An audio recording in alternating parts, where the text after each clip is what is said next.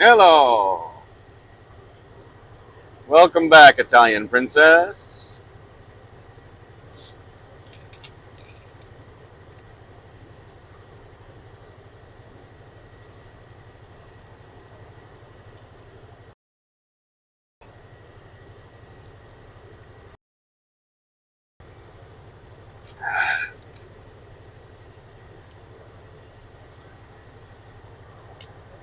Hey, you all. Because we're headed on into the sun, you're seeing all of those little tiny, tiny, tiny pits. They are very tiny pits in the windshield because this bull snot's not going to help with that. The only thing that's going to change them tiny little pits that you're seeing in the video, the only thing that's going to change that is a new windshield.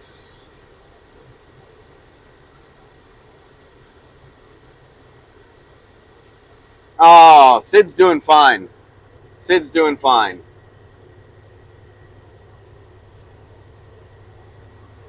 He's sitting over there asleep right now. But here within the next 5 or 6 miles, he's going to start dancing around because he'll recognize the smell of the area.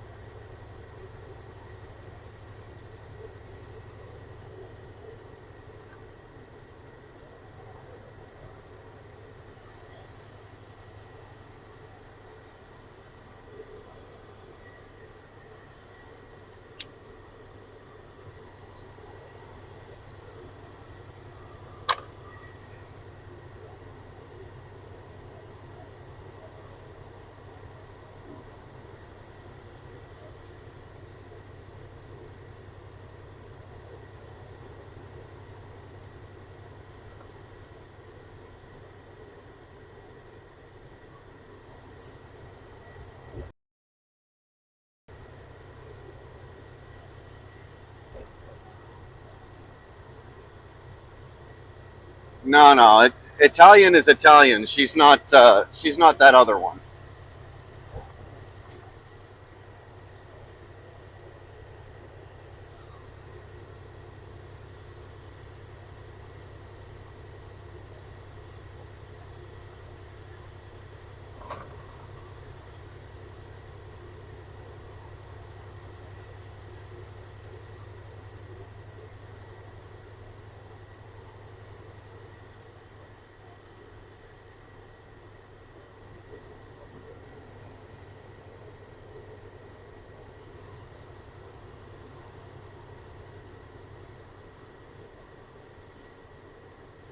Let's see. This is Sunday, so traffic shouldn't be too bad coming through town today. Oh yeah. Place I used to park at is completely blocked off now.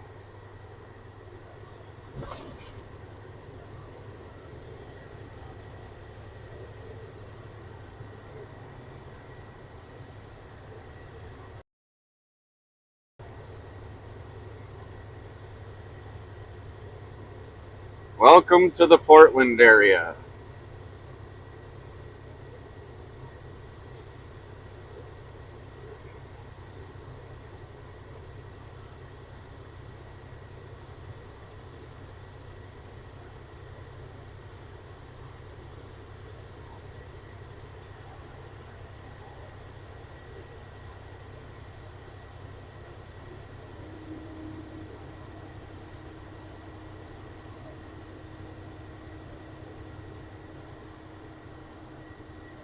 What happened to it? Are you talking about my windshield?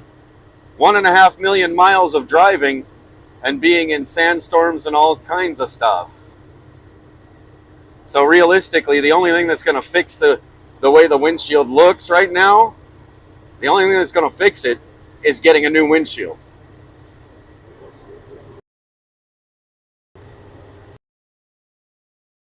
I can still see out of it just fine. See those.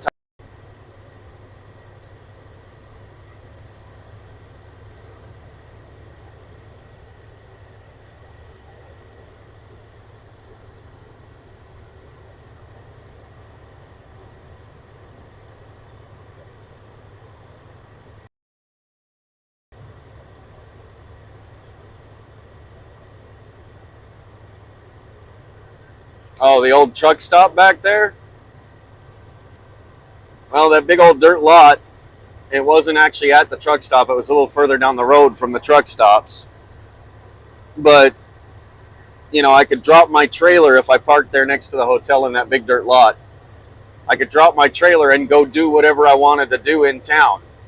Like if I wanted to go across town and go get some something to eat, or if I wanted to go across town and, you know, pick up some parts for the truck out of the dealership or something like that, you know, I could go do that. But can't do that now.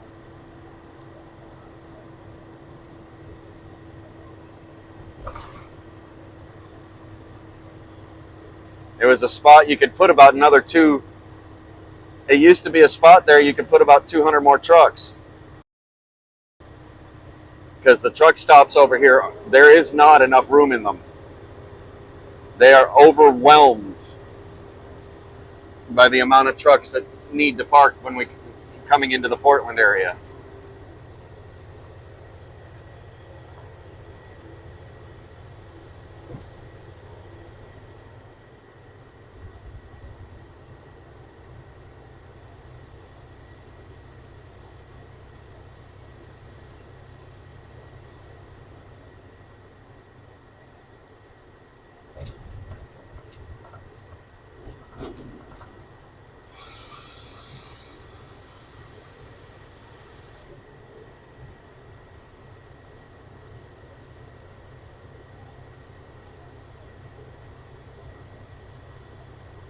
All right.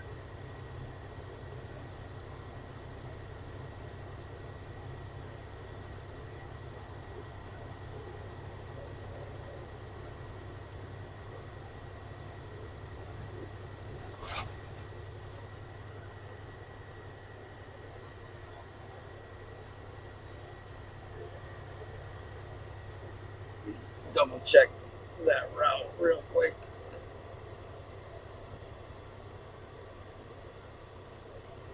Oh yeah. Okay. All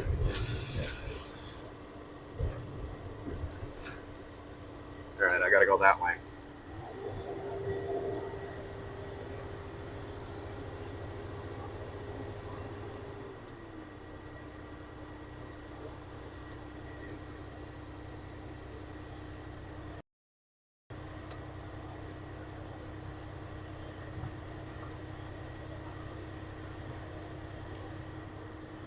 Get you a treat. We're gonna go the downtown Portland area there.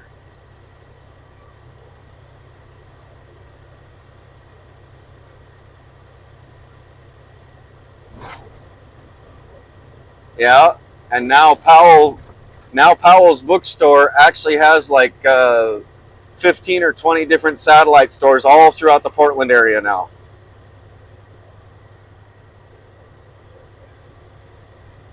In 1.5 miles, right, I-84 west.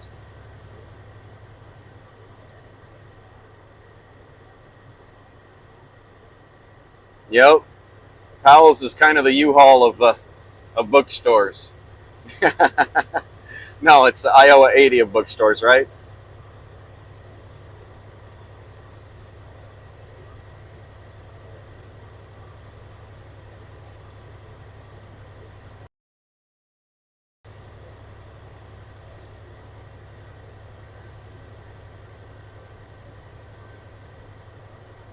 If I remember correctly, there's going to be a Dairy Queen out here with a very big lot that I can park in because I don't deliver till tomorrow morning. And I'm pretty sure I can't get into the place I need to deliver at and park overnight. Man, all them tents over there, Jesus. Land of the homeless, that's where we are now.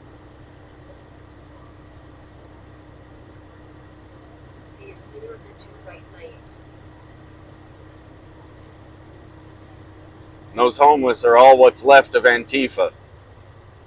And they're scattered all everywhere you could possibly put a tent with easy access to the roadway. They've got, you know, they even have they've even had problems with homeless putting tents up in people's yards, and the people can't get rid of them because now they got laws against the people being able to get the homeless off their own yard.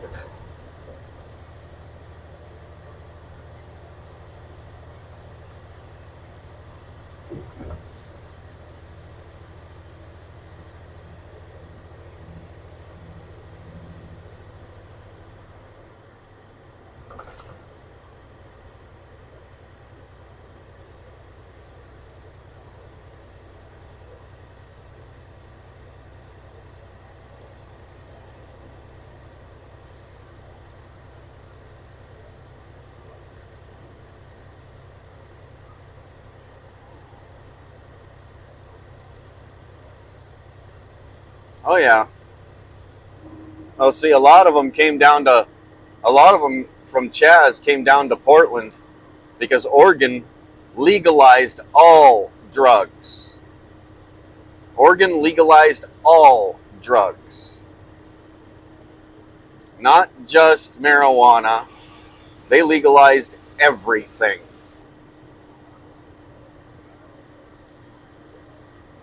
So, welcome to Drug Central.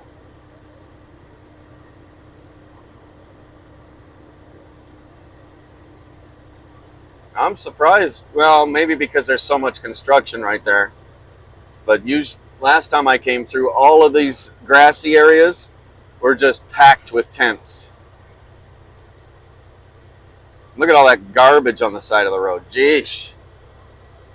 Look at that. Nasty. Nasty freaking town.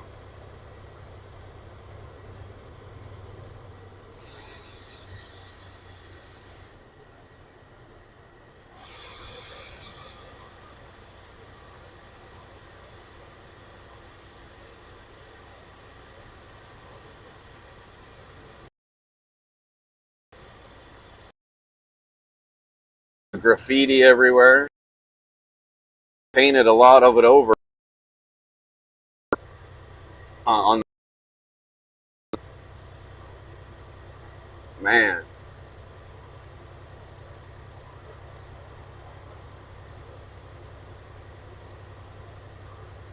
Not to bash the homeless people, but 90% of them were not here until they got bussed in to protest as Antifa a couple years ago. And right after those protests started, that's when our homeless population just exploded in this area.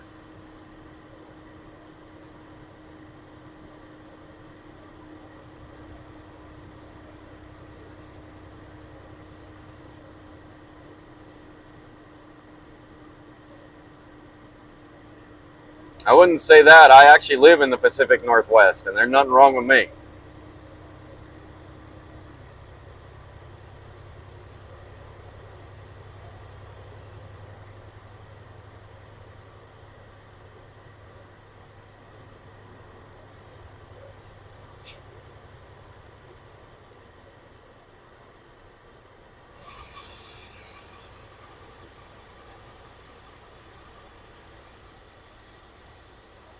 Yep.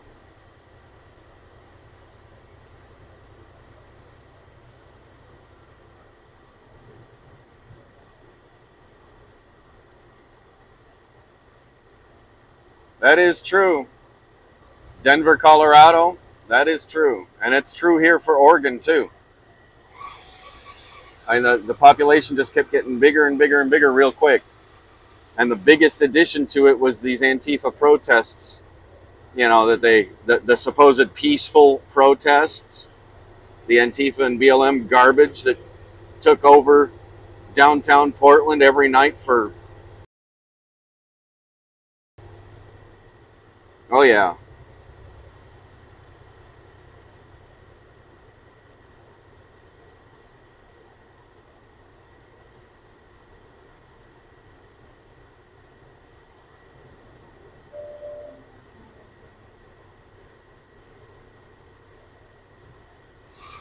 mean, look at this. Look at this building up here.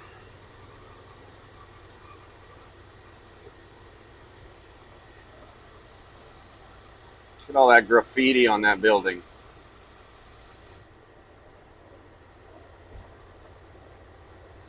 I'd like to know how they're climbing up there and doing that. In 1.5 miles, keep left. And some of the graffiti is so big and so elaborate. How in the world did they get up there and do that and not get caught doing it? I mean, you notice as I'm driving through, you haven't seen a single cop anywhere. No cops at all. This is Sunday. The traffic's pretty light. You'd think you'd see some, at least maybe some law enforcement out here on the road, right? No, not at all.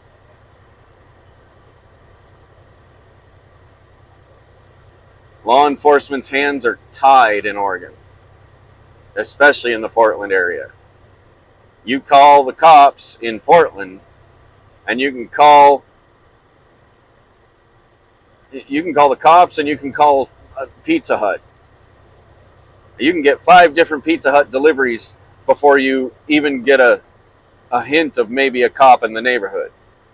They won't show up. Unless somebody's already dead, they won't show up.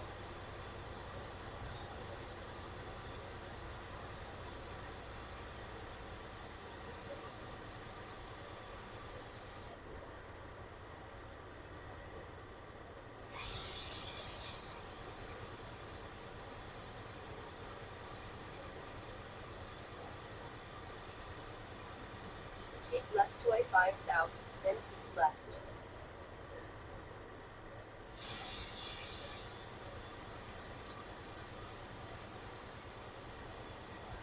Gee, why were you in that lane to begin with, dude?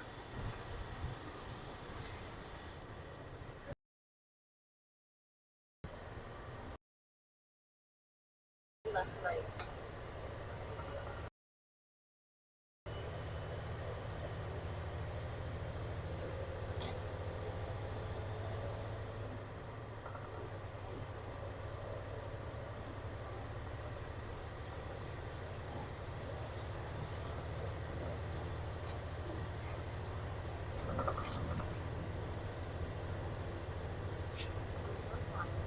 Right to I-5 south.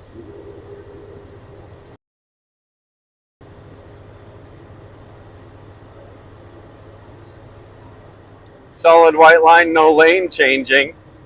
What are you talking about?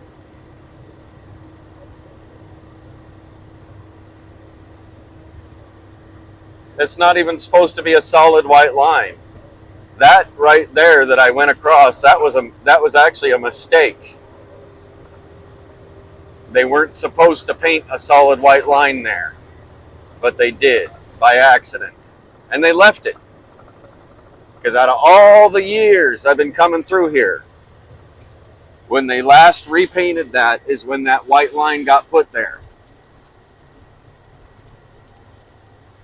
And there's no reason for it. Especially when you've got 2 lanes where one lane's going to be forced to merge over. Not to mention, I'm a semi-truck. And I needed this lane. So I got to take it as soon as I have a big enough spot for me to take it. Otherwise, I'll never get it. And then I'll get run into the barrier when everything pinches off. Not going to happen.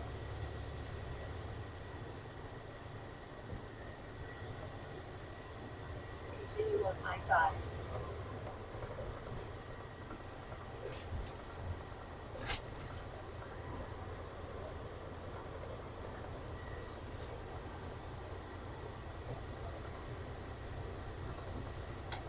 Come on, let me over. Let me over, let me over, let me over. Let me over, let me over, let me over. Thank you.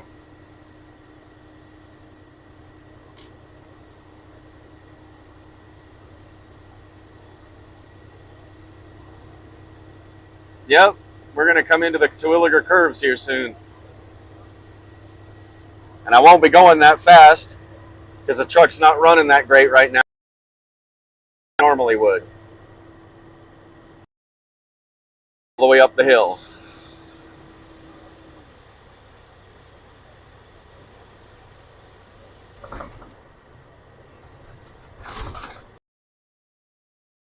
Oh, well, in the world is that car going that slow up there?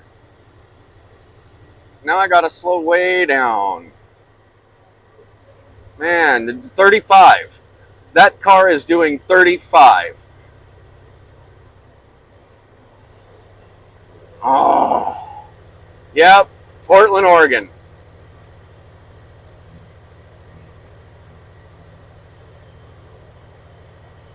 This is Portland, Oregon area.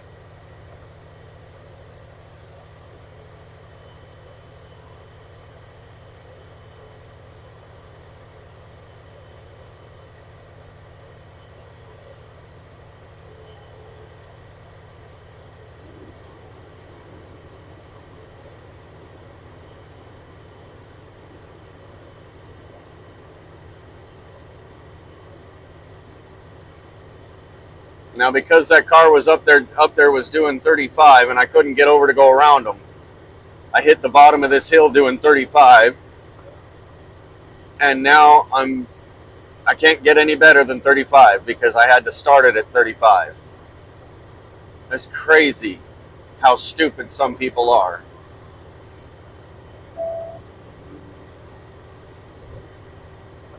Why in the world, even though it's marked at 50 miles an hour on this little bit of road right here, why in the world would you be doing 35? Of course, now that they saw that they slowed a truck down, they took off. They took off real quick after they saw they slowed a truck down. Now here come the curves. Everybody loves the curves. I've never had a problem with these curves. I don't know what everybody's talking about, how they're so dangerous, and how there's been so many trucks roll over and lose control and stuff on these curves. I've never had a problem with them. Not once.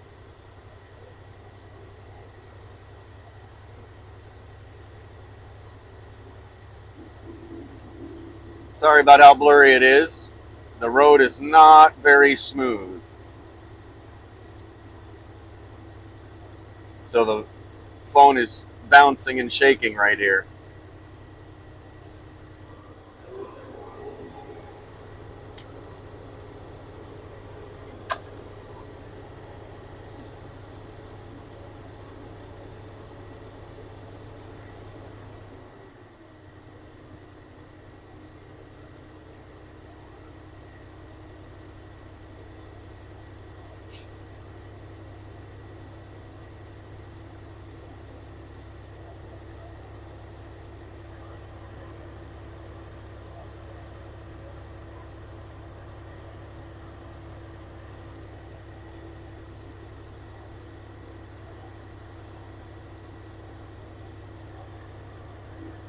Yep. I mean, the area is beautiful, but there is definitely something wrong with the people. For the most part, there's good people in every city, even in this one. But there are so many other people that are just so brainwashed. It's baffling.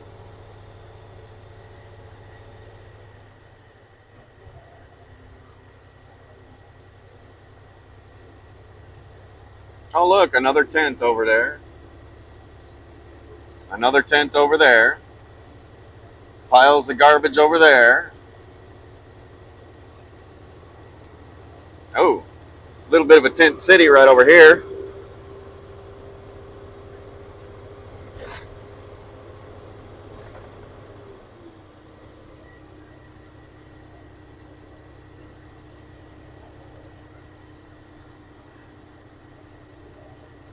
So people show you these pictures of all this tent city stuff going on in LA, California. Okay, so some of the ones I've shown you here as I've driven through have been pretty small in comparison, but there are places in the Portland area where the amount of tents and the amount of garbage and the amount of people outnumber drastically what you see in the pictures coming out of LA and their tent cities. Imagine that.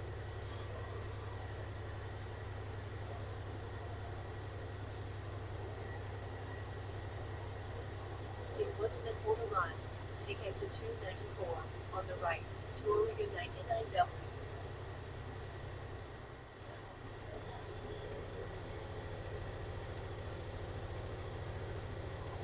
Yeah, see, that's all pitting.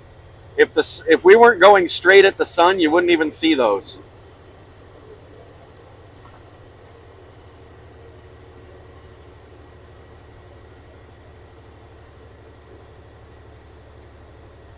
Yeah, 205 is, and just about everything up and down 205 is just nasty.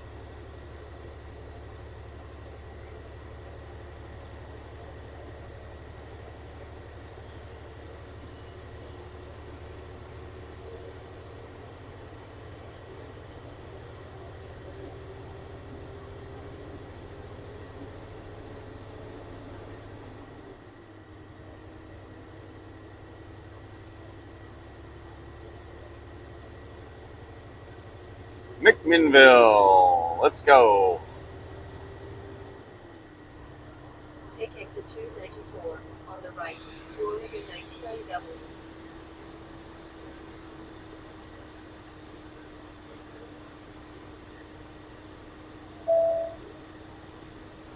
Exit should be right around this corner. Yep, there it is.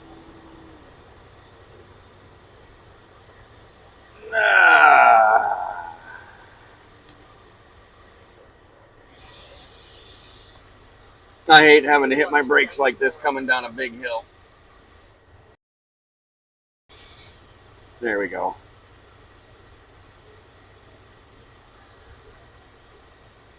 Especially since I could see the traffic is just not moving over here. Probably from a stoplight or something. Yeah, that's exactly what it is. It's a stoplight.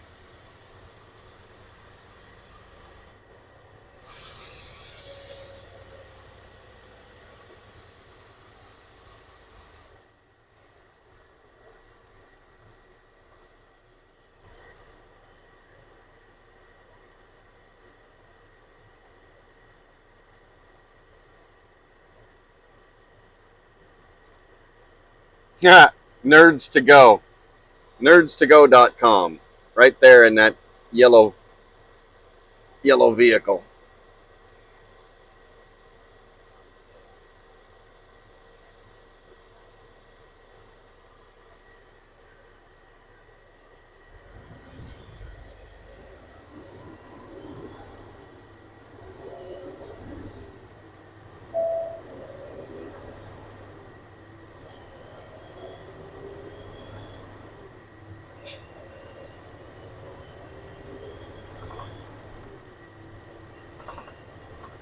That guy's got a nice old motorcycle he's sitting on. What is that?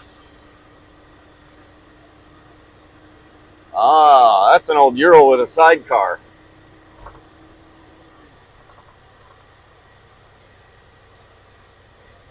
Come on. Don't get going too fast. Now, where is it? Did I pass it? No, I didn't pass it. There's a pizza joint down here that's pretty awesome.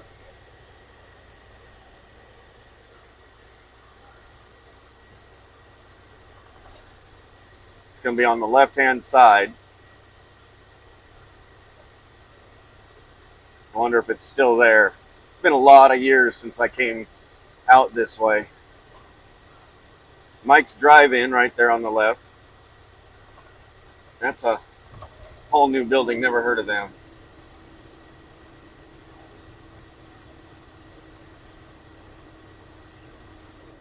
Is it still there? No. Tiger Bowl.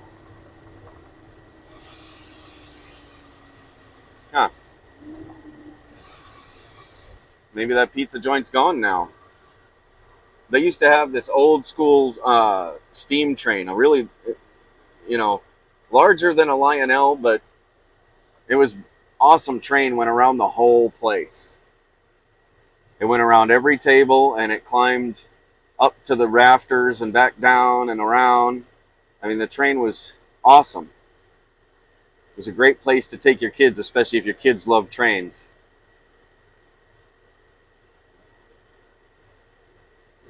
Oh, yeah, you can't go anywhere in the Northwest without a Dutch Brothers. There's a Dutch Brothers on every other corner in the Northwest.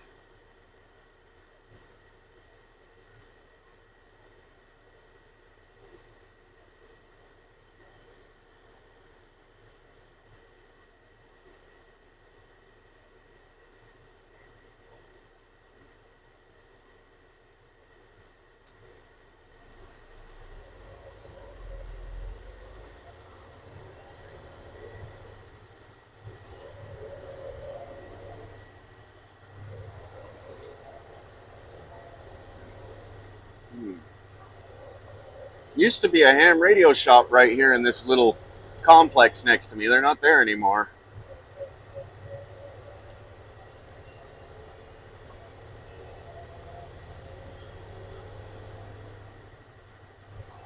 Yeah, now it's a four-wheel parts thing.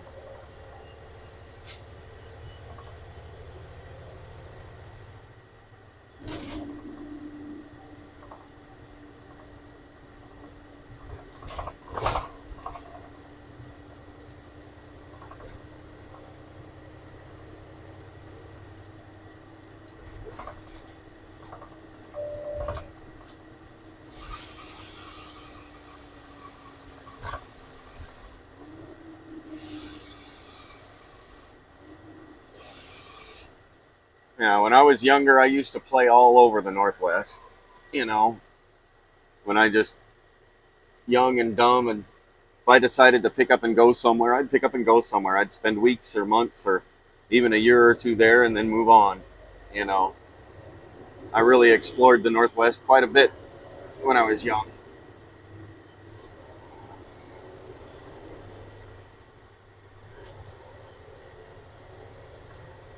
Oh, look, anybody want a psychic reading? I can't get it in focus, darn it. Psychic readings. Woohoo!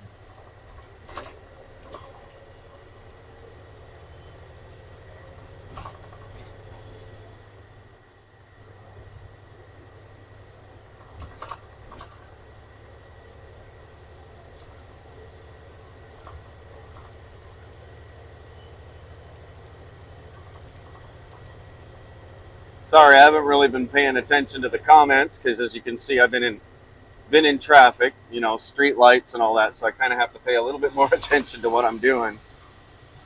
Um, is that an ambulance or? Yeah, that's an ambulance. We got a meat wagon coming at us.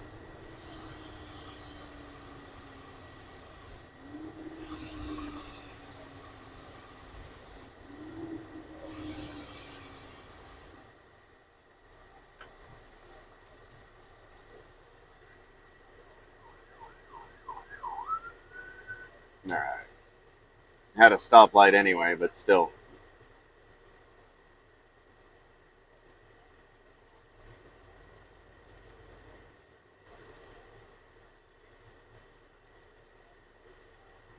It's interesting. Our left turn light is flashing. Oh, well, it was. Now it's yellow. But we still had a stoplight the entire time. Like anybody was going to try and turn left with a steady flow of traffic coming the other way.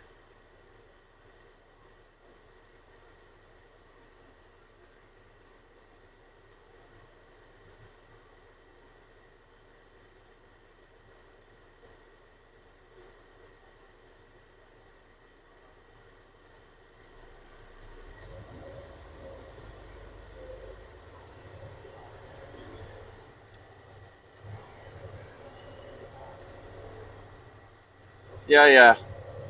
Probably a U-Haul. It's probably tarot readings with a little happy ending in the back room. Who knows? It's Portland. Actually, this is technically the Tigard area, but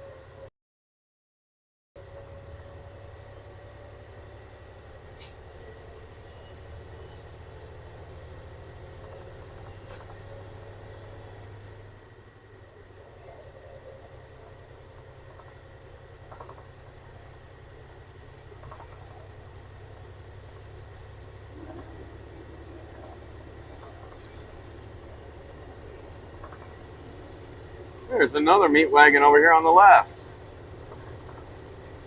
And a fire truck at Sanchez Taqueria.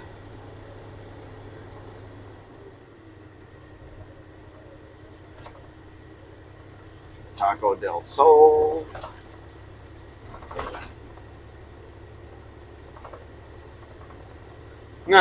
A drive-through Papa Murphy's. Wow. Never seen one of them. At least not a drive-through one.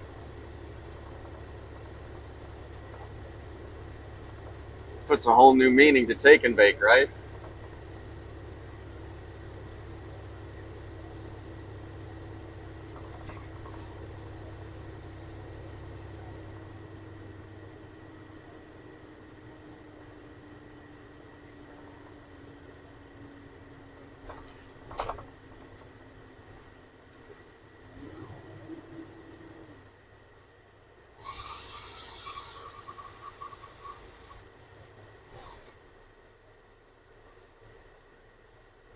Oh boy. Oregon license plate says I-candy. It's just a GLE 450. It's not that big and fancy of a Mercedes, dude. I'll bet you only measure 2 inches. Just saying.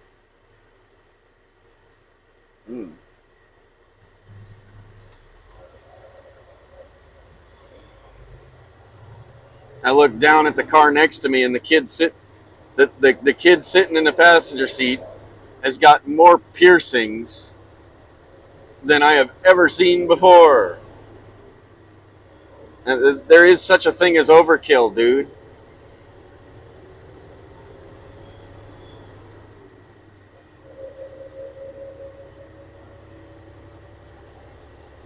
Yeah, I'm pretty sure the person that's driving the car isn't any eye candy either.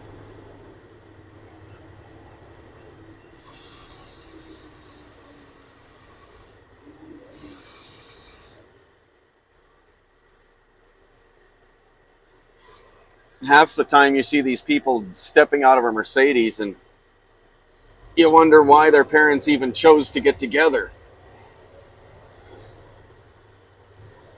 Not to be rude or anything, but a lot of people that own or drive Mercedeses are not pretty people.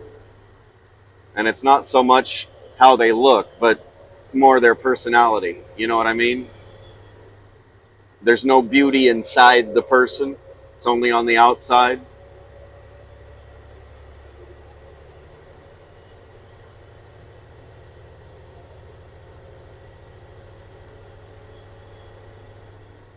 Right? In their own mind. Hi, Queenie!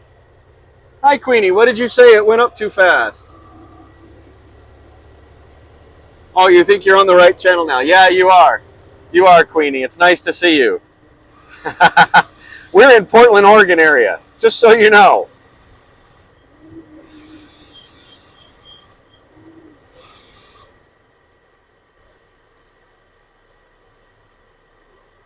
Now, if I have a signal where I'm going to go park tonight, I might actually see if I can't do one of those StreamYard panels. And if I do, I'd love to see Queenie on there. U-Haul, too. I'd love to see U-Haul get on there.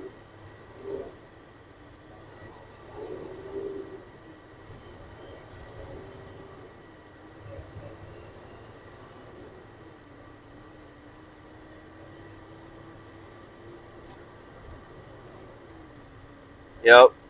This is actually the Tigard area, Tigard.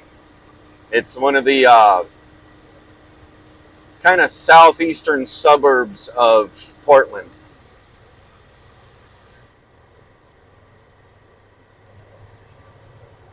All right, now I can speed up a little bit.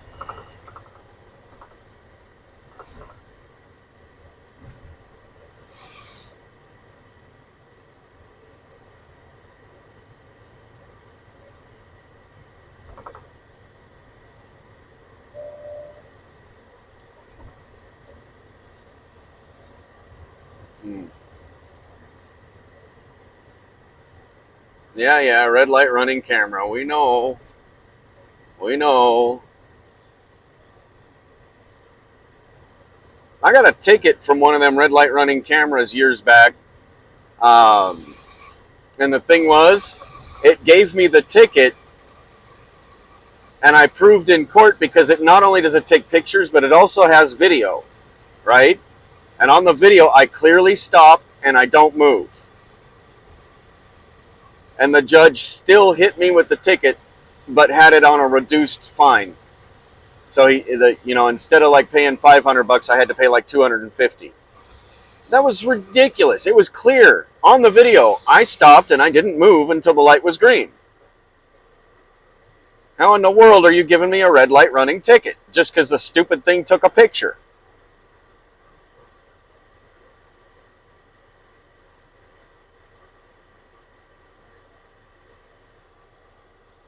Yeah, like a panel, kind of like what you see in Polish Agnes's or on Brett Boyle's. You know, I'm thinking about doing one tonight. Oh, I fought it, but I couldn't afford an attorney to go to an appeals court, so I just paid the damn thing. You know, but realistically, those cameras, traffic speed cameras and red light running cameras, those are all illegal. Those are all against the Constitution because you have the right to face your accuser in court. Well, your accuser is a stupid camera.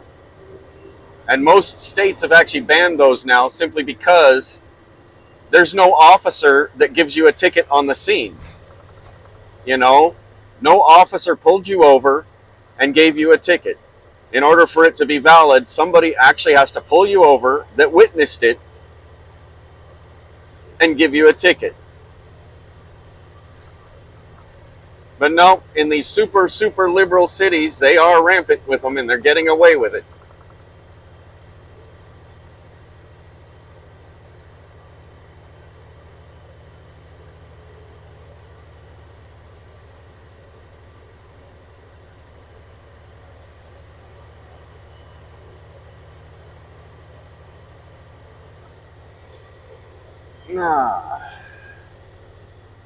There we go. Get me up to speed. Of course, you notice I'm doing the speed limit and everybody's still passing me.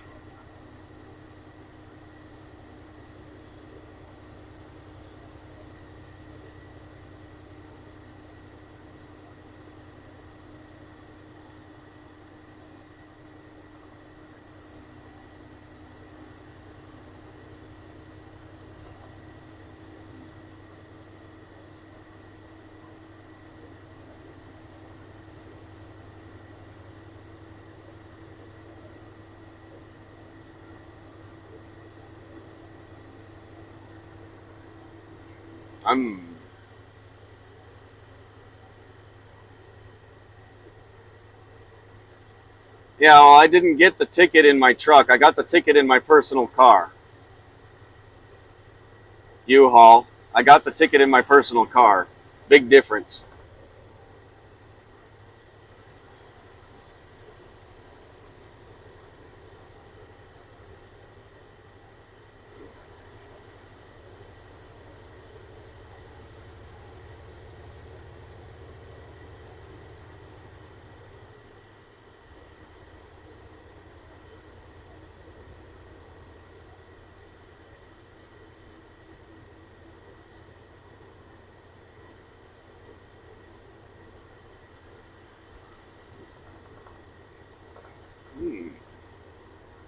Pick and pull.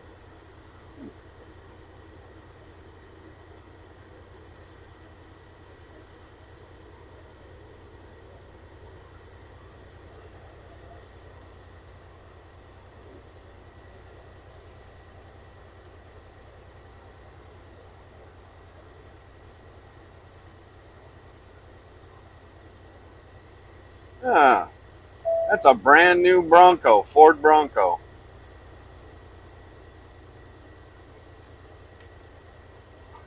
sorry, but in my opinion, that new Ford Bronco is a lot smaller than the original, and it kind of looks ugly. But that's my opinion. I don't like the way it looks. But then again, I've never really been a fan of Fords in the first place. Found on road dead. And when people turn around and try to tell me, well, no, they're first on race day. Yeah, the only reason they're first on race day is because they were towed there by a Dodge.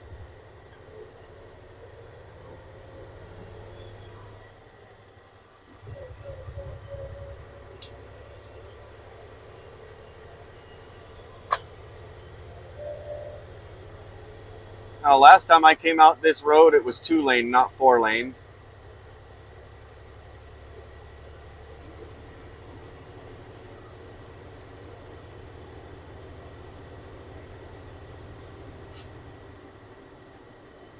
I haven't been down in McMinnville in a long time. This is the Sherwood area.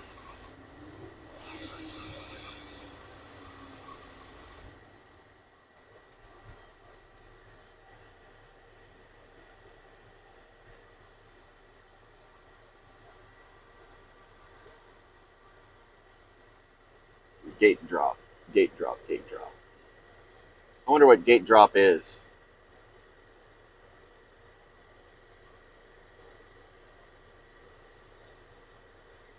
Oh, I know it is. It's like one of those BMX courses. It's a BMX thing. Gate drop.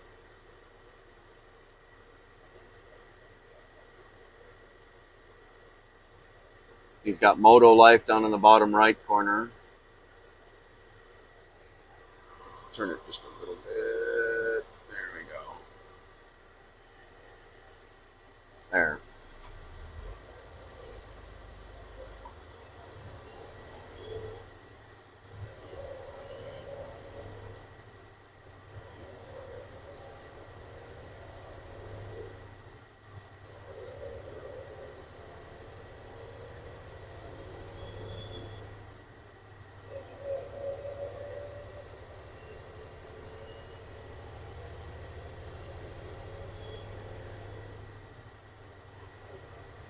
This place has grown up just a little bit since the last time I was here, that's for sure.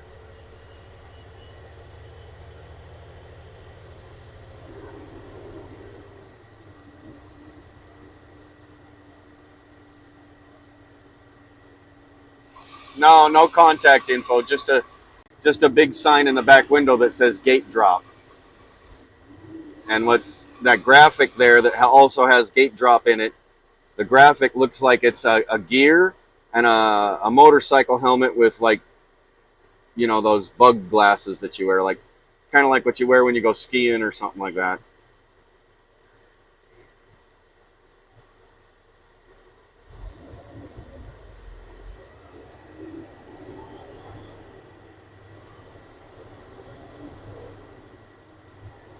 And they've got an Oregon license plate, so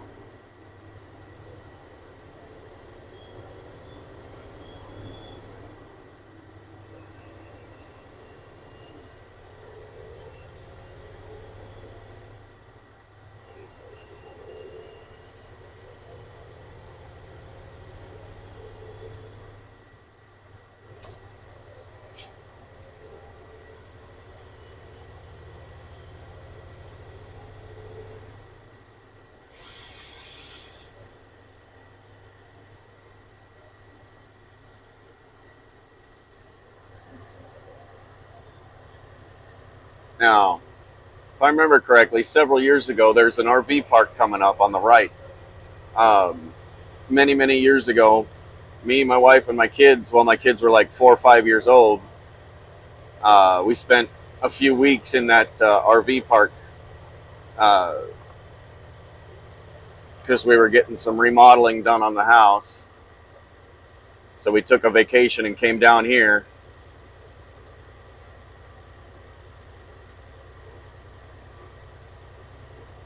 Wasn't a bad one. Wasn't a big one, but it wasn't a bad one, you know.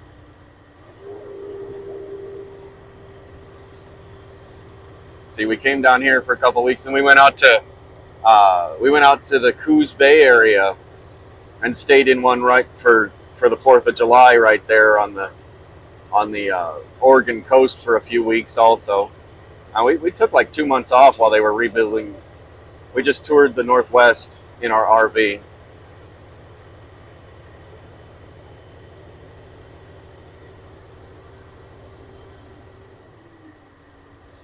I was just having trouble finding places that would even let my RV in, because my RV was too old for a lot of places. What did I know? We had to remodel the house and couldn't figure out what we were going to do, so I went and I bought an RV for $1,000, and off we went. That was fun. That was many years back. God, long time back.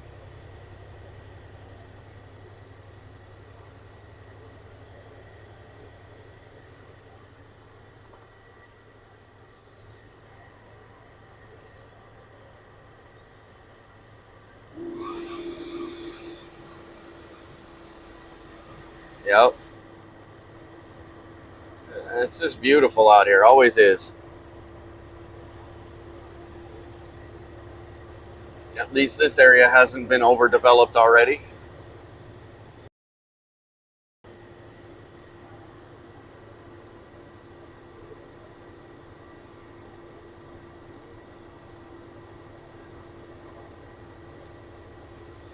I think the next real town we're going to go through is going to be Newburgh, Oregon.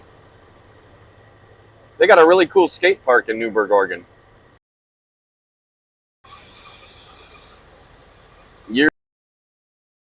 Many years back, I used to come down and go skating down here at this one.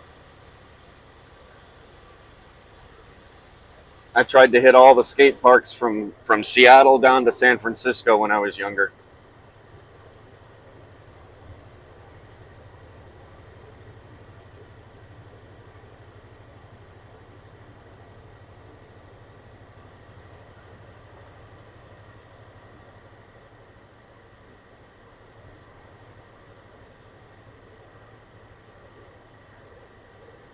Ripley, Tennessee. What?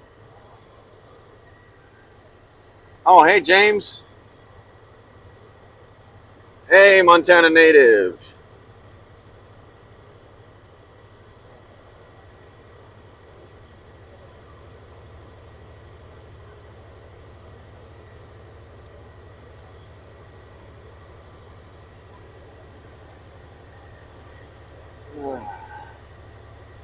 I wanted to live stream earlier today, but most of the trip today I couldn't hold a signal long enough to even connect with the server at YouTube, so it wouldn't even go live.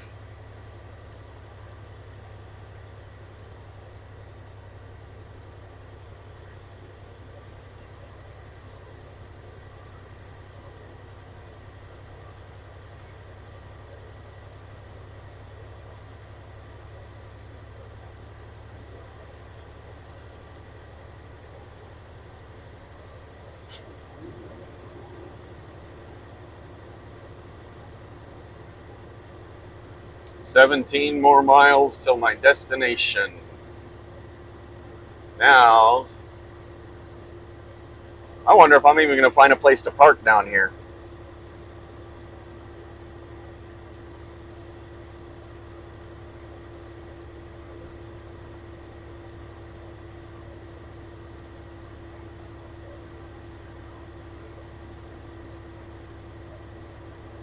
There used to be a place to park outside of McMinnville for a big truck, but I don't know if it's still there. Has it been like 10 years since I've been out here last?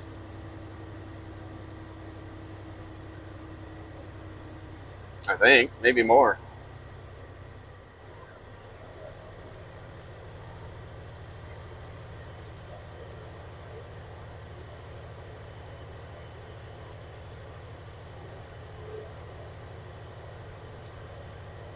Oh yeah. Sign those petitions for reopening the pipelines, definitely. Definitely sign those. Wow. What happened there, Mr. Sunshine? You're bleaching out my windshield. That's what happened.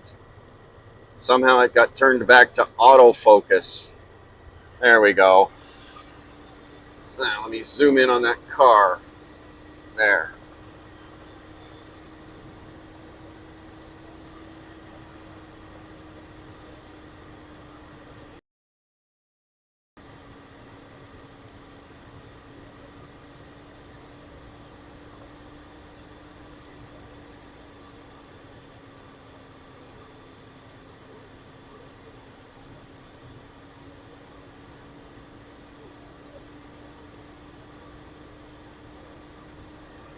Oh, there's a street light down here now? That's great.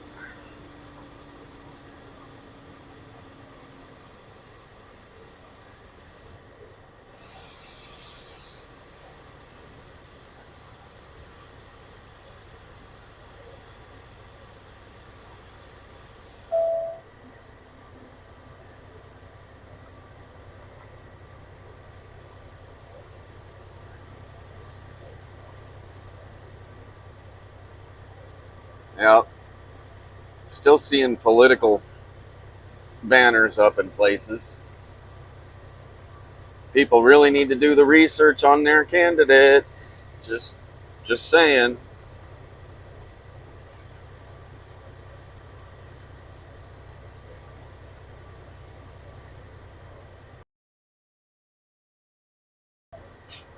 And we are entering New.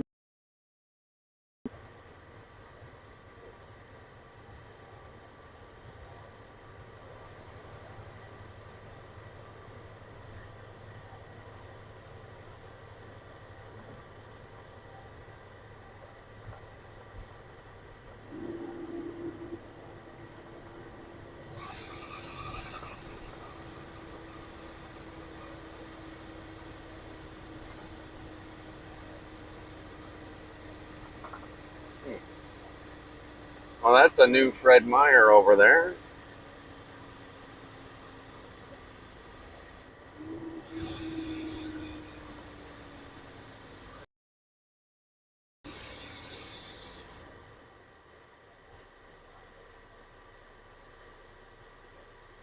I mean, it's if you knew the quality of meat that you get at Chipotle versus what is in a can of dog food, you would never eat at Chipotle.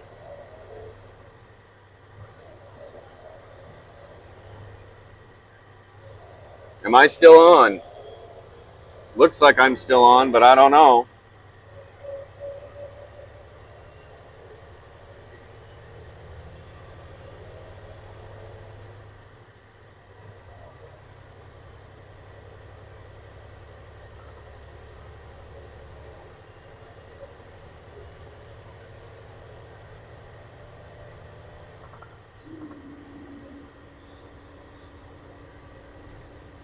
I don't know. Wow. That's a brand new restaurant there.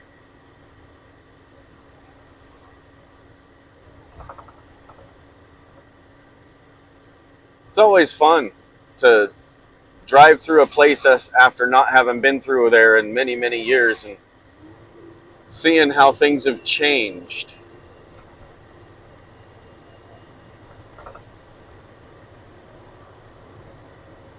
In 3/4 of a mile, leave any of the 3 right lanes, then keep right to Oregon 99W.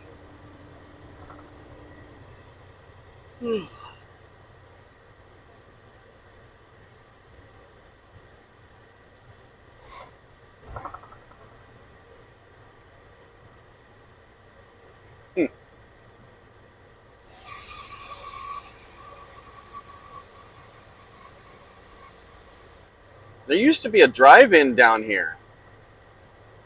It was like one of the only drive-in theaters left in the Northwest. It was still out here in Newburgh, and I don't know if it's still here or not. Ah, crap. Can I stop? Oh, come on, baby. Stop, stop, stop, stop, stop, stop. Stop! Ah.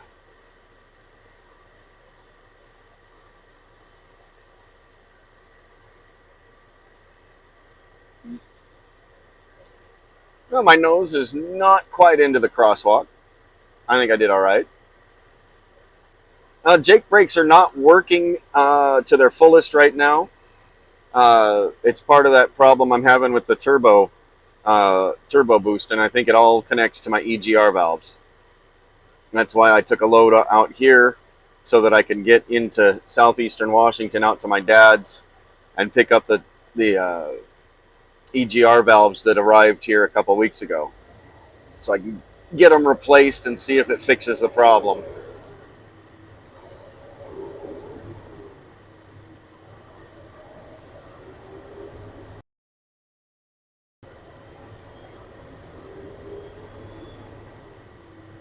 So basically everything about all of the horsepower of the engine right now is cut in half because of what's going on with the. So I can't accelerate as good. I definitely can't climb hills as good, and I can't slow down as good.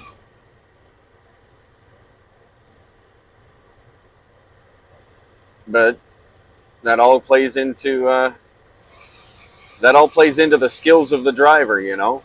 If the driver doesn't have the skills, then there's a major problem.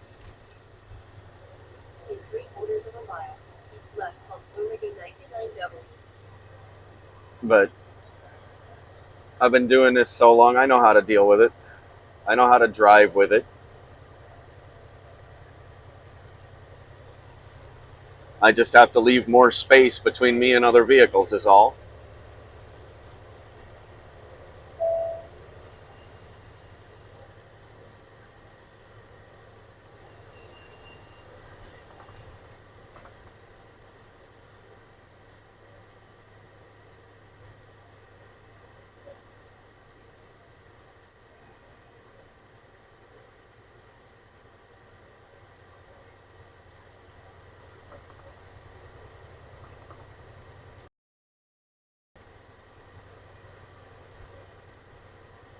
In 1/4 mile, keep left to Oregon 99W. There we go. So if I remember correctly, if you turn left at this street light coming up and go all the way to the dead end of it, you end up at the skate park that's there. And that street that we're about to cross is called Main Street. Yeah, it is. It's Main Street. And that's the one. You go straight, you're at the skate park.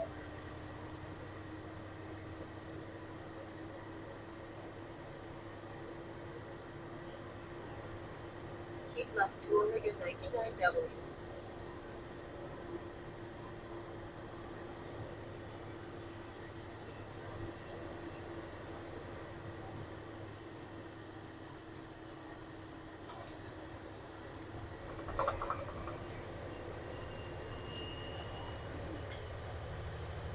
Continue on Oregon 99W.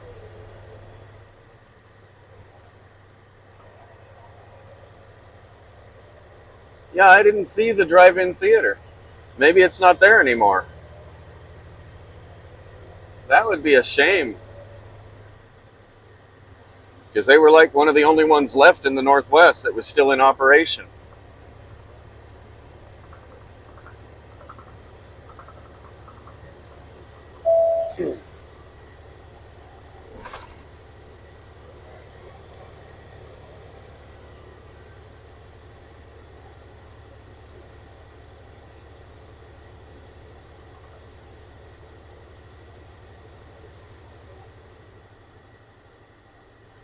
Oh, there's a drive-in over in Beaverton now.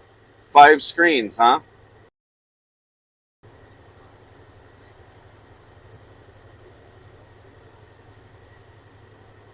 I guess it became popular because of the lockdowns, right? So people could go to the movies and stay in their car without getting out, you know, not being inside how sitting next to each other.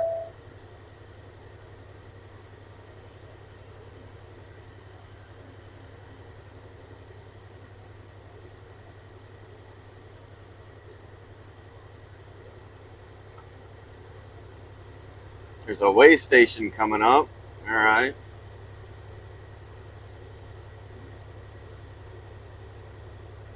Looks like it's going to be before I turn, so Let me remember. I wonder if they might have room there for me to park. Might be able to park there. I don't know.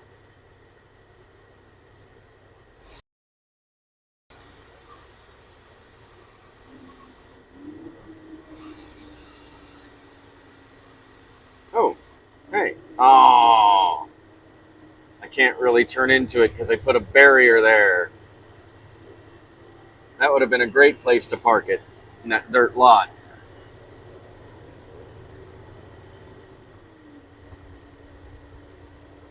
This place has grown up just a little bit. What is this? This is I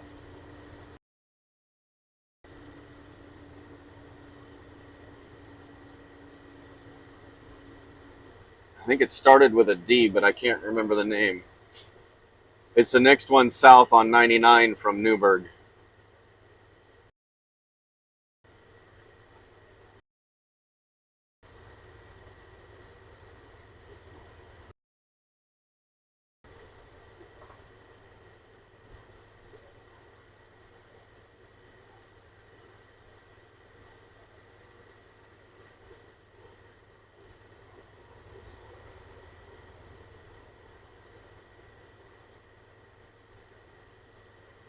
And that, ladies and gentlemen, is why I'm cruising at 25 instead of 30. Because if I'd have been doing 30, she would have pulled out in front of me and I would have hit her.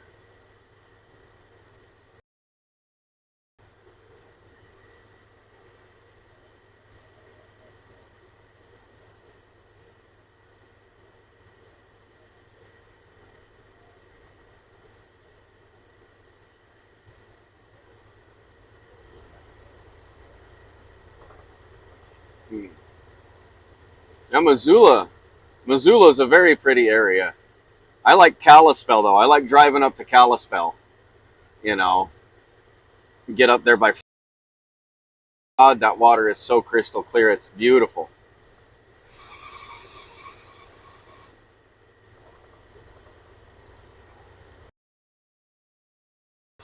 Run my Jakes next to these condos here.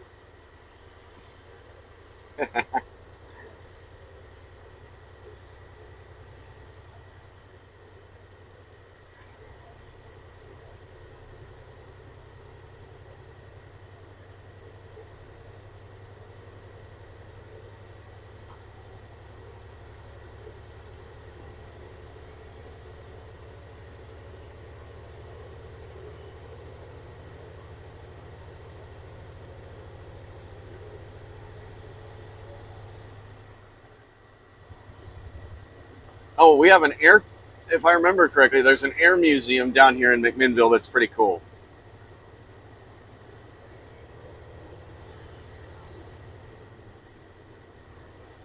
Wish I had money.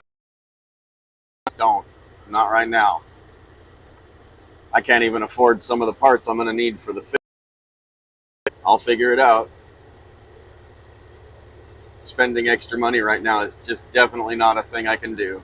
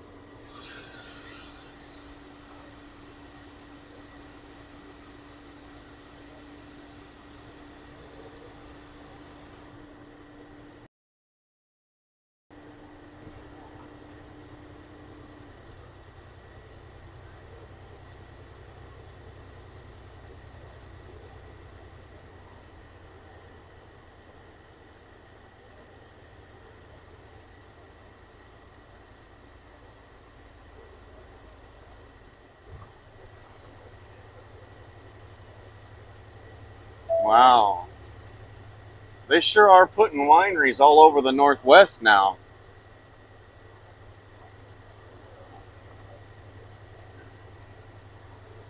You don't even have to have your own grapes anymore to be a winery.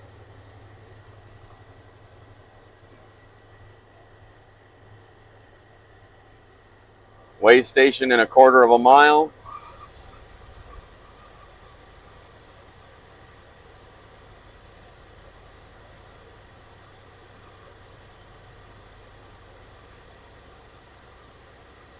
Yeah, I think I'm gonna park in the way station.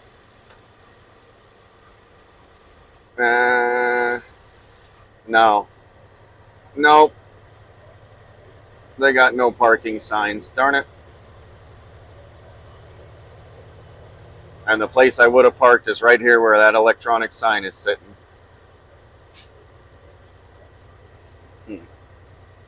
Well, we'll figure it out.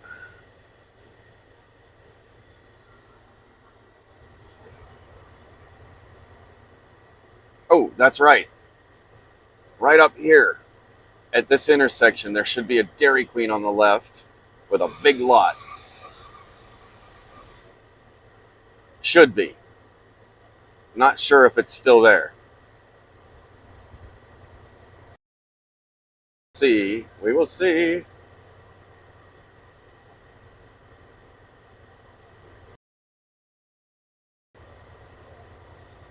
And if it is, I'm going to have to pull some stupid.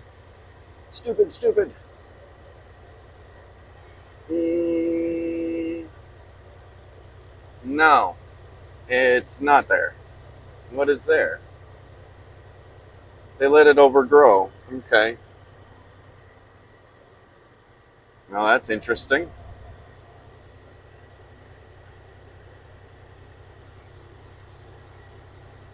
And it looks like my final destination is right before we get into McMinnville.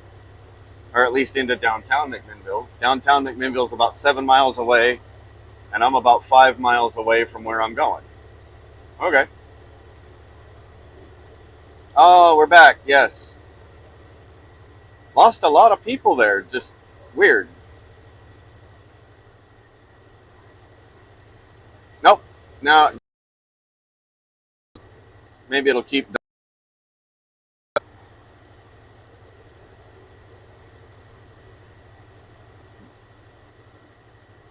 Yeah, no, that wasn't the theater. That was that old Dairy Queen that had a big dirt lot to park in. It's all overgrown now, and the building is gone.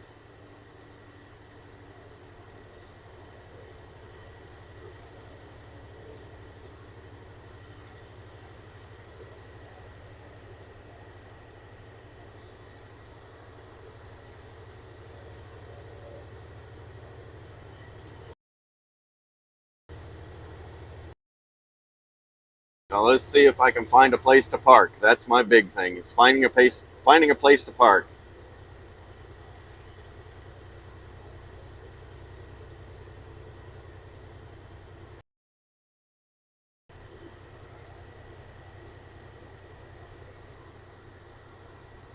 I don't know if does McMinnville have like a Walmart? I could park at a Walmart, or at least try to. Around the country are refusing to let truckers park.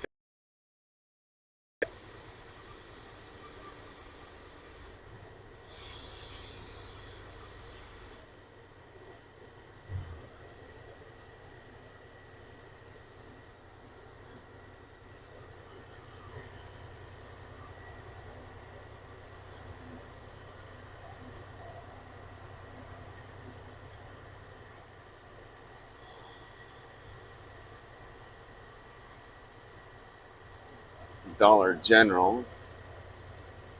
Wow.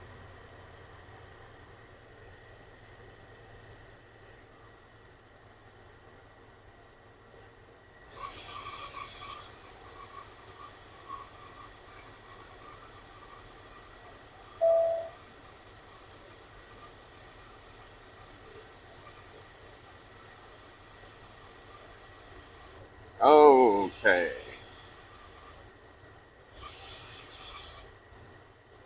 They lowered the speed limit to 20 miles an hour in town. whatever town this is. I don't remember which one this is.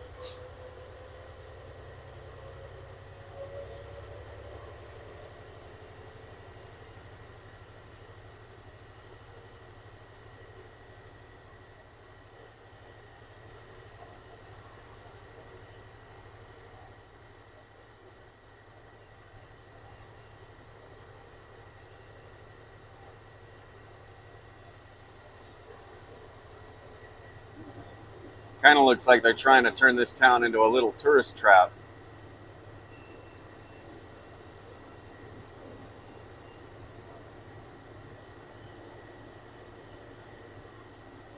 Speed limit used to be 25, now it's 20.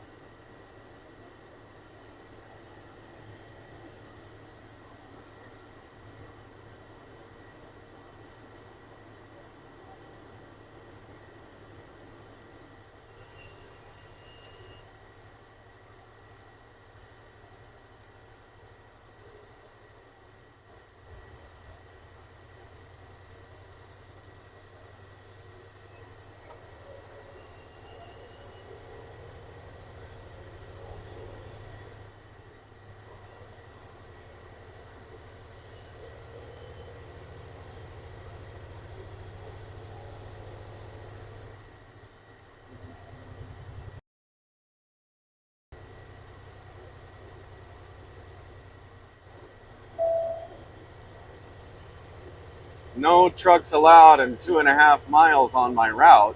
Oh no. What am I going to do? I'm going to go anyway because I have my bills tell me that I got to deliver there.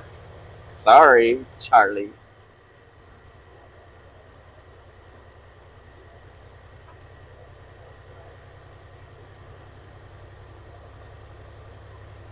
You can walk faster than that with one leg, yeah.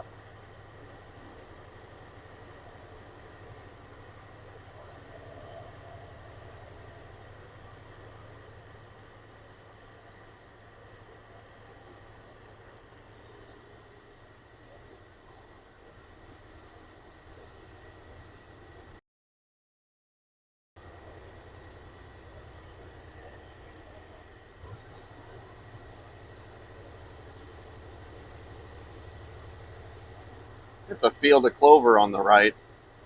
Club clover, red club clover. It's pretty good stuff. Some of the best honey comes from that, and also, of course, you harvest it for its seed, and then once you've harvested it, you cut it, bale it up, and sell it to the farmers for feed for their animals, for their livestock.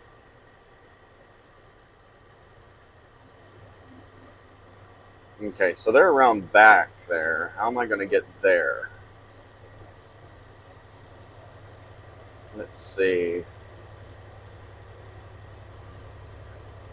Now we're entering the McMinnville area.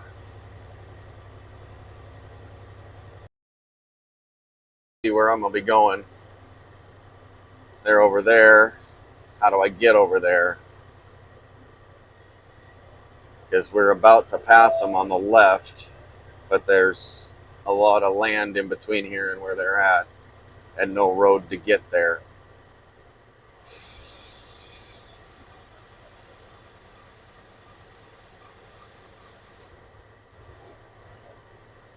It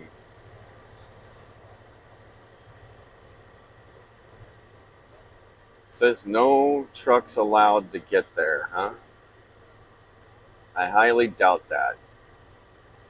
I'm pretty sure, yeah. Yeah. Sorry, that's not a no truck route. It can't be. There's a big heavy equipment place right there.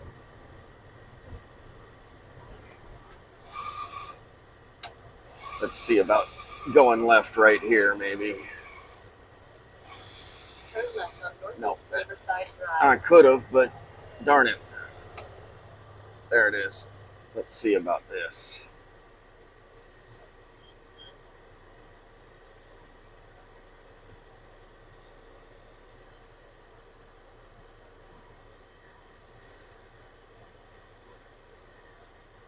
Yeah, see, a truck just turned right there, so there's no way that that's not a truck route.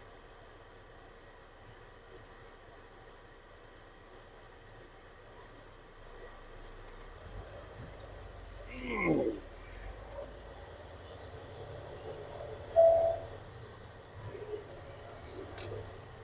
1/2 mile, arrive at 4150 Northeast Riverside Drive, on the right.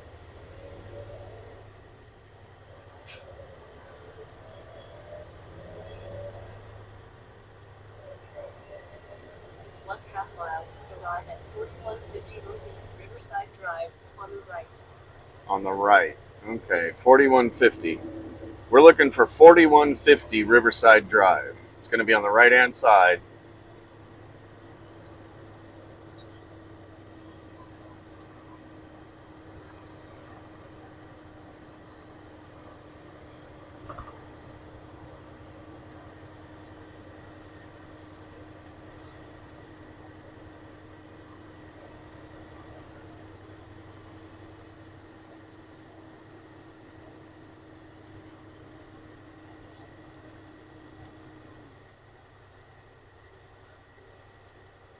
Shouldn't be the same place that he's going to. What does that say? That says Cascade Steel. I'm not going to Cascade Steel, so I'm going to this Spartech, right? In Spartech. 400 feet, arrive at 4150 I think Northeast this Riverside is. Drive, on the right. I think this is where I'm going. Now, how do I get back here? My truck. Oh man, I had to run the trailer through the dirt. They sure did not build this place for big trucks.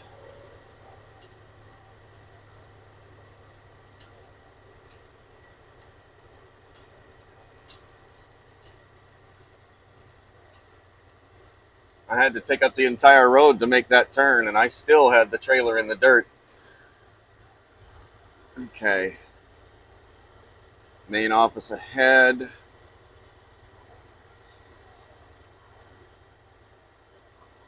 I'm betting you it's this first thing right here on the right.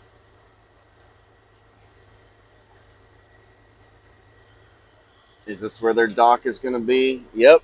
There's their docks right there on the right-hand side. All right, so we're going to go like this.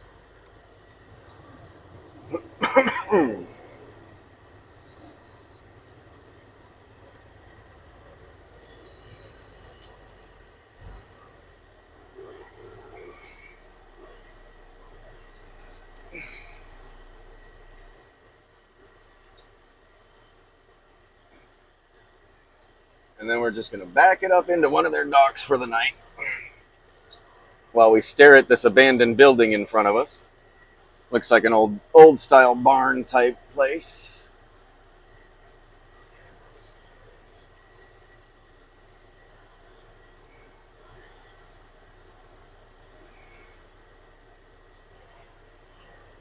Come on. Straighten that trailer out. Let's go.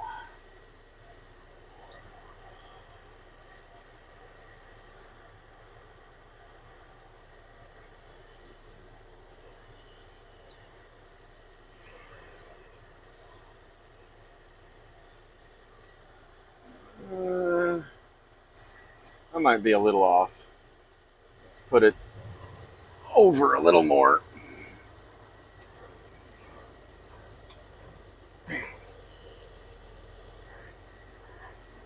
There we go.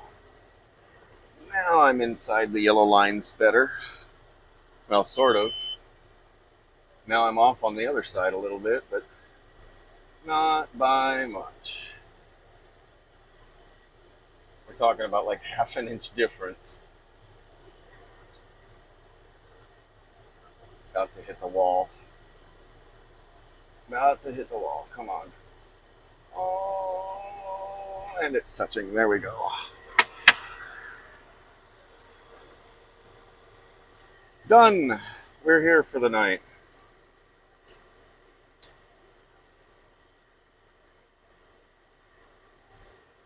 It's 95 degrees outside.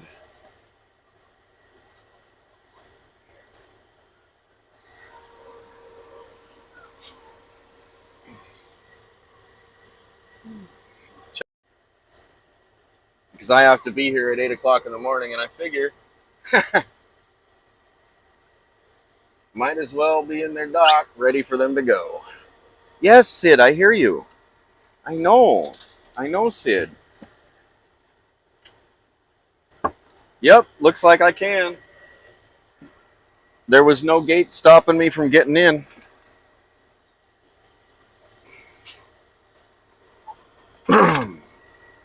So, we're going to get the dog out for a little bit of a walk.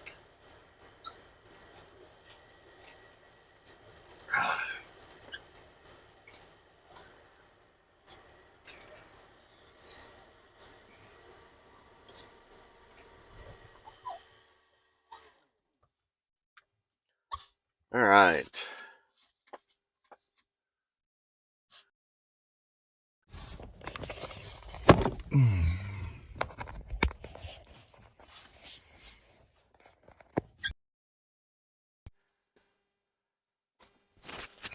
Let's make sure the mic stayed on. It did. Okay, hang on. Yes, I know it's black screen. Oof, it is a little warm outside. Come on. Yes, yes, come on, Sid, just a second.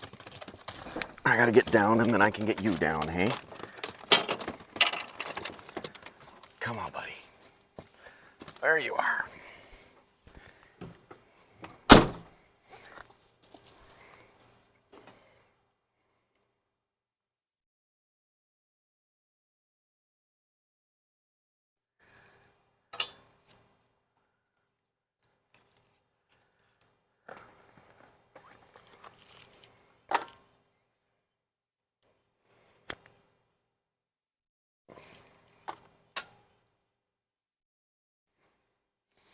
Where'd you go, Sid?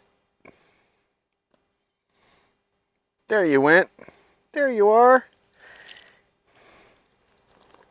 There you are, buddy. You want to say hi? You want to say hi? You want to say hi? You want to say hi? You want to say hi? Come here. Say hi, buddy. Come on. There's all kinds of grass. There's all kinds of grass for you to send your pea mail.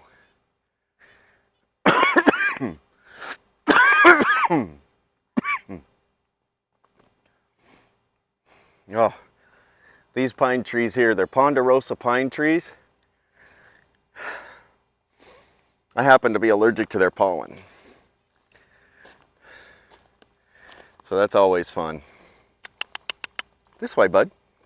There's plenty of grass here for you to pee on. And trees. Lots of trees.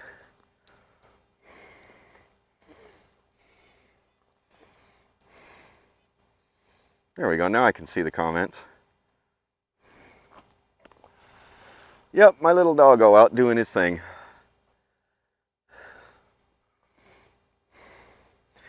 Oh, a little bit of privacy. He's looking to do his business.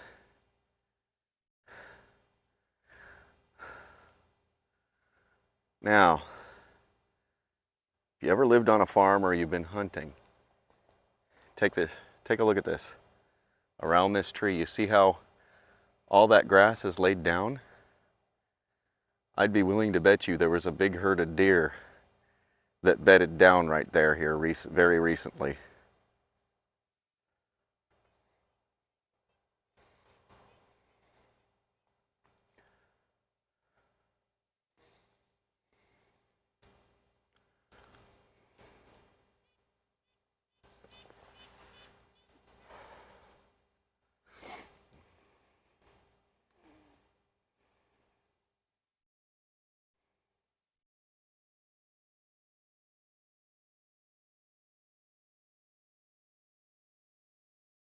Now, religion has no place in politics, and politics has no place in religion. Period. End of story.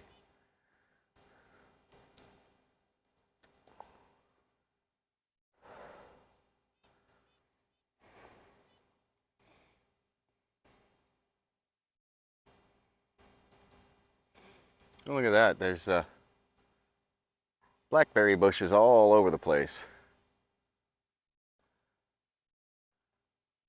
I don't remember if it's too early or too late for the blackberries.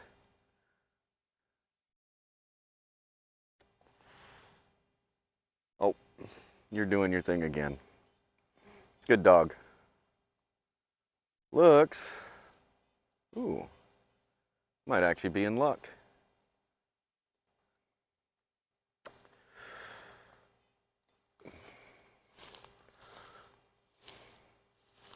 Make sure I don't fall in a hole here. Oh yeah, good blackberries.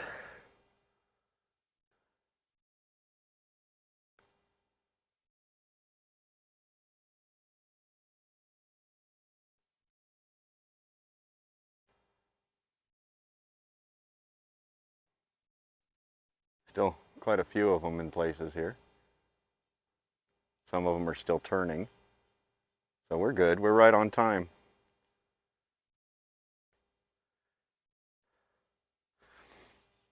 It's going to be yummy.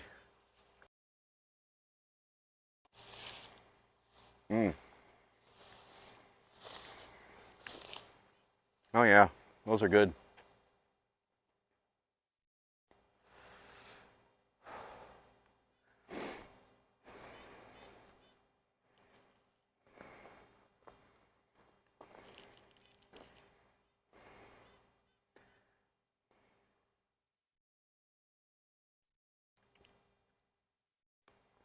Oh wait, was I supposed to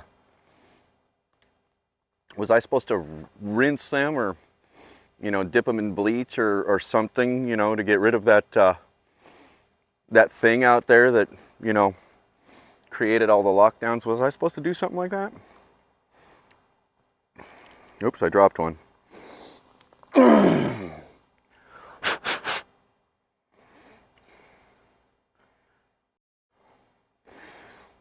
Was I supposed to do that?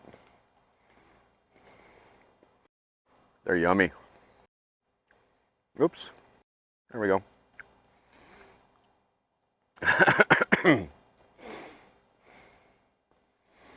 Yep, my big ugly truck over there.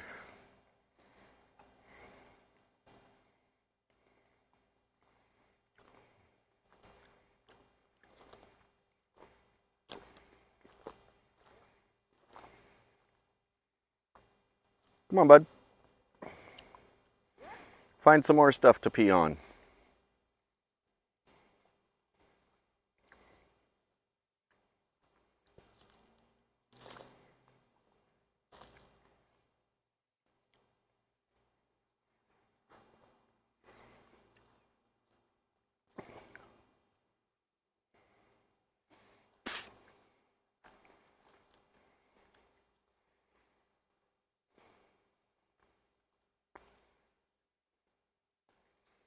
Oh yeah. Now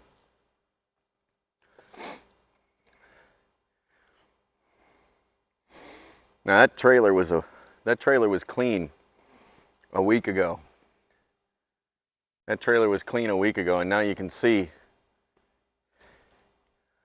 because of what's going on with my EGRs, I'm painting the top black there. So I've been rolling coal pretty good. And you can even see right there up at the top of the stack where the coal is building up right there. Yep.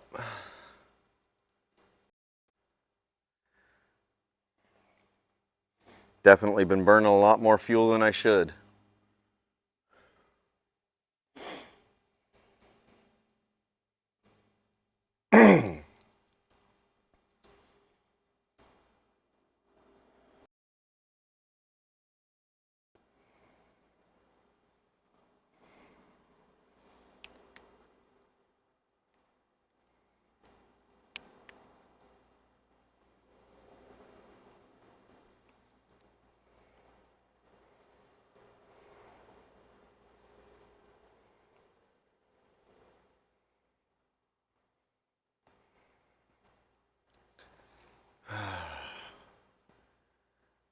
Love these giant maple leaves.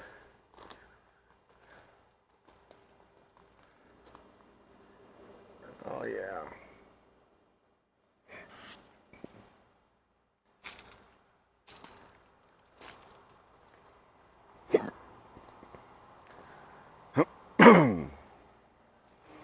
Let's see, what's everybody saying? Be on the fire hydrant, Sid. Nah, Sid actually doesn't like fire hydrants. He's kind of weird like that. They kind of scare him, I guess.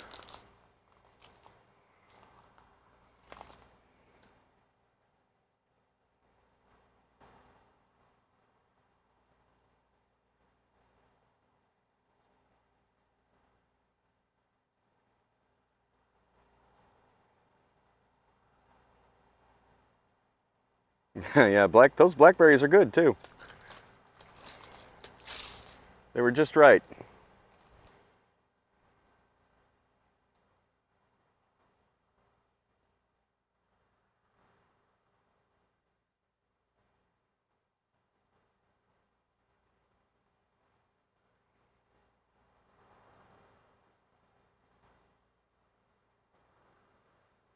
Yeah, there's a water line right there.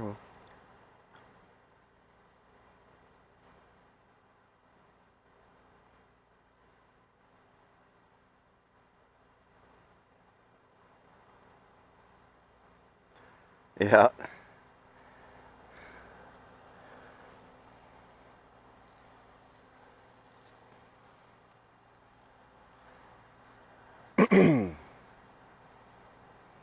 Oh, they've got a tub of water here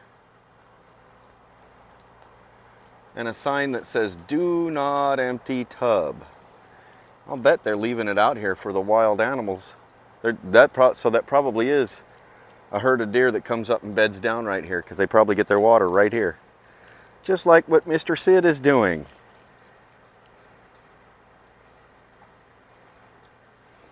And no, before anybody gets mad at me, I don't regulate when and where he gets his water. Unless I can clearly see that there might be like antifreeze in the water.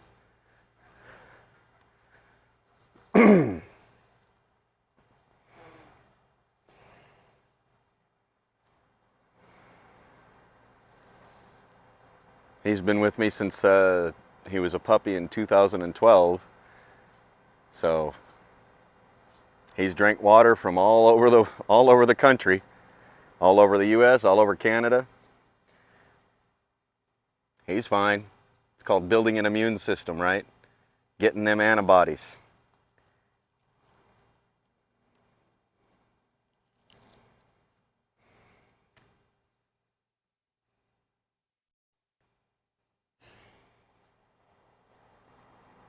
Oh, you gonna get more water? I thought you were done, bud. I thought you were done.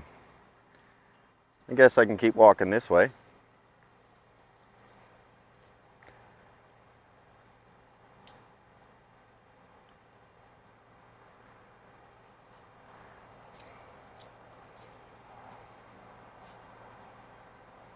You done? Are you done or are you gonna go for more? Really? You shouldn't be that thirsty.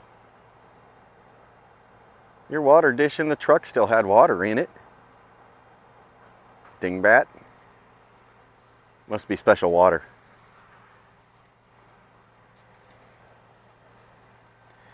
And besides, I think we're far enough south of Portland that, you know, the water's pretty safe. He's not going to turn into a liberal overnight.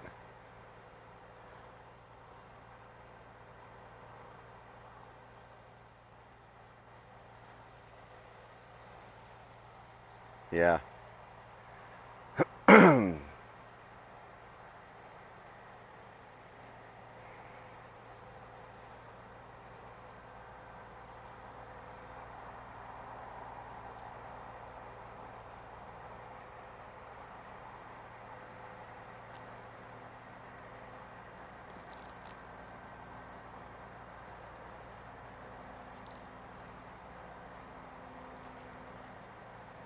Let's walk down here and take a look at this intersection.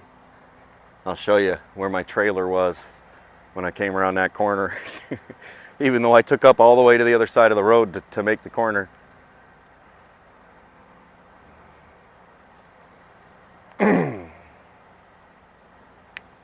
Come on, buddy. You're lagging. There you are. There you are. No, no. Hey, get over here. This side. There you go.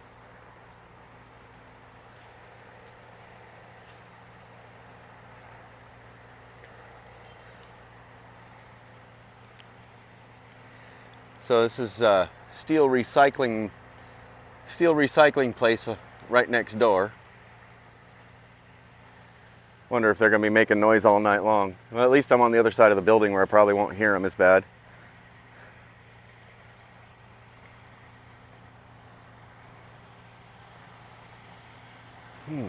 Ooh, that baby's breath. Can you smell that? This whole field is baby's breath.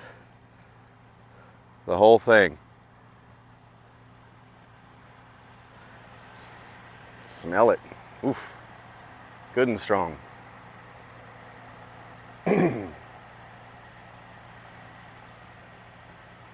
Oh, you're doing your thing again.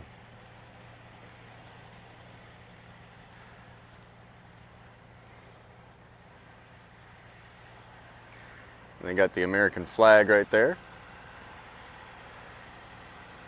I know they've got a light down there on the ground that shines up at it. But I've never really liked the fact that they found a loophole, you know, or trying to use that as a loophole. If you put an American flag up, as long as you've got a light that is shining on it all night long, then you can have it up at night too. But I don't know if you can see it. You can see my tire marks on the road. Hang on a second. Let me see if I can zoom that in.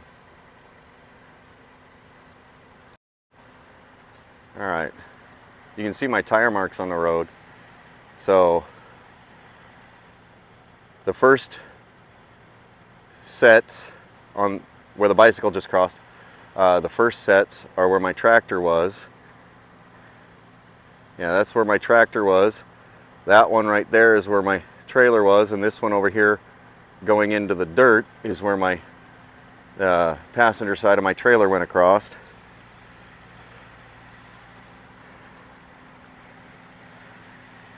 See? I literally ran it.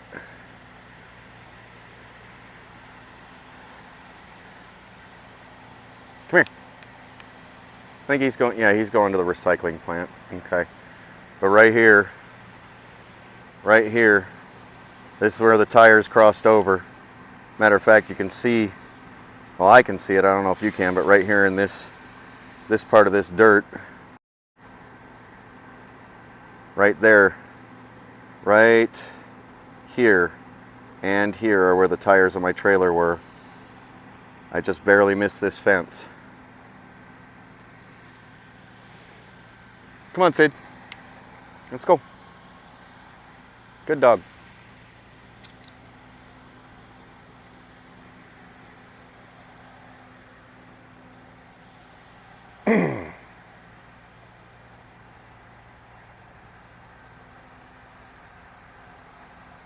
Well, which way is this way? Which way is this way, Hugh?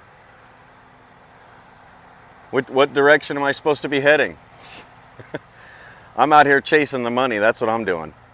Whatever's paying the highest, that's where I'm going. And right now, that's not even good pickings.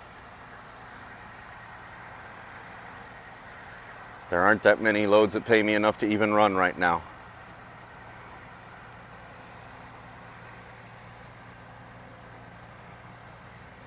Ooh.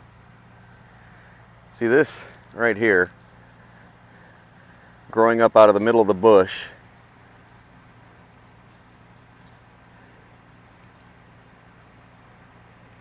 Yeah, it is. That's a little hazelnut bush that's growing up in the middle.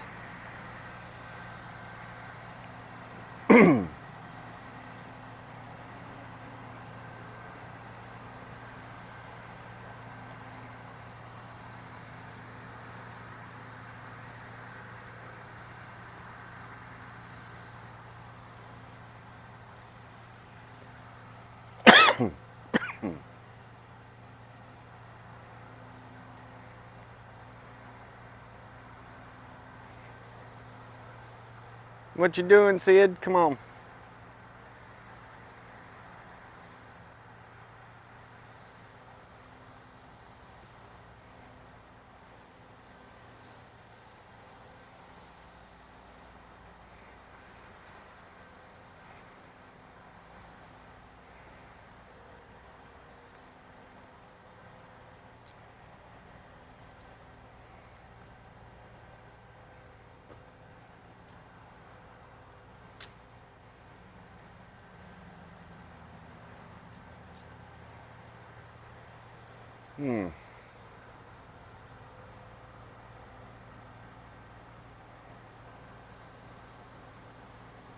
Yeah, the phone's getting a little warm, so the screen got a little dark and I'm having to squint to see the comments.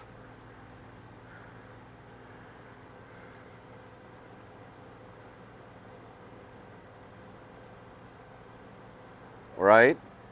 No, I know, I know right around 300 different people right now that have parked their trucks and walked away for the time being because they just can't afford to keep running. And I'm just one trucker out of 5 million running the country. And I know 300 people on my own that have already parked their trucks. We're not, yeah, this country is not in good shape, and from what you see, the way the economy works, the trucking industry feels everything first. And when trucks start parking, things are going to get very bad for the people not too far beyond, not too far past that.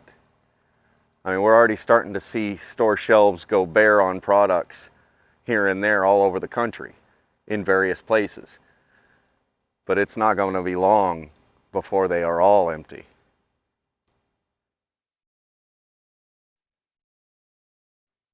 And it doesn't matter how much oil barrels out of the emergency military reserve they decide to send over to OPEC. The only thing that is going to fix this problem is to reopen the pipelines and reopen all of the oil production all over the country that was shut down due to the executive order.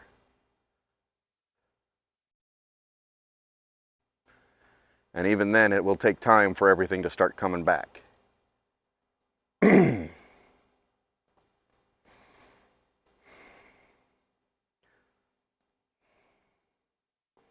And yeah, the emergency powers, that needs to go. That needs to go bye-bye.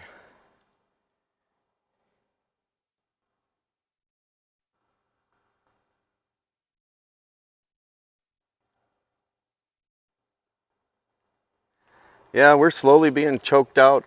It's the trucking industry especially, we're getting choked out. Come on, Sid. You ready? You ready to get up in here? Huh? You ready to get up in here? Come here, bud. No. There you go. Get over there. Get over to your seat. There you go.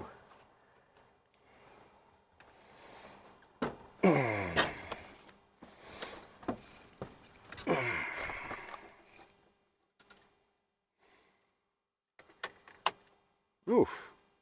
How did that get dirty? Must have been that dirt lot I was in earlier today. Yep.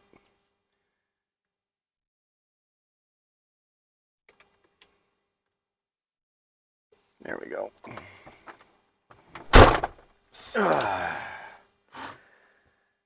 All right, we're gonna start the truck up and get the AC blowing on that phone to get it cooled down enough so I can read the comments.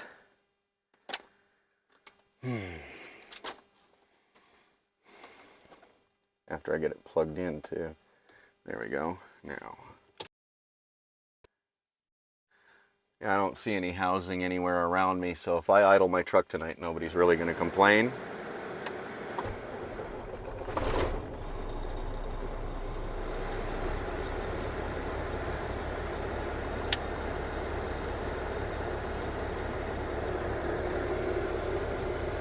Because, yeah, it's 90 degrees outside. I'm going to idle. I'm not gonna be up there sweating in bed trying to sleep. Not gonna happen.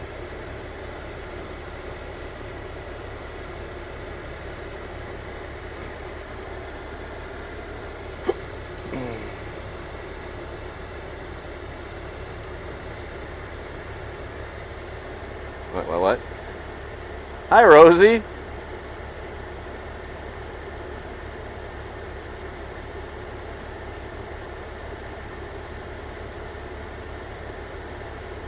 Exactly, Montana native. Unity. Unity.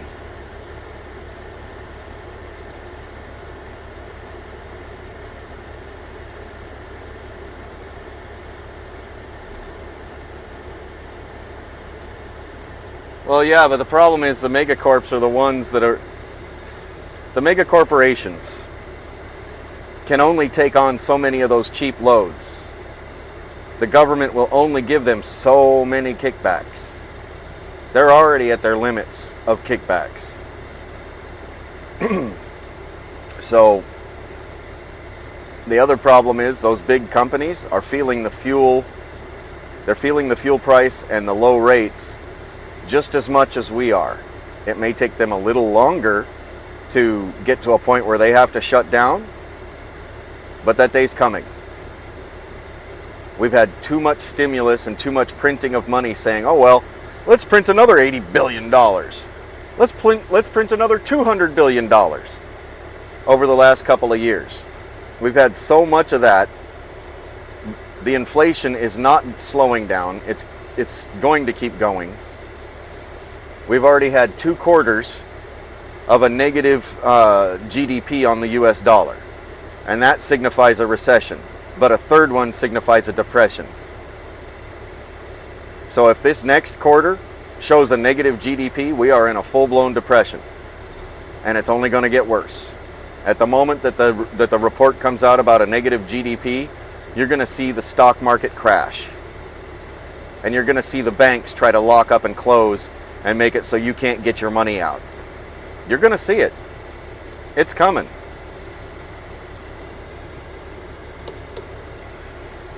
Be prepared. Buy silver. And buy real silver. Don't just buy a certificate that says you own X amount of silver. Buy real silver. Like, say this was a block of silver. It's in my hand. I bought it. It's mine. That's how you need to get it.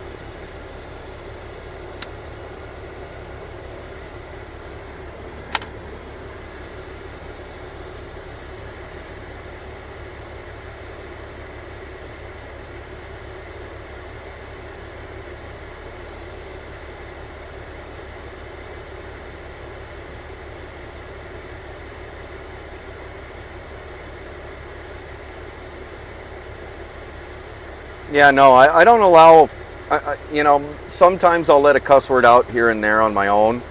But I would prefer to keep it as clean as possible. And I would prefer to keep it as peaceful and amicable as possible. I do not mind having a chat with somebody that has a differing opinion than me, as long as we can sit down and peaceably talk about it. Because you might have crazy ideas this way, and I might have crazy ideas that way. But if we sit down and talk about it, we can find middle ground that we can both move forward on. That's what I'm looking for. That's the unity I'm talking about, the middle ground. Because if you just stick to your idea and I just stick to my idea, we both have the same end goal at the end, right? I mean, we do. Why can't we find that middle ground to move forward to get there? That's the fastest way to get there. But if we don't sit down and talk with each other, and we're both going in different directions, all we're doing is spinning our wheels and not getting anywhere. That's what I keep trying to tell people. So you can say anything you want in my chat, as long as we're having a decent discussion about it. Doesn't matter what your opinion is. Doesn't matter what my opinion is. What matters is that we find that middle ground.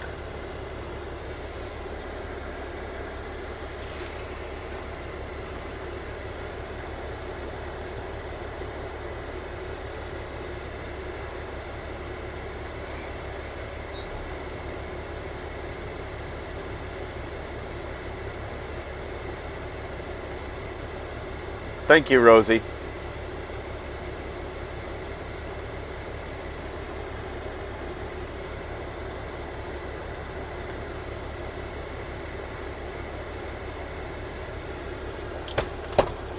There. That's up and out of the way a little better. Oh, yeah. Everybody loves this shirt. He's even got the little frog leg sticking out of his mouth.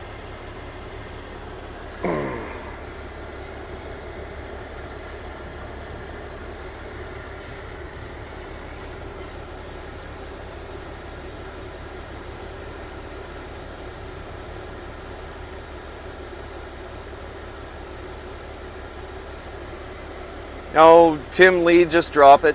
Let it go. Let it go. Everybody just let it go. Let's talk about, what's going on. What are you doing in your neighborhood? What's going on in your local area? Are there any events? Are there any protests? Are there any rallies? Is there anybody out there really pushing for some kind of voting reform, or who are the politicians that are running here in November? Like Wyoming. Great job, Wyoming. You got Cheney out. Ding dong, the witch is gone. Hey, slow down, how are you?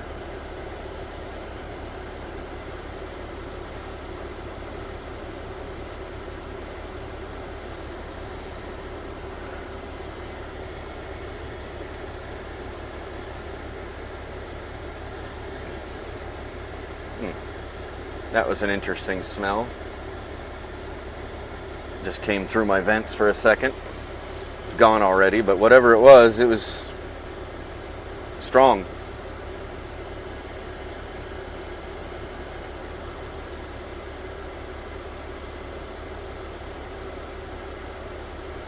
Well, adorable, deplorable, 43% is a hell of a lot better than what Oklahoma had. Oklahoma had less than 10% come out for their primaries.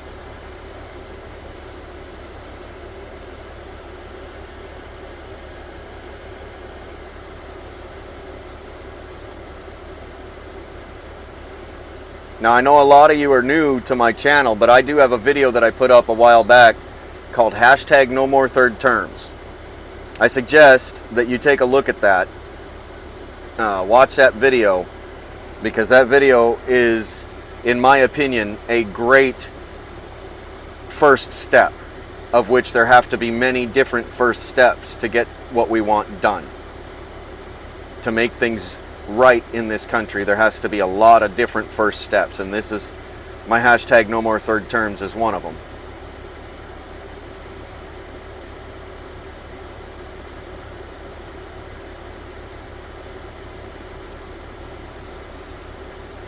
People's Movement March in DC, September 1st through the 4th. All right. I know I can't be there for that, but because I'll be getting ready to go to the Reawaken America tour that's going to be up here on the Oregon and it's going to be up on the Washington-Idaho border between Spokane and Coeur d'Alene. I think it's actually going to be set up in Post Falls. I'm going to be going to that, and it's the 16th and 17th of September, so I need to make sure that I'm over on this side of the country to be able to make it on time.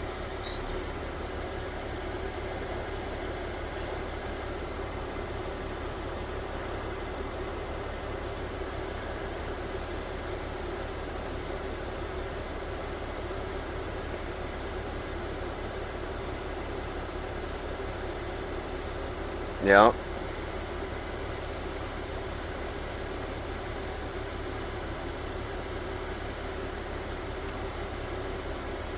Yeah, but is Hagman a career politician? Has he been sitting in a congressional or senatorial seat for more than 2 terms? Has he been in there for 2 terms or more? That's the thing we really need to focus on. Wipe the board. Wipe the board. Every single politician that has been in the Senate or Congress for 2 or more terms has been in there too long. It's time to get them out and get fresh blood in. Once we do that, then we can start figuring out how we can change the staff, because the politicians aren't the only problem. It's the staff. We don't even elect the staff. So a new politician gets into Congress or gets into Senate, and he's given this staff that has been employed as, congressional or senatorial staff for decades. And the first thing they do is they take that politician by the hand and they lead him straight over to the dirty money. They know all the ins and outs, and they give it. They just tell them. They tell the politicians, this is how it's done. So we need to figure out what we're going to do about the staff also, because that's not even an elected position. That's just a position somebody applies for, and then magically, if they get the job, they're in it for life. There's people that have been in those staff positions for 60 years or more.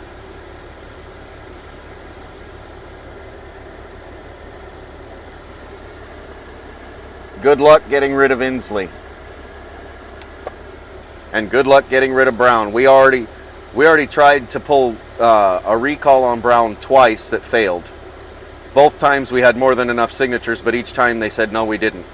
The same thing happened with Inslee.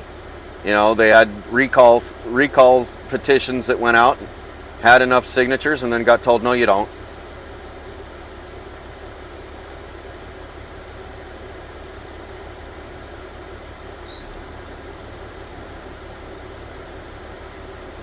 I know Washington doesn't have a term limit, and that's sad. So there's only two ways that you're going to get Inslee out. Well, yeah, there's only two ways you're going to get Inslee out. One, you vote him out, or two, he dies. How he dies, I don't know, but that's really the only two ways you're getting Inslee out.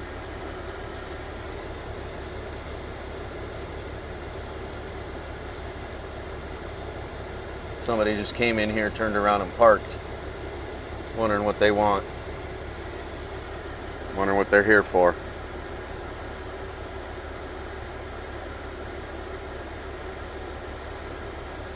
Yeah, that's right. Get your money out now. Wow, that video looks pretty grainy. There we go. It just got a little clearer. Huh.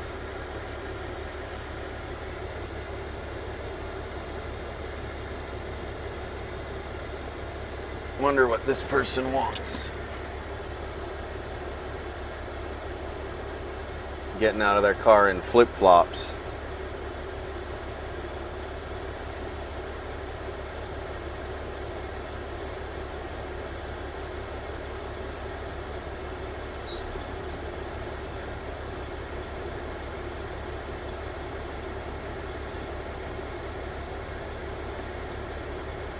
He must work here. He's headed toward the door back on the other side of the building.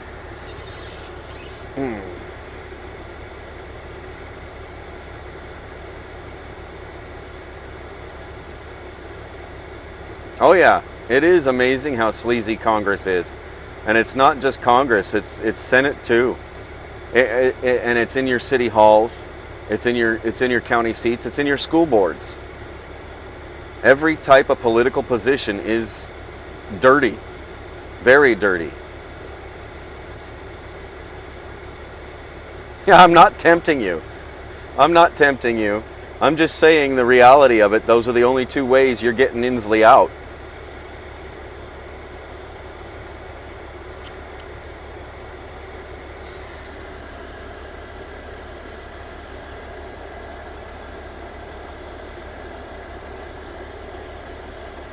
Yeah, I need to do a little bit better trim job. Looks lopsided.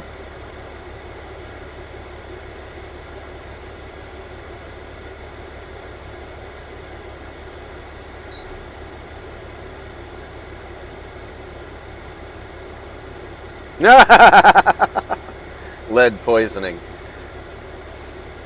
How about some freedom seeds? No, I can't advocate for that. That's not a good thing. that's never a good thing, because first of all, somebody gets put out and the other person goes to prison. And 9 times out of 10, I guarantee it wasn't actually the person that really did it in the first place. History has proven there's plenty of patsies out there.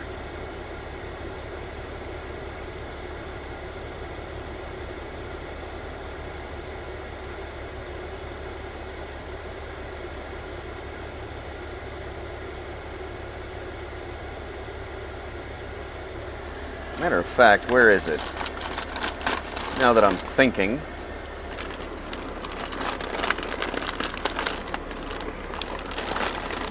Where did it go? Yes, here we go. Haha. Dogs don't know it's not bacon. And look at you, you're already got your tail going like mad here. Here you go, buddy. Have a couple. There you go. Yeah, those are yours. You can have them.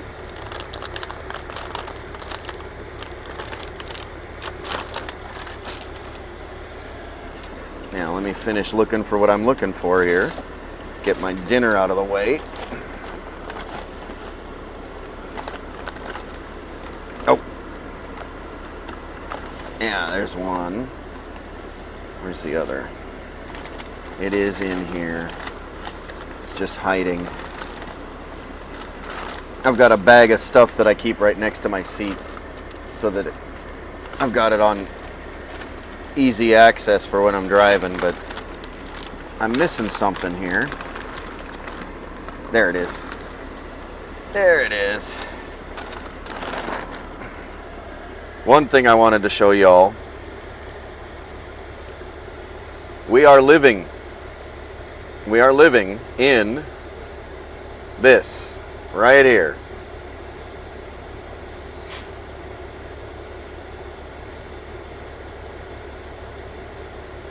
If you can find a copy of this, or if you can even find the movie, I suggest you get it. Get several of them and start giving them out to people.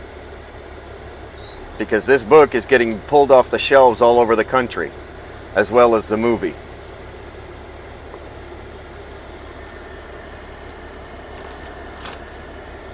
Because we're living in it. And that book was written back in what? Oh, let me double check when it was authored.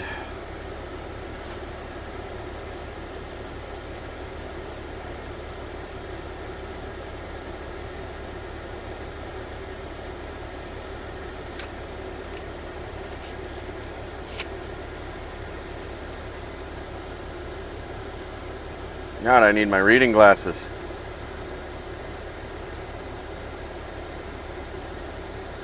I think it was written in the late 40s, early 50s.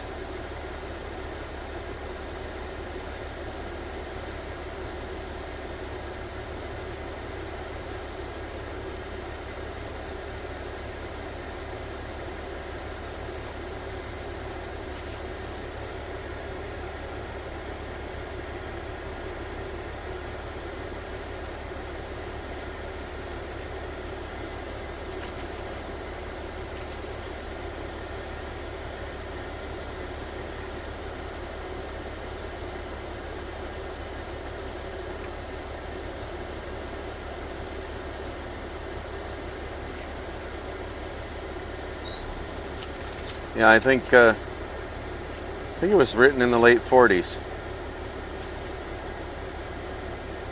Yeah. Copyright 1949. 1949. Oh, thank you, adorable. Thank you, adorable. 1949. And I'll be darned if we aren't living in it.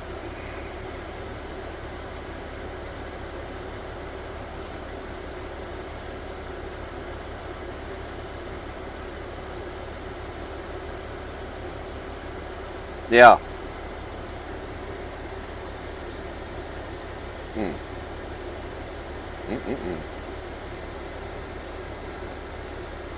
Ooh, I gotta go do this real quick. Hang on. Now, hopefully I wasn't in there too long that it dropped the channel.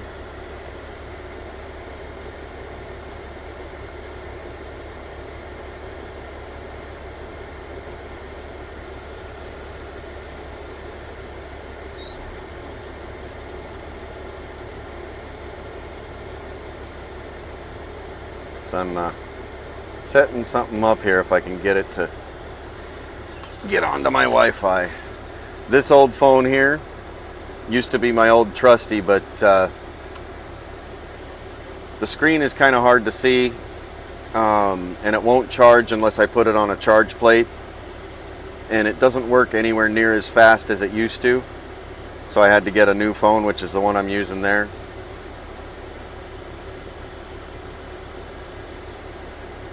Go to my settings, connection,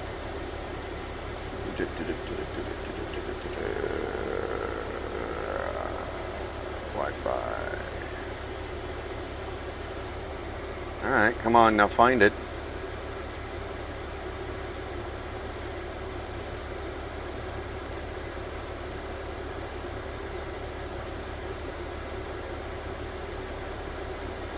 Kind of weird.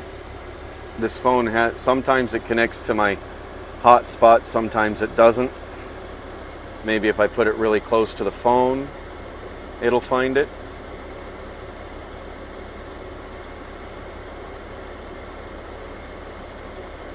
Huh. Maybe not.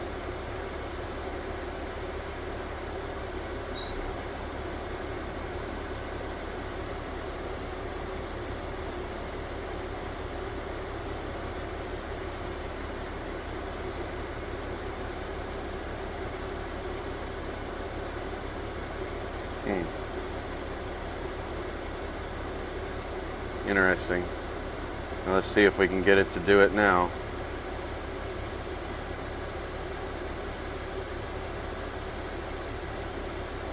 Not to mention the battery on this phone goes down super fast. It didn't used to. It used to last me several days in between charges, but now you can have it at 100%, and in an hour it's down to 0.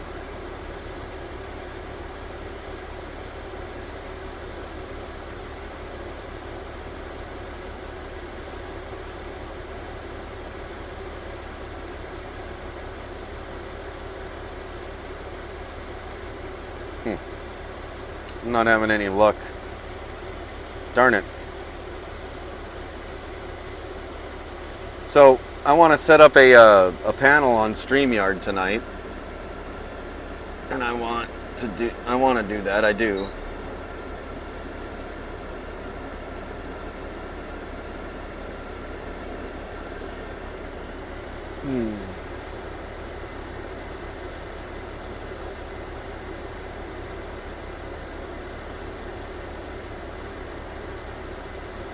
Yeah, it's getting old. It only works when it wants to. About like me. I only work when I want to. Come on. I'm going to turn off the Bluetooth. Turn that off. Okay. Now maybe my Wi-Fi can be turned on. Well, it is on, but maybe it'll find it now with it's not actively trying to find Bluetooth stuff. We'll see. Add network. What was it? It was iPhone.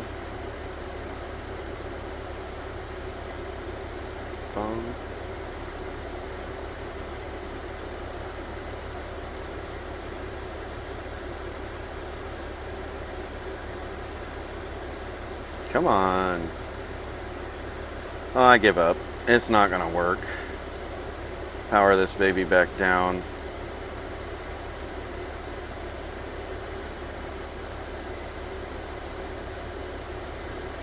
The other reason I still have this phone, one of the only reasons I still have this phone,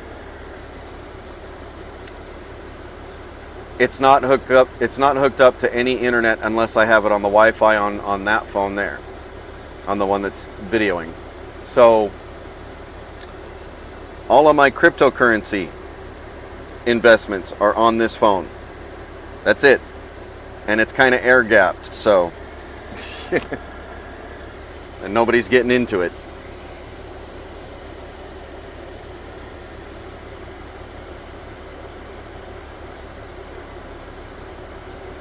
And when it comes to cryptocurrencies, you buy them and you forget them. Buy them and forget them. Don't sell them, don't trade them, just buy them and forget them. Because they're a long-term investment.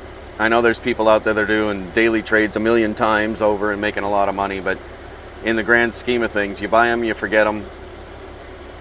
10 years from now, 20 years from now, it's going to be a whole lot more money than you had before.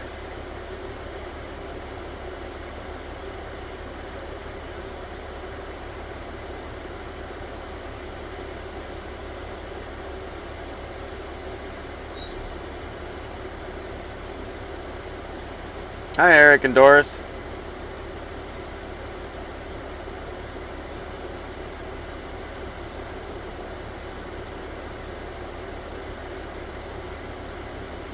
Yeah, how long it's been we won't go there?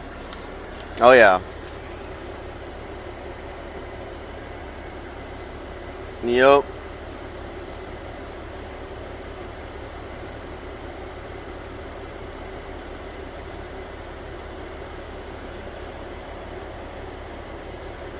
Oh, there it is.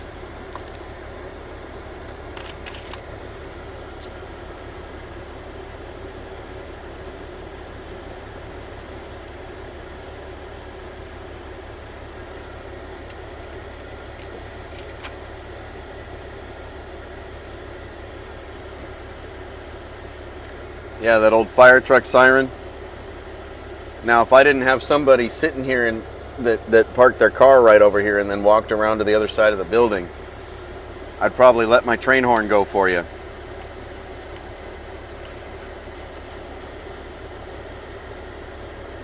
I'm just not going to do that while they're here.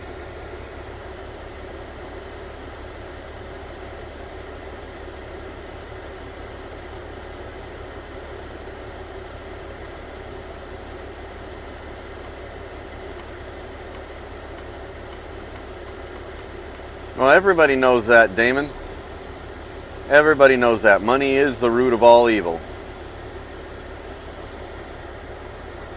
That's why I can live just fine without money. I know how to make things. I know how to fix things. I know how to forge things. I know how to hunt. I know how to grow crops. What more do you need? If I have to survive off the land, completely sealed away from anybody, I can do so. And I can be fully self-sufficient doing it.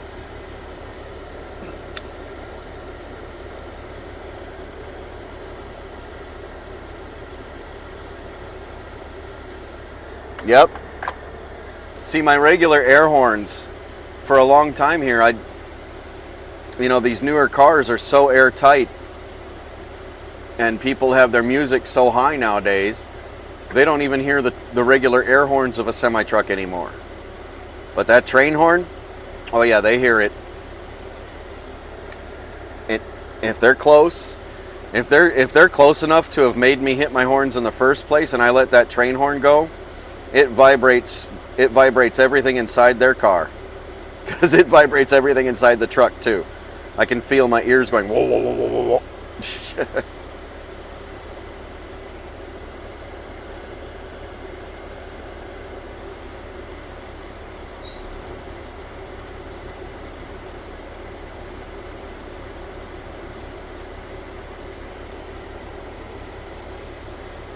Well, adorable, can you climb a tree?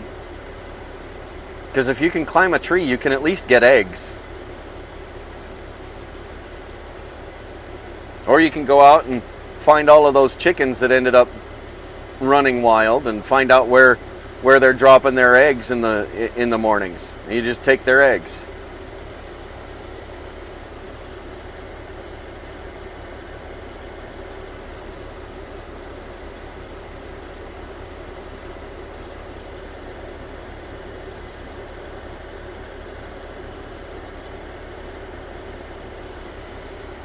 So you've got the perfect Halloween costume, just like my dad does. All you need is a fancy hat and a patch, right?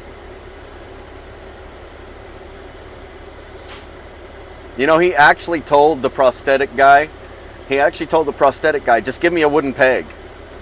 I was there when he told him that. That was funny as all get out.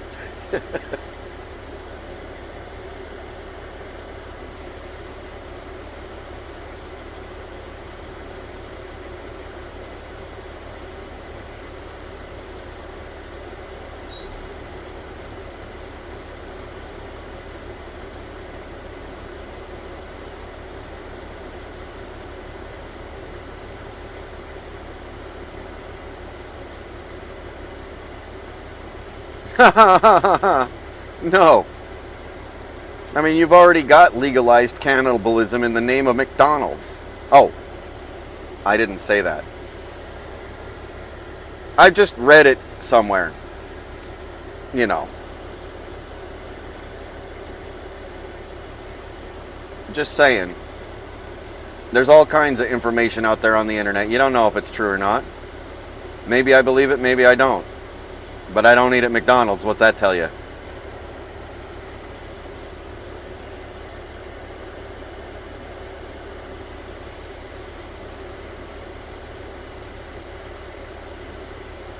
Anybody ever watch the movie Soylent Green?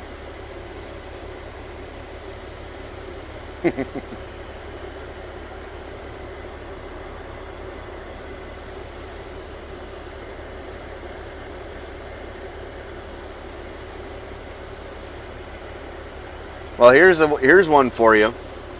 Last month, I think it was like, well, maybe it was 3 weeks ago or 4 weeks ago. It was around the time that we went to the Jefferson City, the state capital, Jefferson City, Missouri, and did the rally there around the state capital.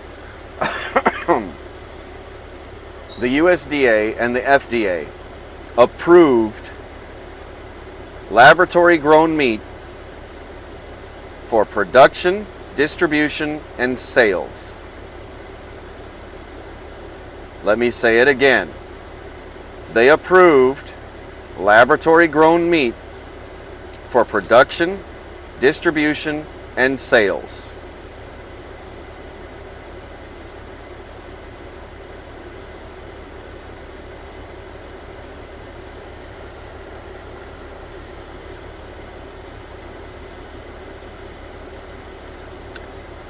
So from now on, I'm only getting my meat from a butcher that I trust. I'm not getting it at no grocery store.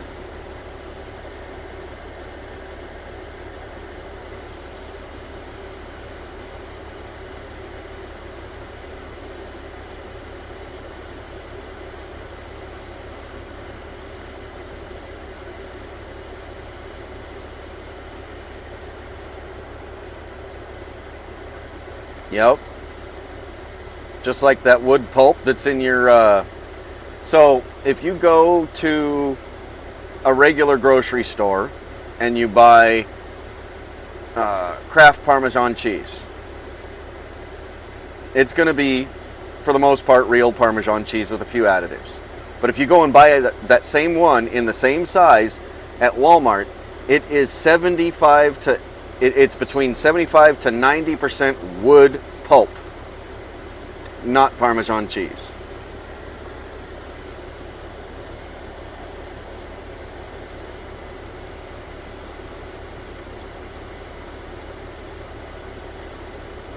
Oh yeah, they claim it's more climate friendly because we won't have to house so many animals.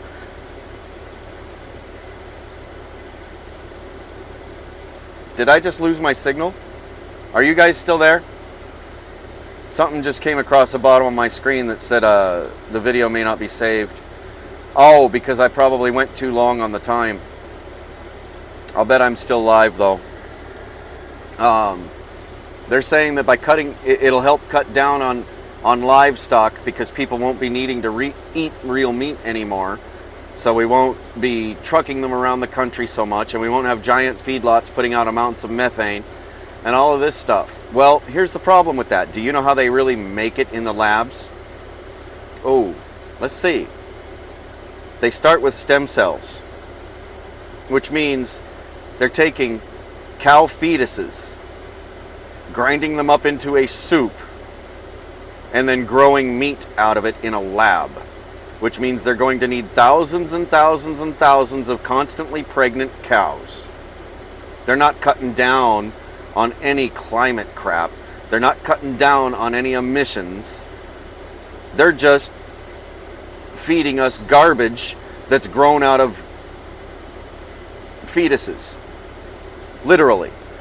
And, you know, once they do that, once they start doing that, and once the people start really buying into it, what's to stop them from targeting certain areas with meats that are intended on depopulation? What's stopping them from doing that? Nothing.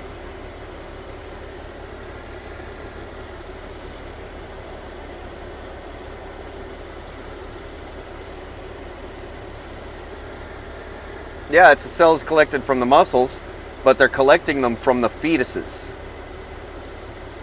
Because the fetus has more stem cells inside those muscles than an actual grown living cow.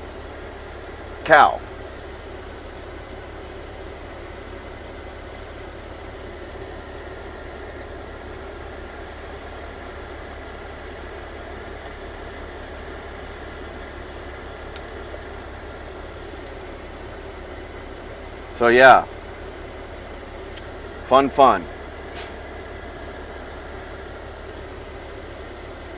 I, for one, am not eating laboratory grown meat.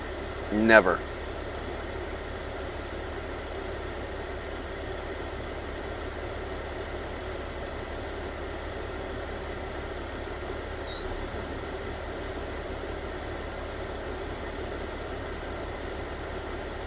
Oh, you know they're not. You know them elites won't eat it either.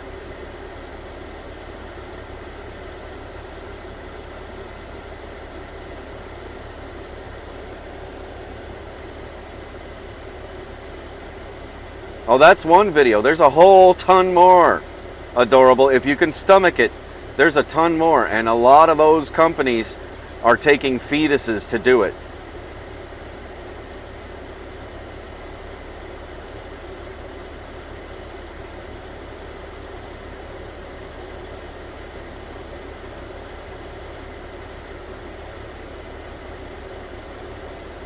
Right? Get a block of Parmesan cheese and get... Yep.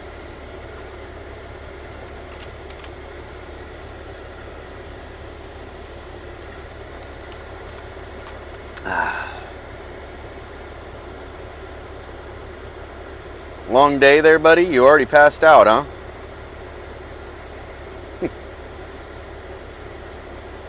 He spent half the day barking out the window at the people I was passing.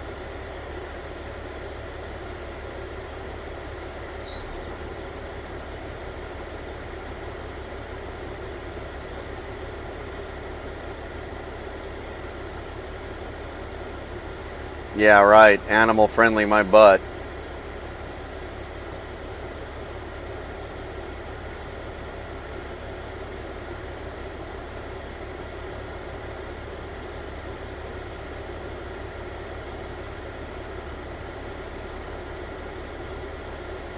Yep, co-driver's lazy. He's already passed out. But no, see, here's another thing that we've already been doing. We have these gigantic feedlots all over the country. Not to mention we have tons and tons of ranches and open range area where there's thousands and thousands and thousands of cows feeding naturally, you know, grass-fed or open range, stuff like that. I'd say about 75% of the meat that comes from those animals is actually sent to other countries, cut up even into smaller bits or whatever, repackaged and sent back here. It's sent down there for free and it comes back here at a cost. And then it's charging us a lot more money for it with a stamp on it that says it came from X country. And a lot of times they don't even put that stamp on that says it came from a different country. Because they don't have to, because originally it came from here.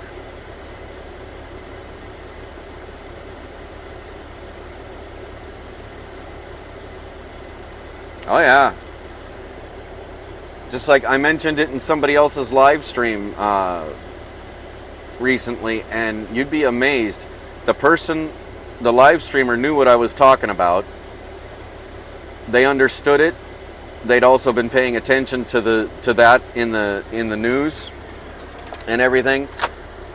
But when we started talking about it, nobody in his comments, he had like 500-600 people on there at the time. Nobody in his comments, not one raised an eye, not one questioned it, not one said, "Oh my God, that's gross." They all ignored it. They all had, it's like they just buried their head in the sand and they're willing to let it happen. And that's scary. Good night, Rosie Rowe.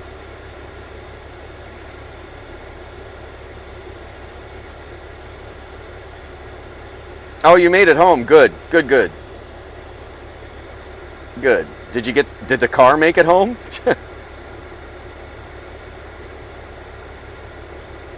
Yeah, the ignorance is real.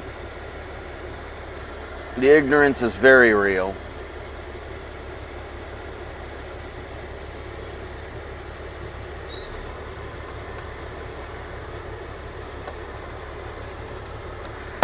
Because you got tons of people out there.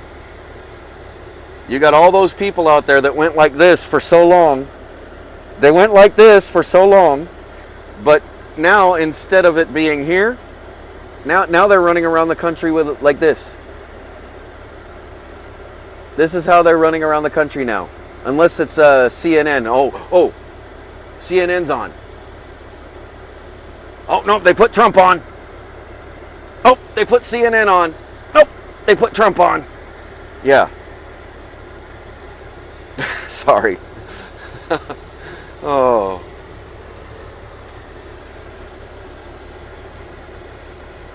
The car did not make it home? Oh, boy. Well, you're going to have to text me and tell me what happened.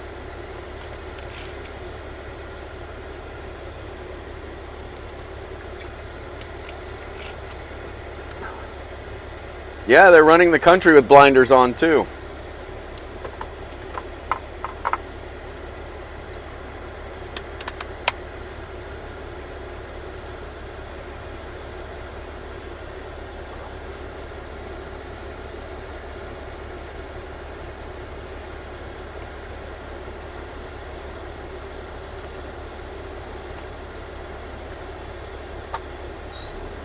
So anybody got any ideas how we can put a stop to all the division in this country?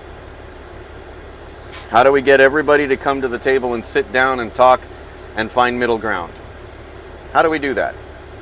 And for that matter, how do we get everybody to finally wake up and realize that they can no longer sit back and let other people do the fighting for them? When are people going to realize that what they're doing in their lives right now is not as important as standing up and saying enough is enough? Because my fear, my big fear in this whole thing is those people are never going to stand up until they're starving to death, and that's exactly where they're trying to put us right now.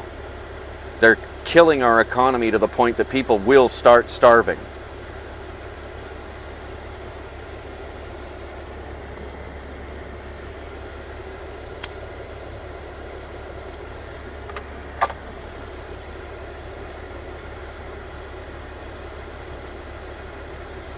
So anybody got any ideas how we can get people to actually realize that whatever they got going on in their lives right now is nowhere near as important as what we need to do right now?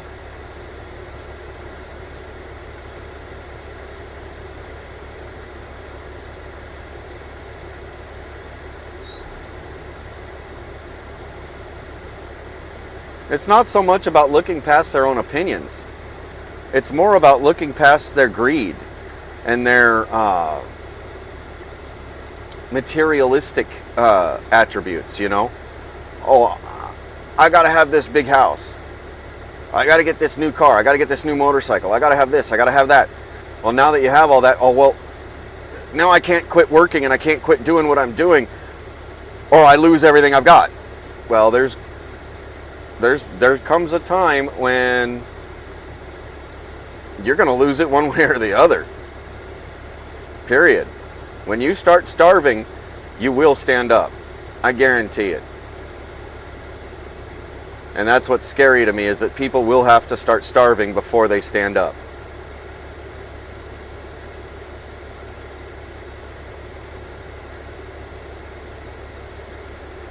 See, that's another thing, you got, it seems to me like, they've got people in the country that have been programmed in such a way that, oh, they're conservative. No problem. They got same thing. Oh, no, they've been programmed that they're liberal. Okay.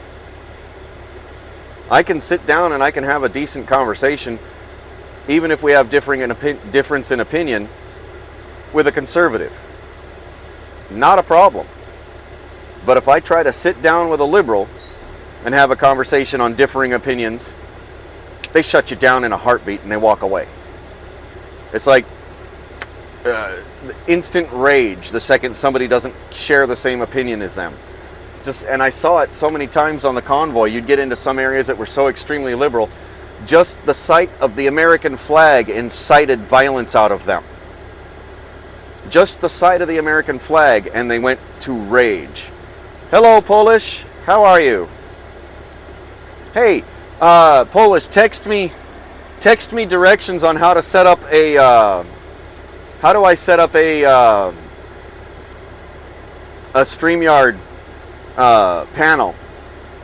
Text me directions on how to do that so I can just walk through it.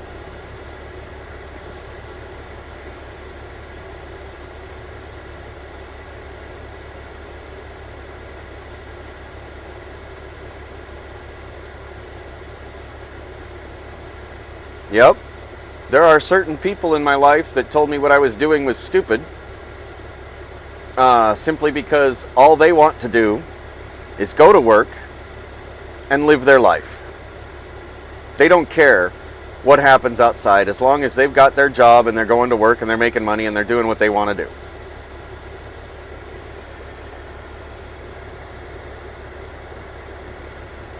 But you'll care the day that that job no longer exists because the government came in and said, no, you can't work anymore. Or no, your business is no longer essential.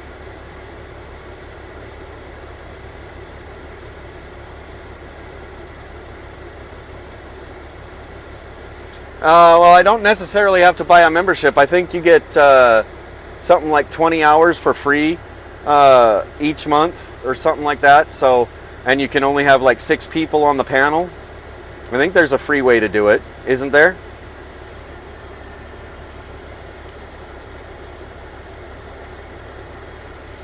I'm just wanting to know how to set it up so that I get it started and get it over onto YouTube at the same time, like everybody else is doing.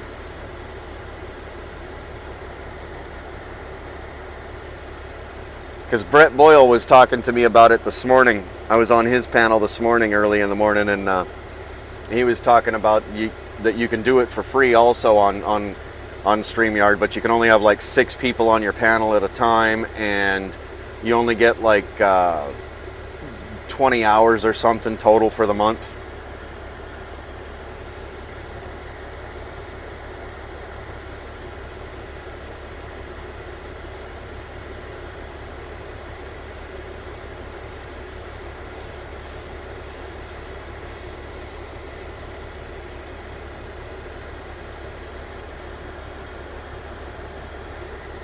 Yeah, Polish, all your friends are hiding out over here on my channel.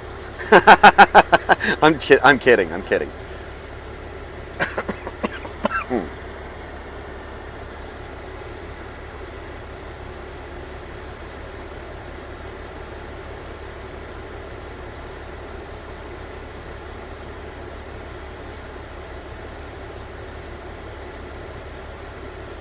I know that's one trip for you. The other day you were up for over 18 hours.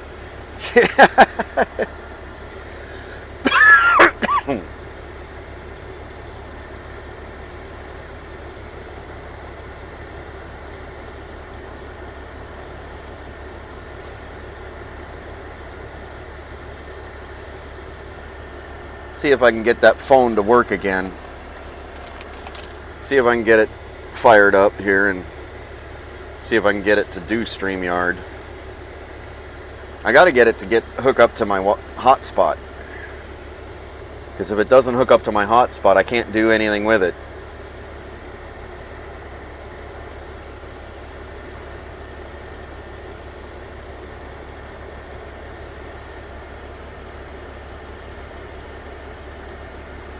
Restream?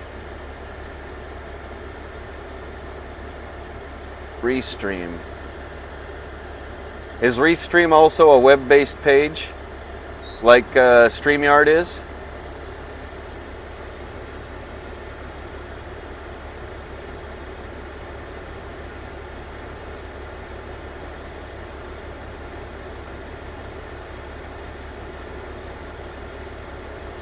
Yeah, I did the same thing, Adorable. I had to crash out for 3 hours, and I got up, got going, and she was still driving, and I got right back on her panel.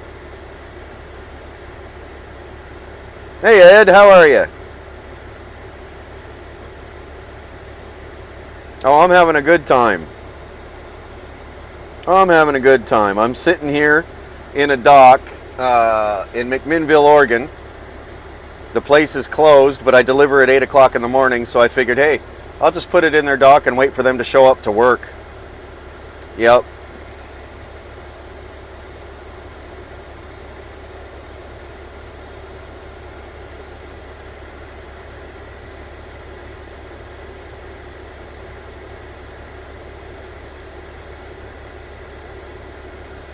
See if I can get it to go.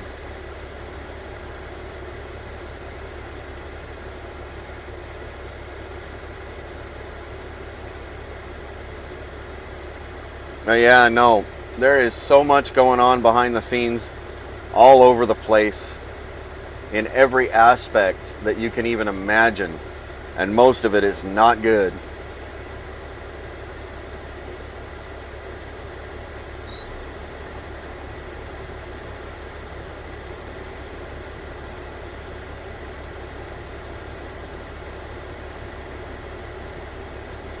It's interesting.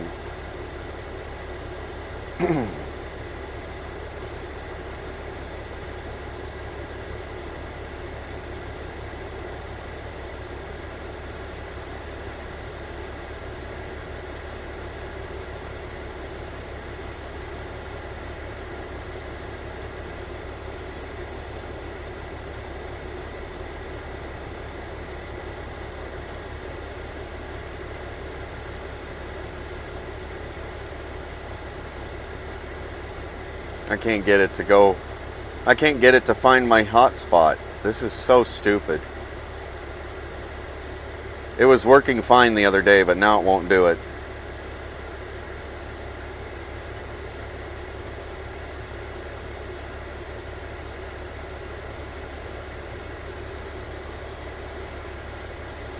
They're saying all the coal mines will be gone in the next 10 years.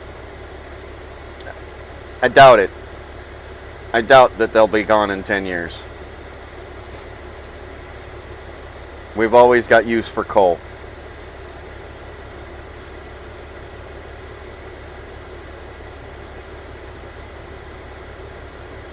Yeah, fossil fuels will be gone in 10 years. They said the same thing when I was a kid. Matter of fact, they said when I was a kid, they said that we had between 5 and 10 years left before all fossil fuels would be gone. That we would have used them all up. I was a kid when they said that. Look, we still have fossil fuels.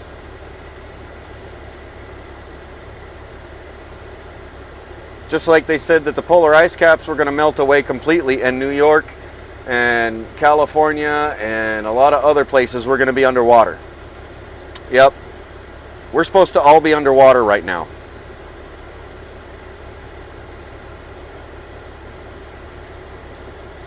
And what happened to the acid rain? Or the ice age that was coming, right? What happened to that? And what happened to global warming? Now it's climate change.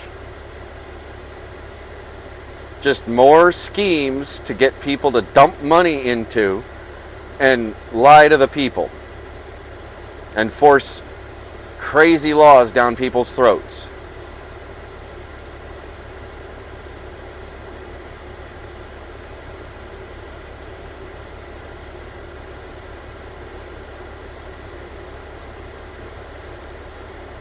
Well, gee, you know, it's kind of funny how almost all land in the country somehow is federal land.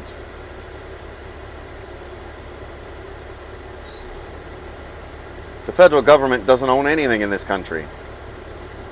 The people do.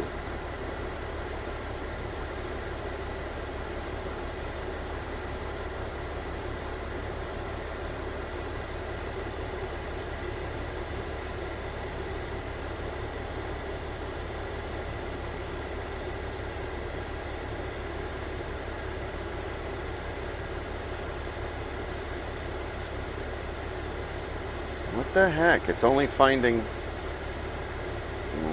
Fine, I'll install it now. Stupid thing. Maybe the stupid thing needed to update. We'll see. While it does its thing.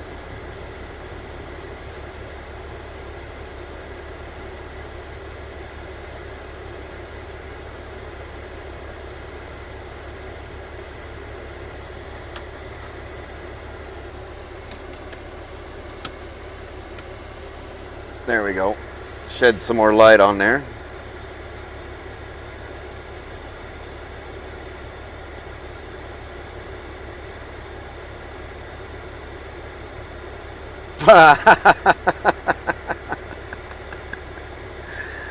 Oh. Yep. That giant volcano called Yellowstone. That's going to explode. Mm-hmm.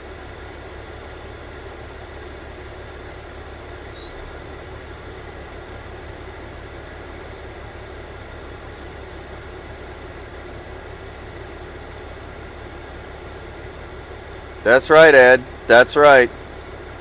The individual is the king of their own castle.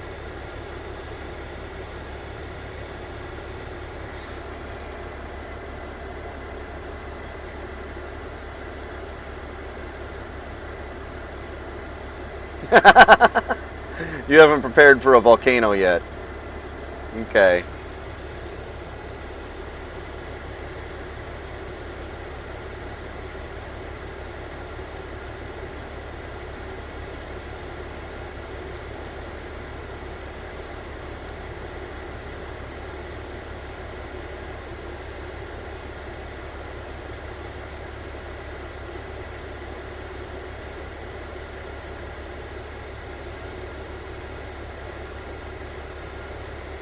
Oh yeah.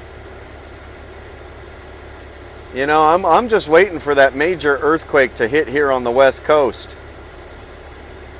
Watch California sink down into the ocean. That would be awesome.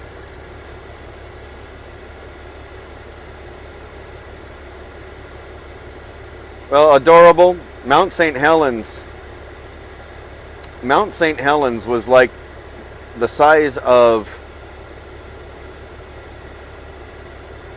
oh, how do you put it?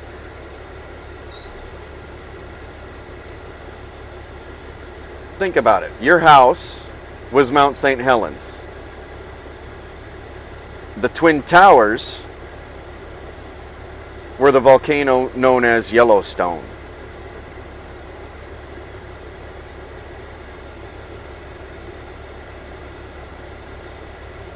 That's the difference. If the volcano known as Yellowstone were to go up, if it were to go up, it is a global killer because it covers thousands of square miles.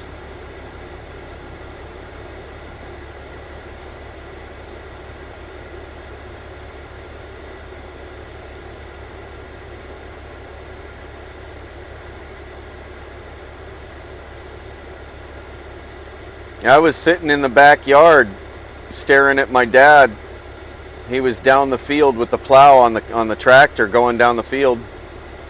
The whole ground shook like mad, and then you heard the roaring sound, and my dad stumbled out of that tractor in a heartbeat trying to figure out what was going on. That was one heck of a day, because we were both looking at, because from the farm we could see Mount St. Helens, and then suddenly you couldn't see Mount St. Helens, and within just a matter of an hour to an hour and a half, it was pitch dark, and we had massive amounts of ash falling down on our property.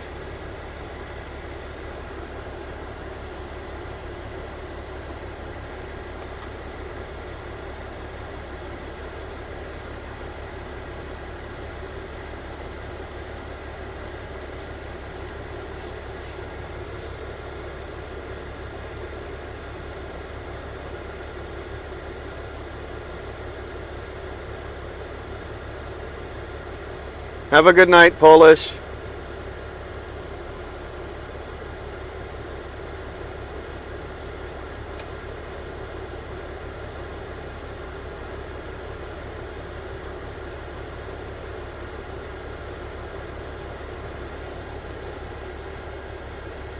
Well, Adorable, if you really want to look at some predictions that have all come true so far, look at Nostradamus. Look at the writings that Nostradamus put out. Kind of crazy how he was spot on almost everything.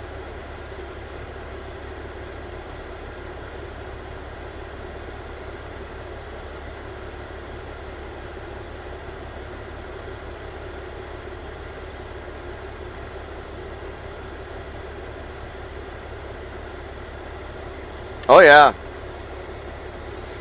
Yep. So if you were to drive from where our family farm is, or was, because it was sold when my grandfather died, from there to Mount St. Helens was like a 2-hour drive. And that's back when the speed limit was 55. Matter of fact, the area our farm is in is where the absolute most ash fell out of all the ashfall from Mount St. Helens around the world. The most ash fell in our area of the state.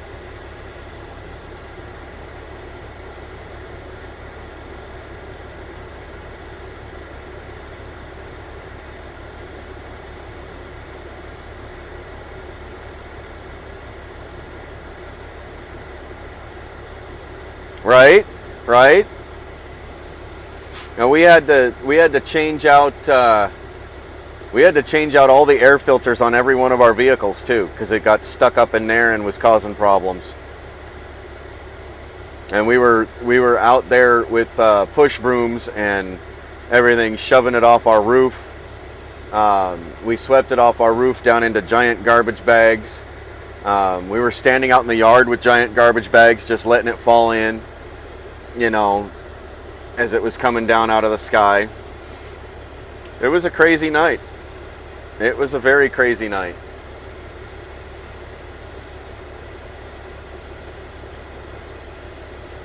No, by the time the ash got to where we were, it was not hot. It was warm, but it wasn't hot, because we were standing out in it. It was kind of like being in a major snowstorm, but instead of it being cold, it was warm.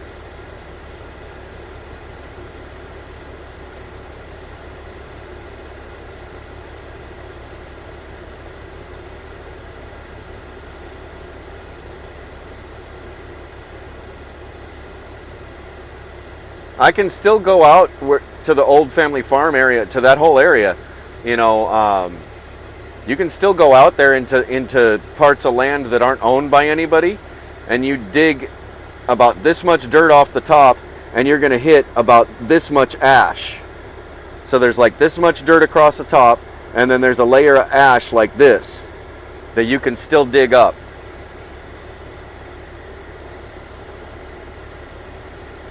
Just so you know, there's a lot of it out there. Not to mention, it made the farm fields a lot more fertile. The farm fields grow crops a lot better out there than they were doing right before that happened.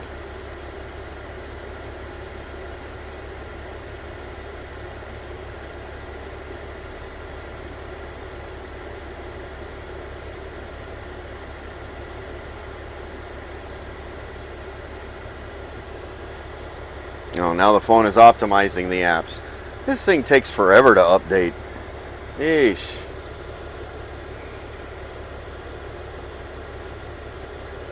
Yes, ash is very good for growing plants. Very good.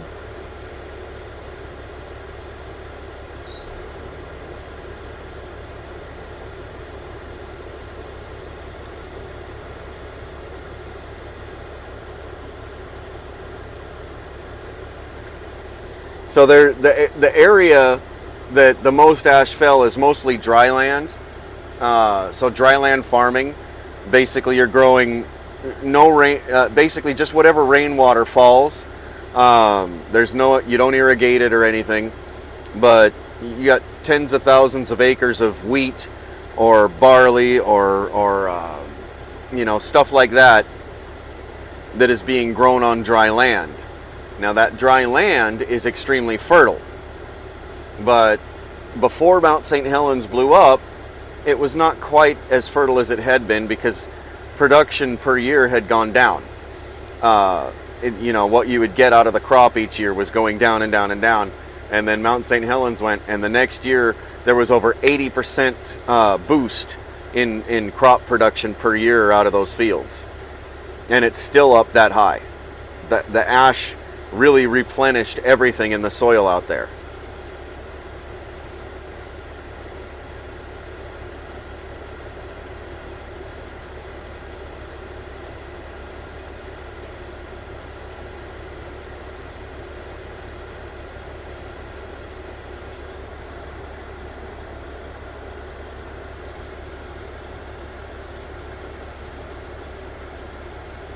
Yeah, well. Ritzville's a little far north. It's a little further north than the most. The absolute most ashfall was in Lind, Washington. Now our farm was from Lind, Washington. You draw a line between Lind and Mount St. Helens, and our farm was about 15 to 20 miles. No, right around 15 miles. So from Lind, Washington, directly toward Mount St. Helens, within 15 miles, that's where our farm was. So yeah, we were right in the path. It was crazy. It was really crazy.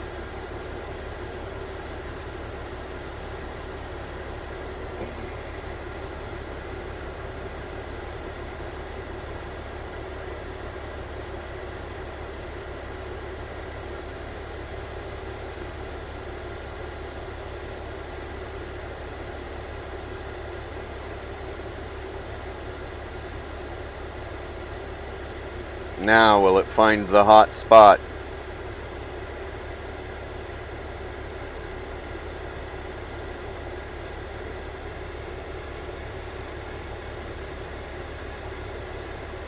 You haven't been used in over 2 years. How in the world do you have a new voicemail, you stupid phone?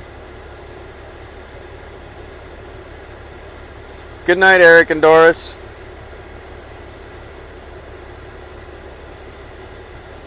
Yeah, see, our house, our farm was about roughly about 30 miles away from Ritzville.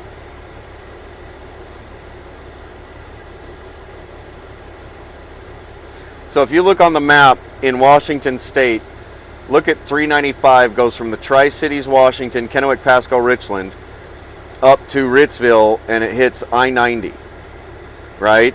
So if you're going up 395, you go to Connell, Washington, and you look at Connell and you cross over a little bit to Highway 17, Washington 17, and there's a town called Othello. Kind of, you draw a line straight from Connell to Othello, and right about the middle of that line in between the two, that's where our farm was. And Connell is about maybe 15-20 miles south of Lind, and Lind is about 15 miles south of Ritzville.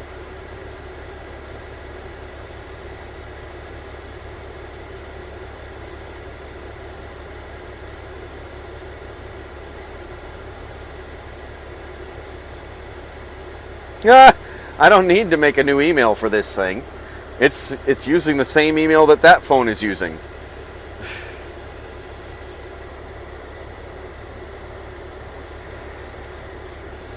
But it's saying I got a new voicemail. I don't know how I got a new voicemail on this phone. Because it's the same phone number with no SIM card in it, because the SIM card is actually in that one.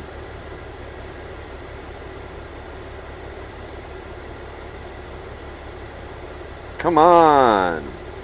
Find the hotspot, you stupid thing. Let me see if I can do this. I'm about 45 minutes from Cougar, Washington.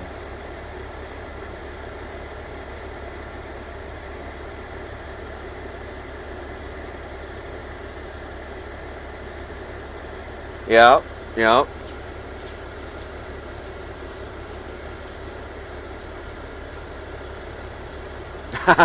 Yeah. Smartphones have been dumbed down, yep. No, I said voicemail, but okay.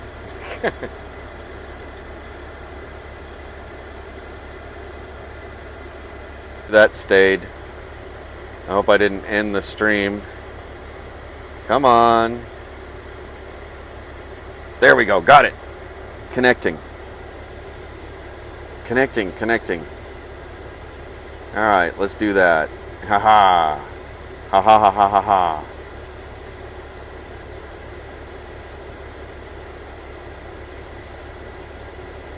It worked.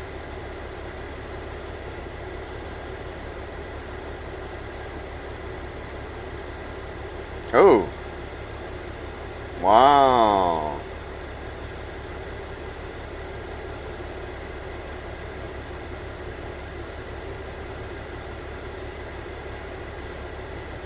All right. That's interesting. On here, I can see the comments here on my screen on the video that I'm currently doing on the phone that it's on. But if I'm watching on here, there are comments that are showing up that I'm not seeing there.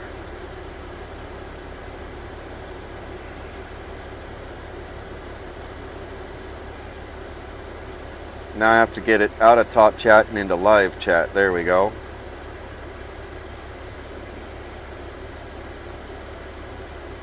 It's a voicemail about my extended warranty. Oh wow. Yeah, no, I've got it in live chat now.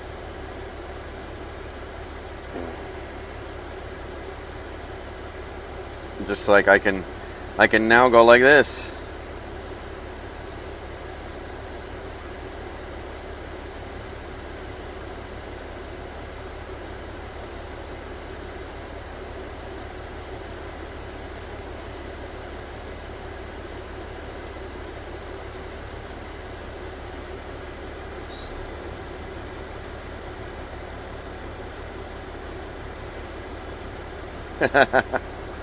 Yeah, I can do that there by using a second device. But if I go here and try and say hello everyone and put it in, it's all squished together. No matter what, no matter how many spaces I put in, it's all squished together if I do it right there on that screen. But here I can go like this, and you'll see the space in between. I don't understand why it does that.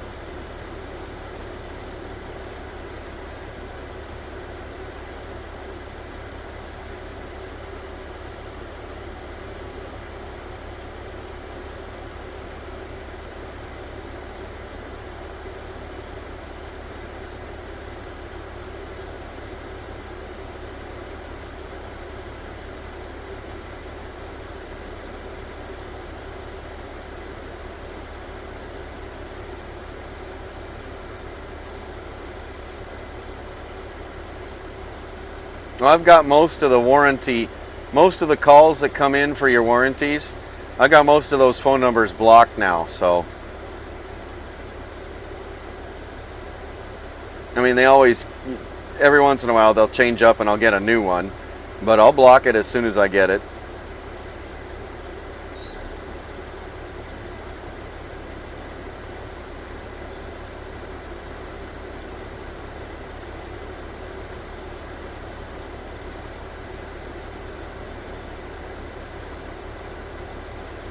Well, see, the space works on my phone in every aspect except in this app. In the Prism app, for some reason, even though I hit space and I can see when I'm typing that there's a space in between, but as soon as I send it, it's all squished together. But when I do it from a secondary device, the spaces are there.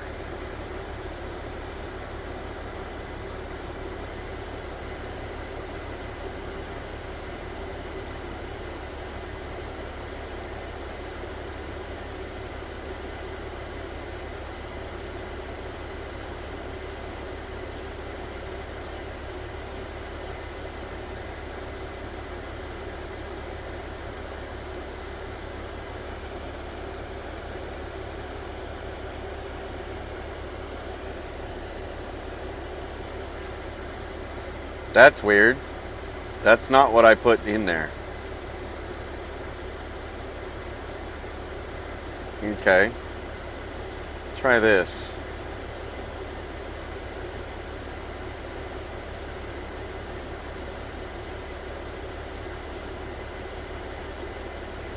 See if that works.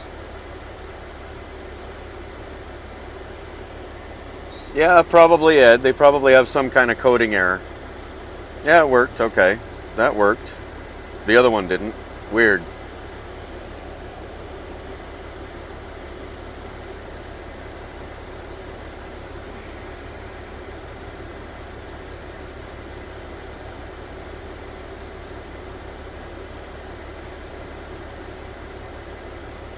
Sometimes I'll answer the phone when I get one of those telemarketer calls, and I'll start it out by, "Hello.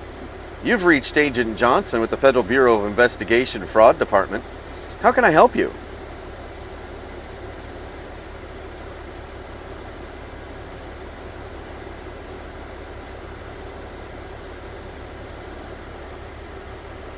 What's that? That's weird. Oh, I know what that is. Yep.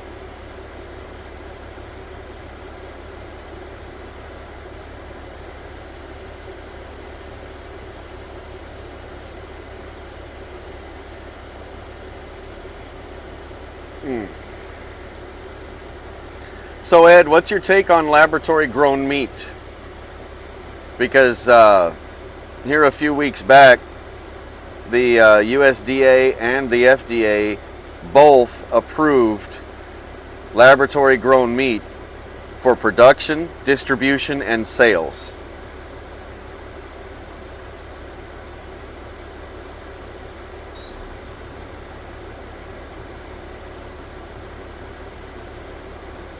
What do you think about that?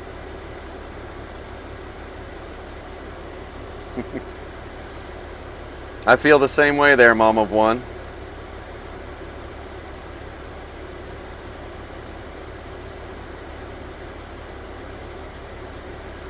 Whew. Air conditioning is getting a bit chilly in here now. What's the temperature outside? Oh, well, still up there in the 90s. Still up there in the 90s. The car is still over there. He must work here because now there's a light on in that one office.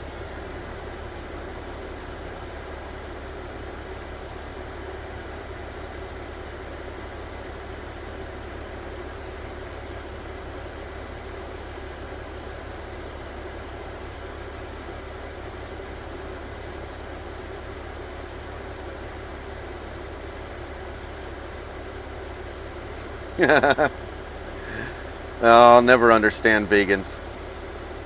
I will never understand vegans. Problem is, my daughter happens to be one of them. And you know, she still cooks meat for everybody else in the house. to eat, but she won't eat it.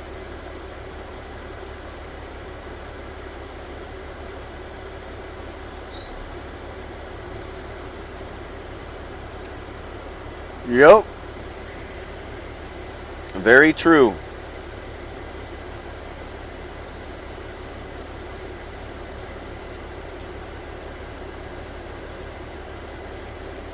Now, let me see here.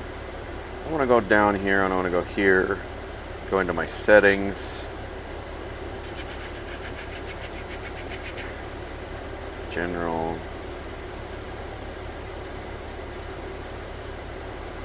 Okay, connected apps. Purchases, memberships, all that. Maybe over in general.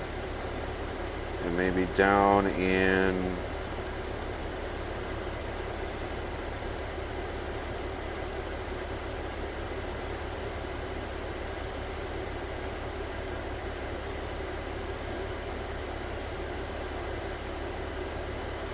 Nope, not in there. Okay.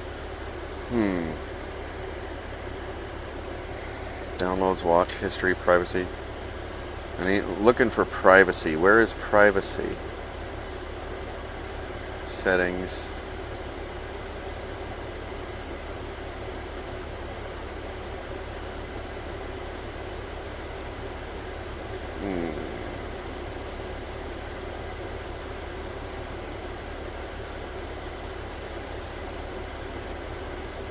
History and privacy. There we go. Blocked contacts. Come on. Go there.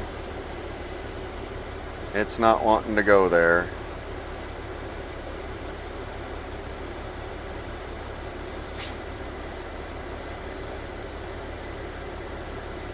You're omnivores for a reason.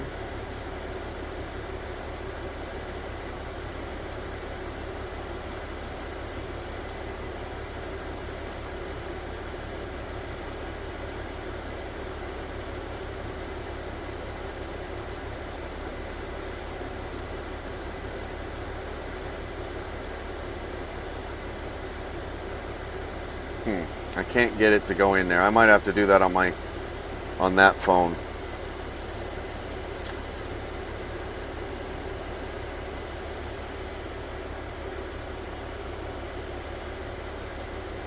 So we'll see. Fun.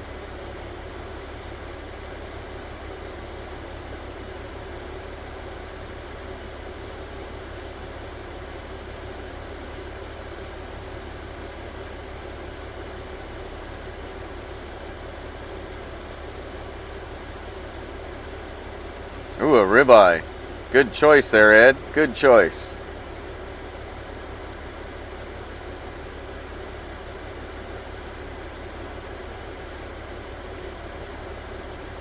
See, I can't understand why people would not eat meat in the first place. It's a proven fact scientifically that the human brain did not evolve until they started eating red meat. The human brain didn't evolve enough to even become technological without eating red meat.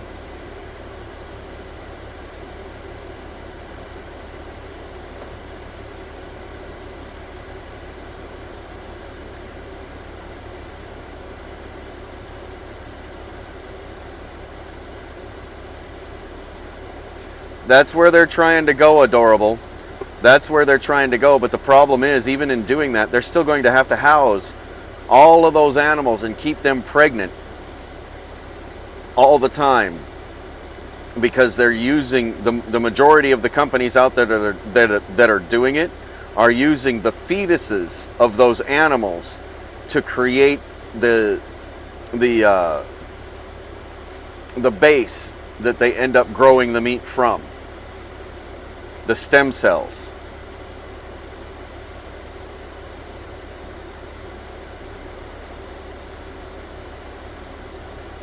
Exactly, Ed. Exactly.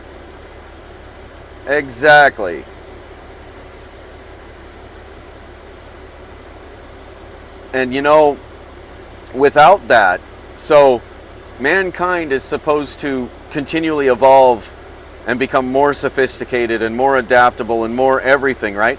Well, how is mankind going to do that without the meat?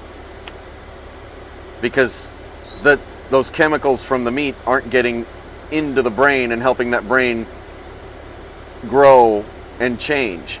You can't begin to imagine what we could have been if we were eating meat, or what we would be if we were eating nothing but vegetables, plant life, for X amount of time. What's the next evolution of mankind? How do you get there? How do you know? You don't. But why would you be depriving your own body and your own brain of the one chemical it needs to operate properly? And you get that in meat. Just saying.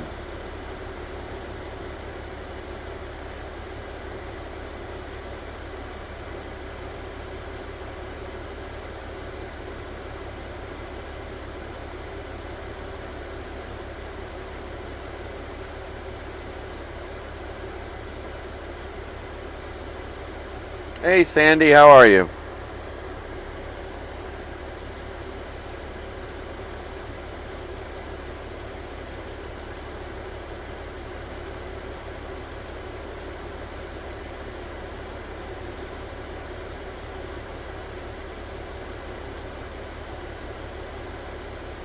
I don't pick sides. I'm about unity, just so you know. I'm about unity. I don't believe in all this your side, my side BS. Everybody, in this kind of thing that we're going through right now, in order to move forward, we need everybody to stand together, regardless of how they think we should get to the end goal. The fact is, we all want to get to that end goal. What's the difference in how you get there? Sitting down at the table with each other, you have this idea over here and this other person has this idea over there. Sit down and talk with each other and find that middle ground to move forward. That's what I'm about.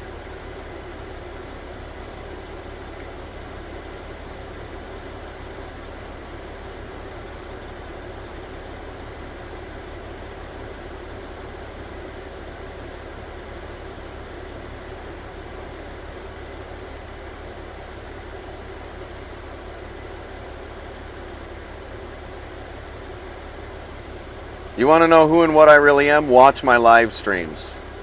Watch my videos.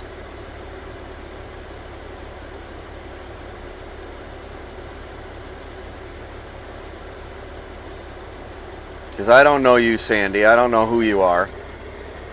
And if you really want to know, there's a reason I've never set foot with 1776 on the same ground.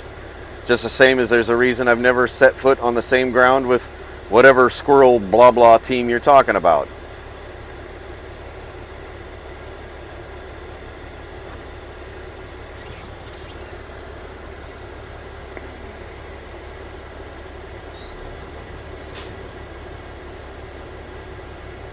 Yeah, so?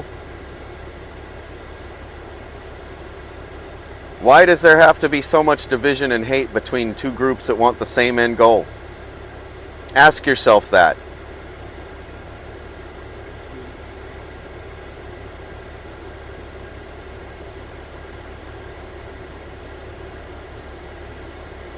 Right.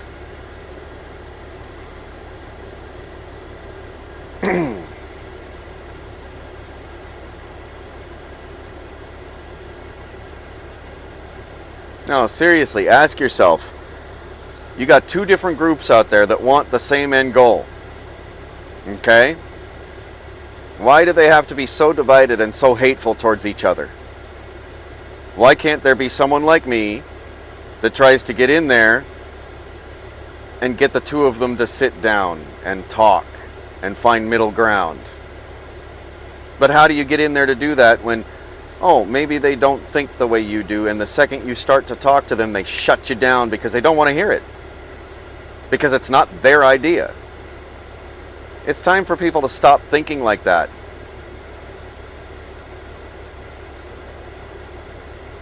I don't hate on anybody in chat. I don't hate on anybody. Ask anybody in here.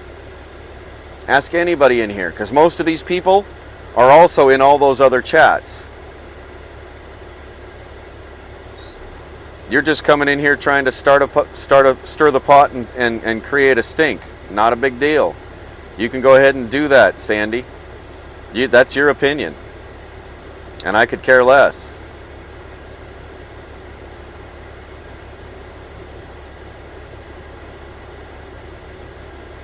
Hey, Ed. Where are you? There you are. There you go, Ed.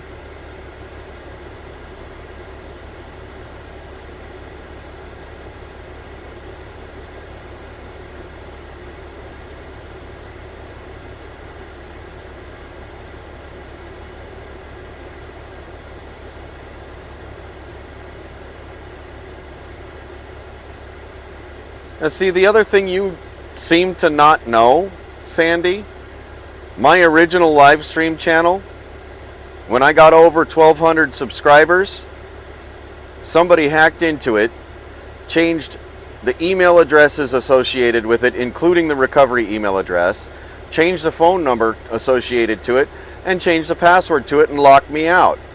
And now, whoever had done that is out there running around using my name, my Black Wolf name, all over the place in everybody's chats. So how do you know which one you're really looking at?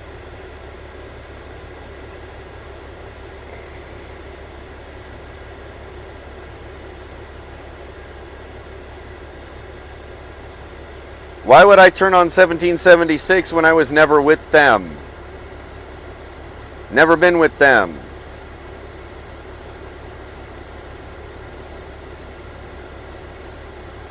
How can I turn on something I was never with?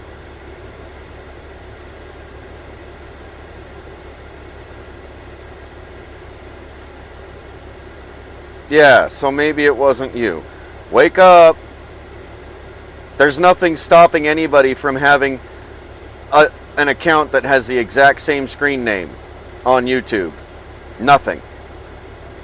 As a matter of fact, it's been proven in several different people's live streams. Those of us that are doing the freedom fighting, we know this is going on. We know that that there's like 10 to 15 different people running under the same stupid name. Not just mine, but many others. Many other names out there. Like, there's a Kimberly Sweet, but there's like 20 different Kimberly Sweets out there. There's like 5 or 6 different Ed's Truths out there. How do you know who you're really seeing in a chat and whether they're the real person or not? You don't. Because YouTube allows that.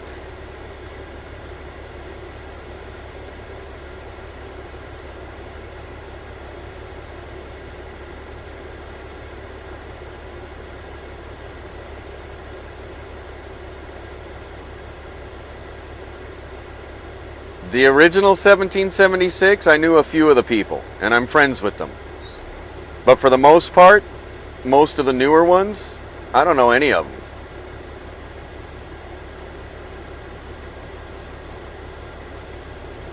them. Does it really matter?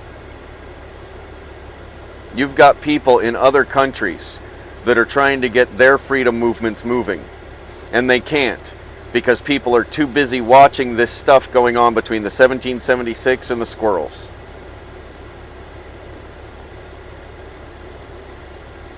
The freedom movements around the world are at a standstill right now because of that little drama show that's going on. So really,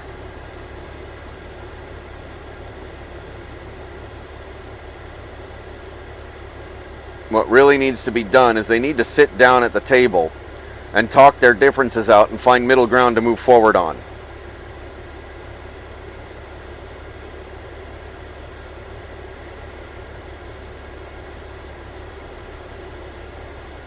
Do I? You don't know me.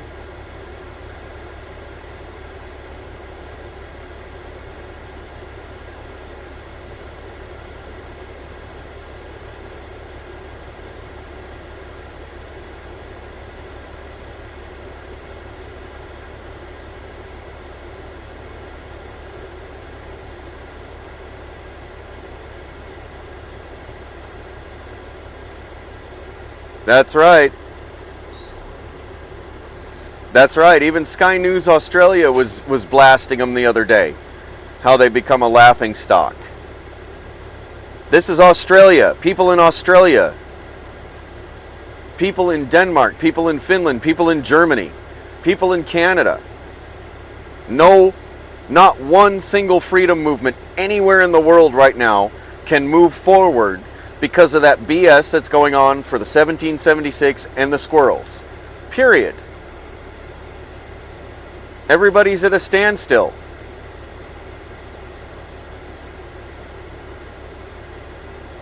Oh, I know she's a troll. And I'm trying to give her a chance to see what's really going on.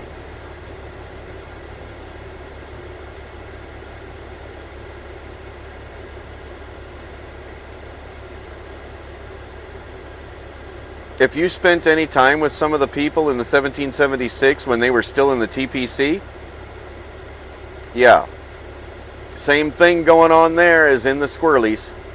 Trust me.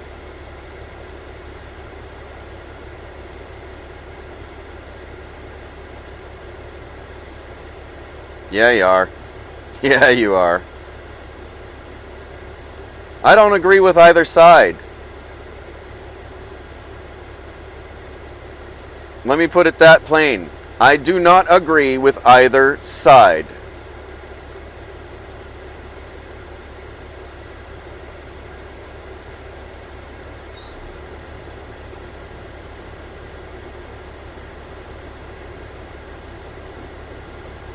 Biggest reason I don't agree with either side? Look at them. Back when YouTube first started, there were these channels that had these things called bum fights, which YouTube doesn't allow that anymore, because it turned out some of the people producing the content were actually paying the bums to do it, but and people were getting hurt. But kind of reminds me of bum fights. I'm not bashing either. I'm not bashing either side. I'm just telling you I'm not with either side. I've never bashed either side, and I never will. So, until you get your mind right, you can sit out. Bye. Have fun for 5 minutes. Go stare in a mirror. Figure out what's really going on in your brain. Back to regular conversation, guys. I don't like to talk about any other movements in my chat. I really don't. Because, I mean, there's movements that I'll talk about, like they've got an event coming up and stuff like that, and the ones that I plan on attending. But for the most part, I try not to. Because every movement, every single movement in this country or in any other country worldwide, they should all be getting support from all angles. And all of those different movements should be willing to sit down at the table with each of the other movements and be able to talk to each other and find out how they can work with each other, instead of, oh no, this is my movement over here, you can't have anything to do with us. Or we're not going to have anything to do with you because you don't believe exactly the same way we do. You all want the same end goal. You do. You all want the same end goal. So why won't you cooperate with each other? And that's what I'm trying to get at.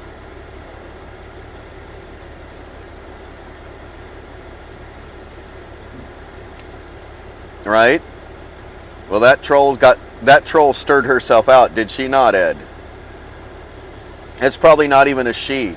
It's probably one of those non-binary whatevers.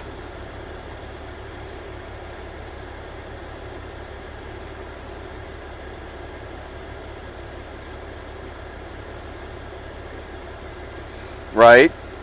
See, that kind of stuff that Sandy person just came in here doing, that's the exact same stuff that both sides have been doing.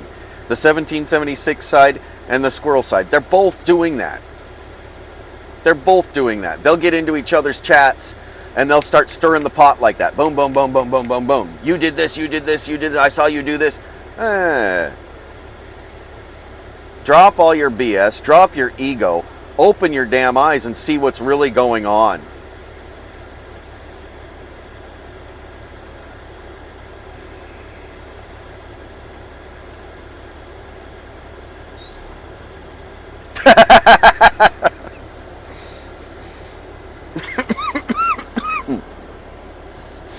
Yep. You got it, Ed.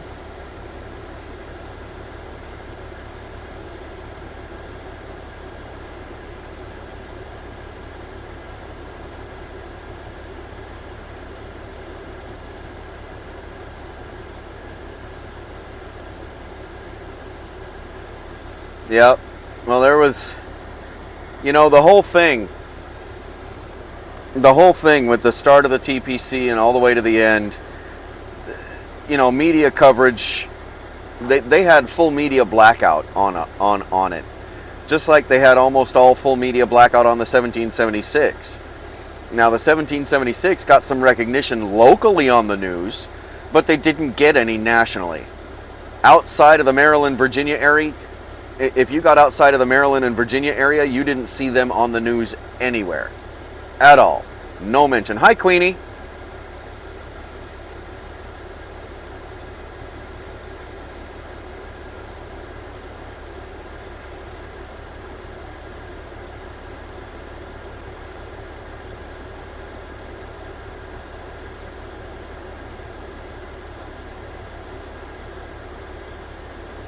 Right?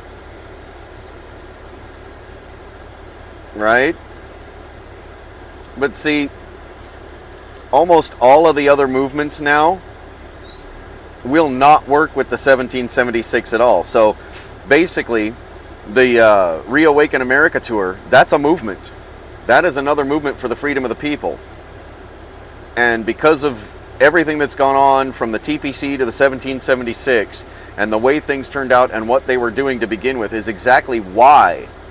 That is exactly why they were not allowed to work or do or anything when they went up to that event. That event wanted nothing to do with them.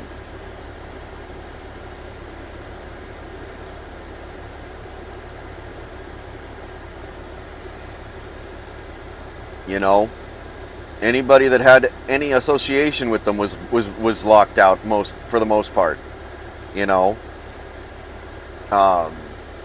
It was sad to watch a lot of the stuff that went on between that group, the other group, and a couple of other people that were there trying to live stream. It was pretty sad, but they brought it on themselves. They really did. All of them did. And that's why most of the world, every freedom movement in every other country, including here, is literally looking at us like the laughingstock because of them. Isn't that right, Queenie? You tell them. Queenie, you're from Canada. You tell them what they're saying up in Canada about the 1776 and about America in general because of that. You tell them. Go ahead, Queenie. Let it loose. I give you permission. Now, if anybody doesn't know, Queenie is one of the biggest people up there in Canada with the freedom movement. She's one of many, but she's one of the big ones. So, by all means, have at it, Queenie. Let them know.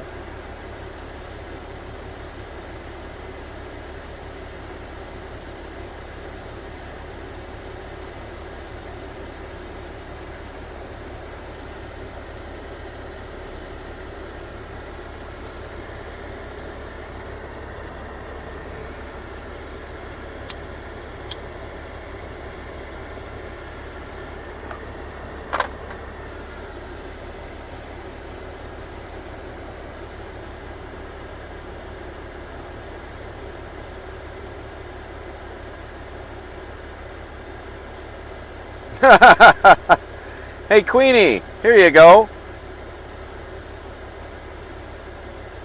I'm going to let that comment go for a minute.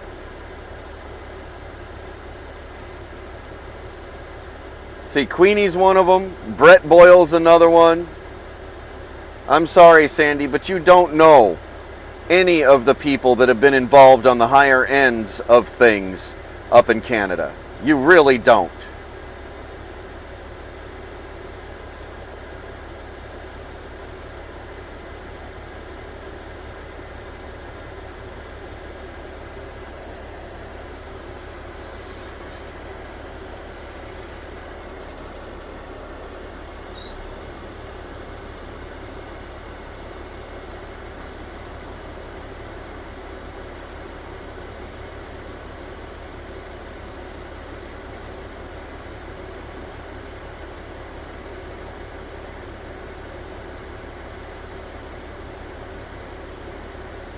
Exactly, Carol. That's my point.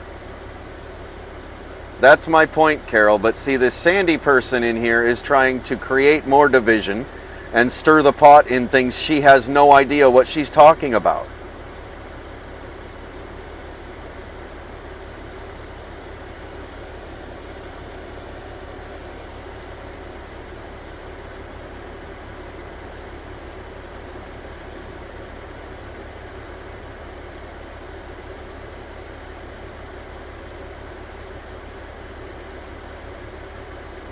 That was an awful fast 5 minutes.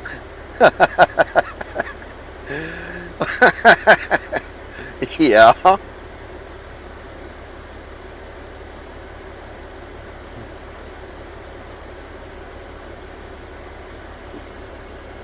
Yeah, that was an awful fast 5 minutes. But whoever this Sandy person is, they're just in here making a fool of themselves. They really are.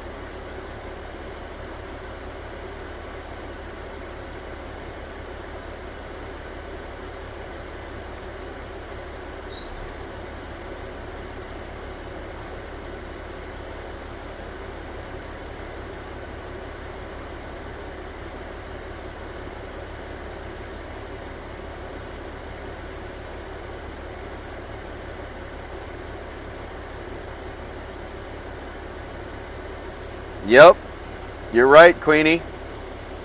That's what started it.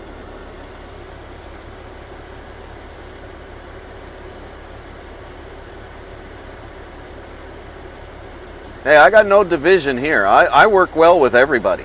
I do. Whether they want to work with me or not, that's a different story. You know, I get along with everybody. I don't care what your religion is. I don't care what your politics are. I don't care what your sexual identity is. I don't care what your color of skin is. I don't care what your culture is. I don't care what your language is. I get along with you just fine. I'll take the shirt off my back and give it to you if you need it. I'll help you any way I can if you need it.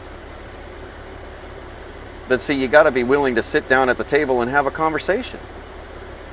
But the conversation you want to have is nothing but stir the pot and point the finger. You got to stop thinking that way. You got to start seeing everybody around you as a human being. And all human beings deserve the same rights and the same freedoms and the same everything in the end. All human beings do. Treat those around you as you would have them treat you. Period.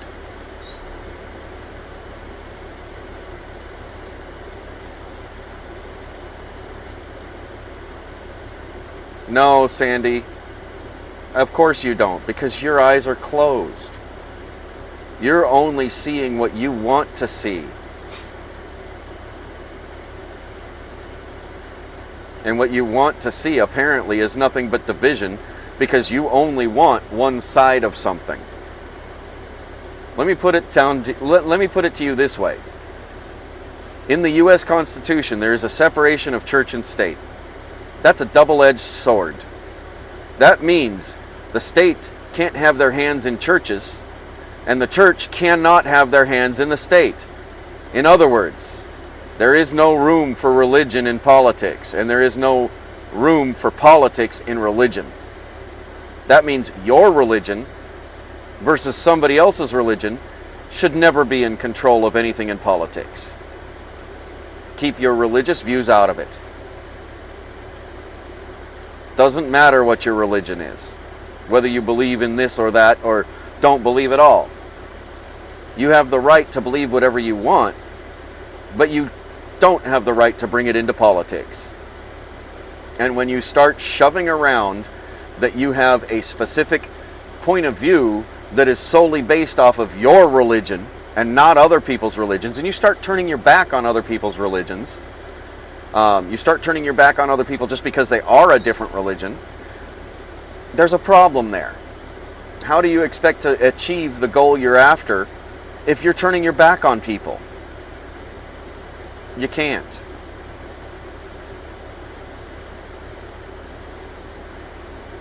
Put me up there, Wolf. Oh, I don't have StreamYard up. Hang on. I don't know if I can. I might have to end this live stream to put StreamYard up. Or we might have to convince somebody else that has StreamYard to do it, because I haven't paid for it. Give me a minute to figure something out here.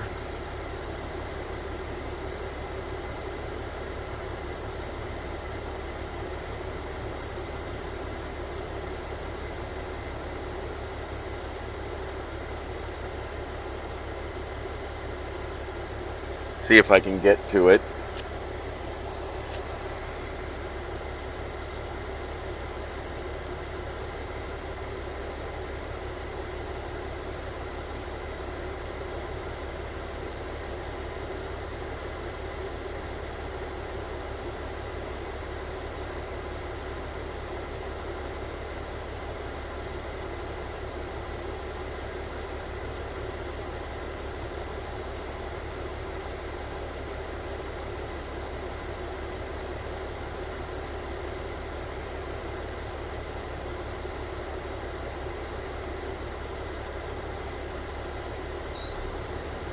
Oh boy, email sent with a 6-digit code.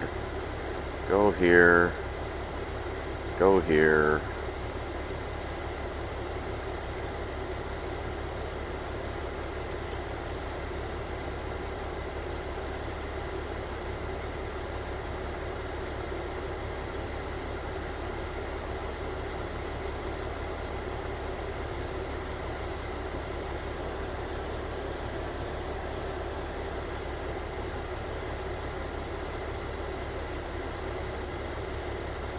Okay, now how do I create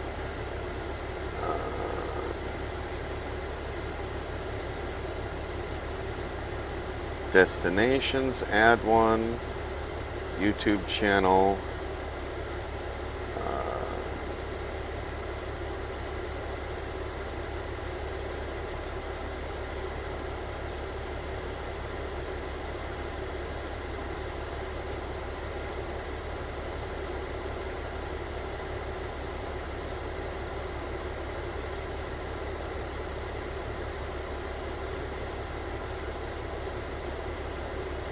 where is it? There it is.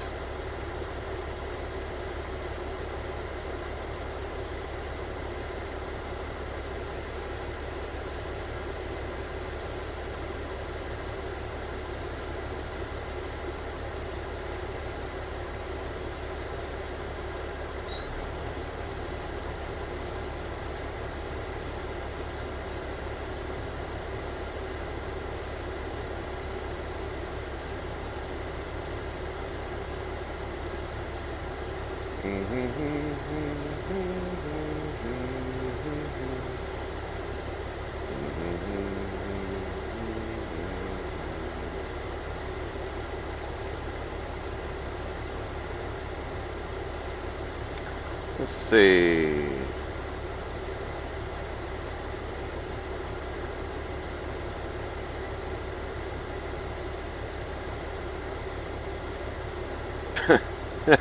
Hey Dixie Misty, how are you?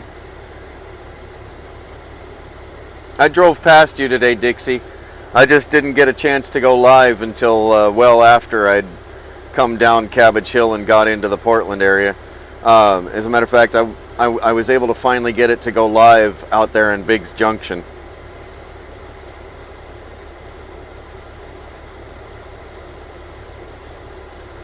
Now what happened?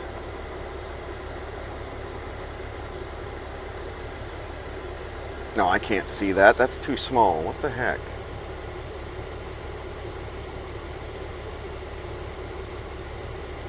Uh-huh. Fine. Do it there.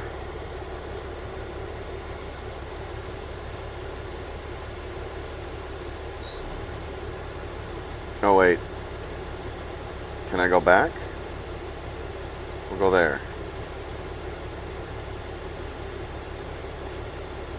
No? Let me go here. Huh.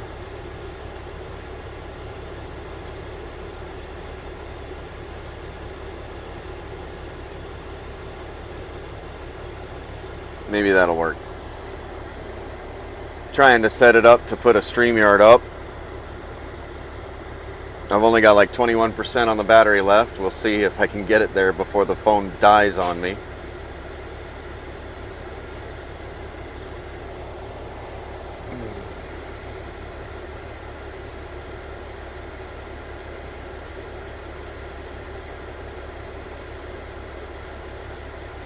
That's right. I know, Hugh. I know she's a troll, or he's a troll, or he, she, it is a troll. I know this. But man, can't I play with my food a little bit before I have to bash it down?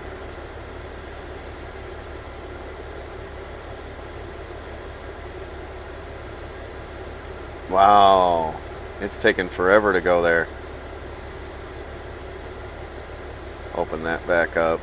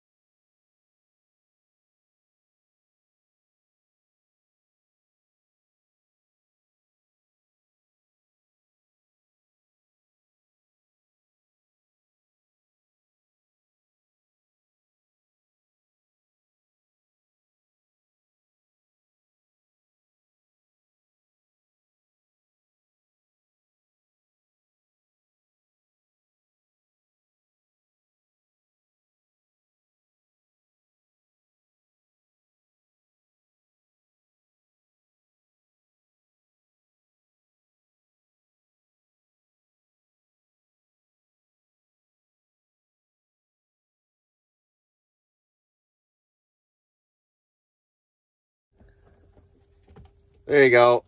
Now you got voice back. Microphone died. It's been on too long.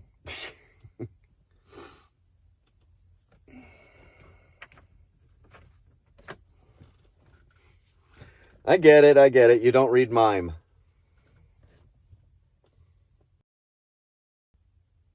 Alright, now I'm in there. Okay, there's the YouTube studio. Now,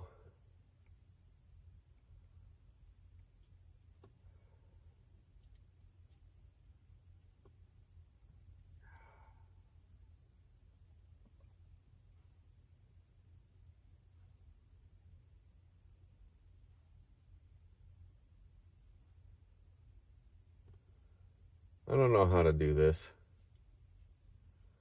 I'm going to have to watch an editorial on how to do the live, how to do the StreamYard stuff. Unless somebody else has a StreamYard they want to set up a panel on and we can all go there. We could do that. We could join up on somebody else's panel, but I'm racing the clock on the battery life on this phone right now because this phone goes dead so fast. It's one of the reasons it's an old phone for me.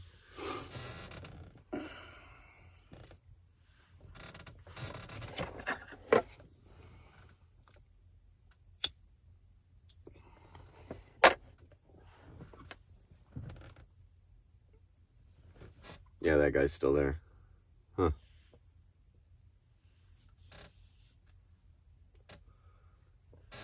Yeah, I went right through your neighborhood and you never even knew it today. I was kind of in a push. Truck's not running right, and it's taking me longer to get from point A to point B because of it, and it's also costing me like twice the fuel. So I wanted to push right on through, and I didn't have a signal until I got to the top of Cabbage Hill coming westbound. And even then, I was trying to go live, and it would not let me go live until I got around Biggs Junction. Hey, Rosie Rowe, how are you?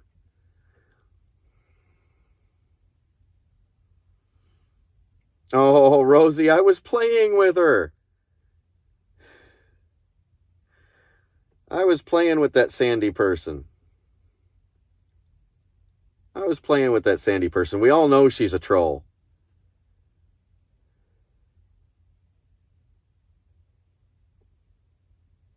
Oh, I know you wanted to set some stuff straight with her. Matter of fact, you know, she's probably still sitting here listening, even though I don't know if Rosie put her in timeout, or if she gave her the hit the hide button on her. If she just gave her a timeout, she'll be back again within 5 minutes. But she's sitting there listening. If we all decide, if somebody else puts up a StreamYard so we can do a panel, and we say where we're going, she'll follow. I'm pretty sure of that, because I guarantee we haven't heard the end of her.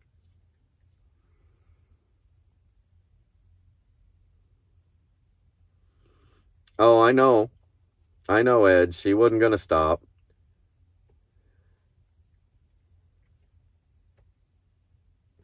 So what have you got going on up there, Queenie? You guys got any events coming up?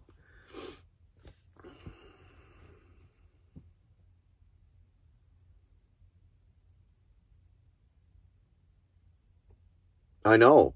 That's what I was trying to say, Dixie Misty, is that I couldn't get the live stream to go. I couldn't get it to go live at all until I got around Biggs Junction. And that's not normal, because I've usually got a great strong signal from the top of Cabbage Hill all the way to the coast, but not today.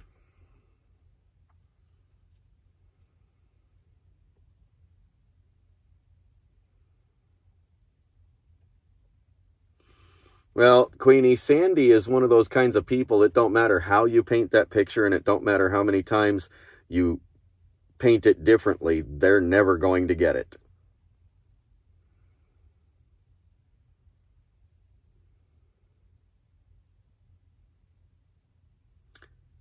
The user on Twitch is asking if I've ever been to the village with Dave and Roger. I don't know what you're talking about. They are T7TI or TL. I don't know who you're talking about, and I don't know where you're talking about. I'm sorry.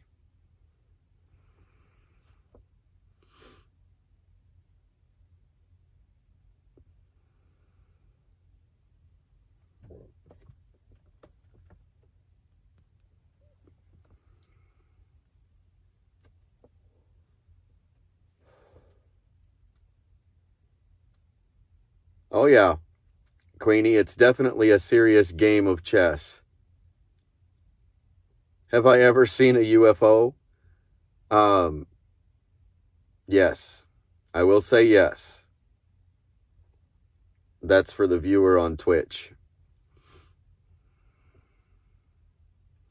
Just because there's a flying object up in the air that I can't identify doesn't mean it's actually an alien spacecraft either. Okay?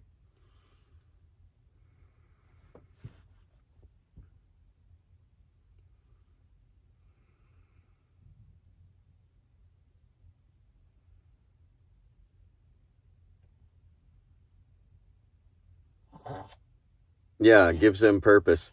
See, the problem is most of the trolls out there that are really trolling on both sides and trying to stir pots, they're either federal agents from the alphabet soup, or they're being paid to do it. Just like the people that were paid to protest over the last 2 years.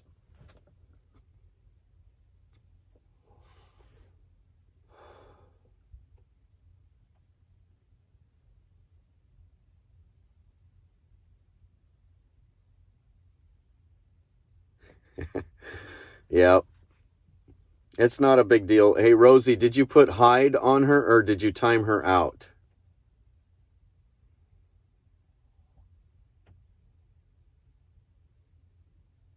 Let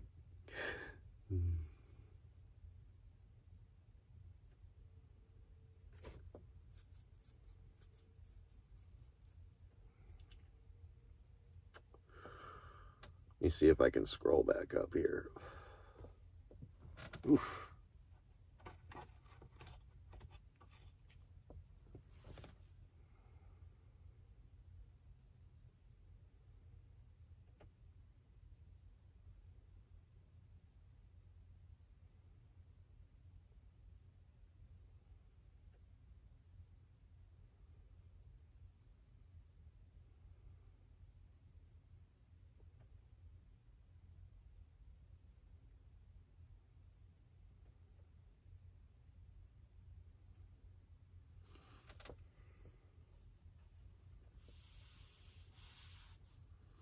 All right.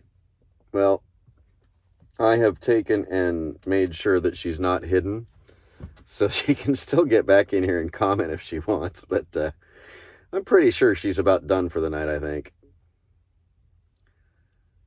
And besides, we've got better things to talk about, really. I mean, Queenie's got a lot of information. I know Ed has got a lot of information. As a matter of fact, Queenie, here. Think I got you. There you go.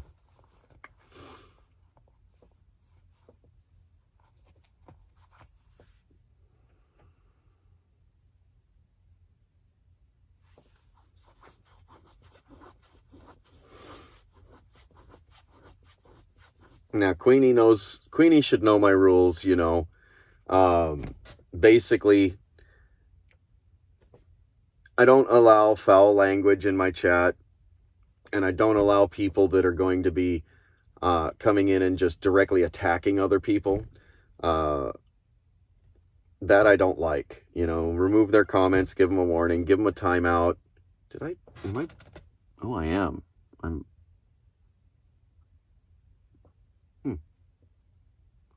What did I do? Weird. Anyway, just don't ban people, you know. Give them a timeout and stuff. And if they keep doing it and I haven't seen it yet, try to get my attention and let me know what's going on. Because if somebody needs to be banned, then I'll do that. But other than that, if they're willing to come in and sit down and have their opinion put out versus other people's opinions and actually have a decent conversation back and forth and, you know, find that middle ground, if they're willing to do that, by all means. I don't care if they're a left wing or a right wing, or I don't care what they're talking about, as long as they're willing to have a peaceful conversation to do it.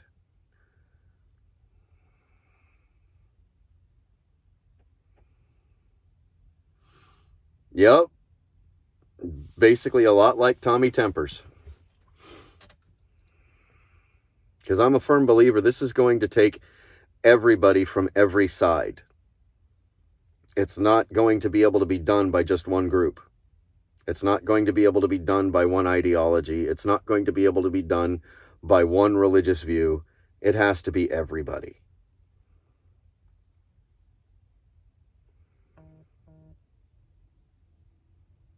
Yeah, have a good night, Rosie Rowe. Have a good night.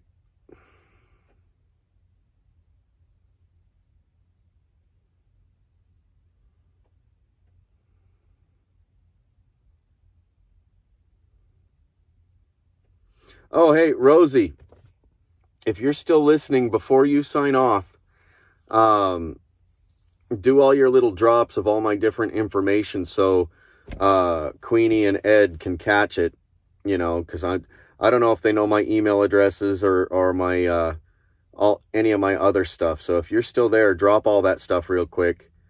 That way they can copy it so they can see it and be able to put that stuff out too. You know, like, what is it? My donation stuff, my email address, other little things, whatever all the different stuff is, go ahead and drop all that for them.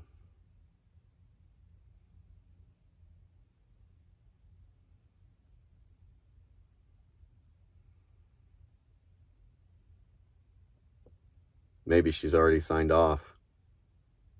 I don't know. I don't even remember my own stuff. I barely remember my own email. That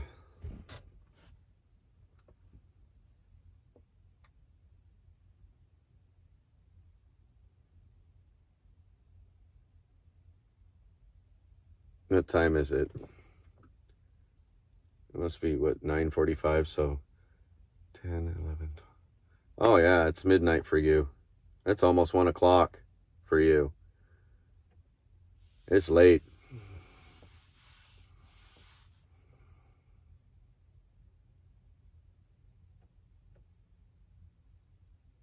Oh, she got my message?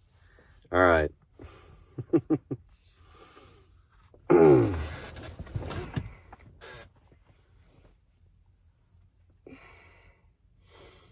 yeah, most of my mods know that sometimes if there's a troll in there that I'm playing with, they know that I'm playing with them on purpose. You know, it's like a cat that plays with its food.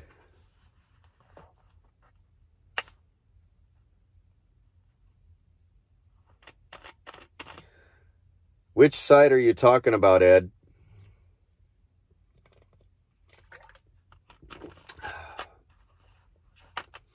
Because if you're talking about the YouTube,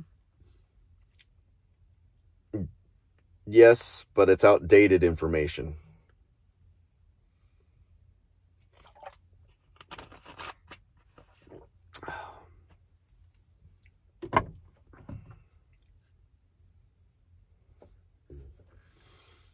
Well, I haven't used my Rumble in quite a while, Rosie, but I'm actually thinking about using it again. I didn't like Rumble so much because you can't keep the trolls out, and there's like a billion trolls to one real person in the comments, so it's kind of hard to read through it all and find the real conversation that you're having, you know?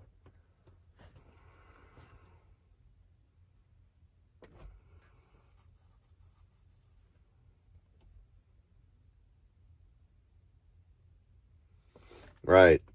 Yeah, all the information that's attached to this YouTube account is extremely outdated.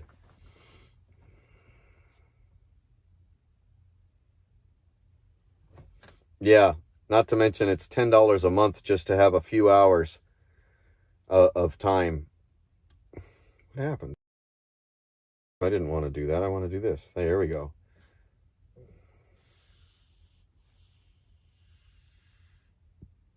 Well, Carol, after I deliver in the morning, I've got to figure out, probably going to have to go back up to Fife, Washington and switch this trailer out for another load, and then end up picking up the EGR valves over at my dad's over in Burbank, Washington.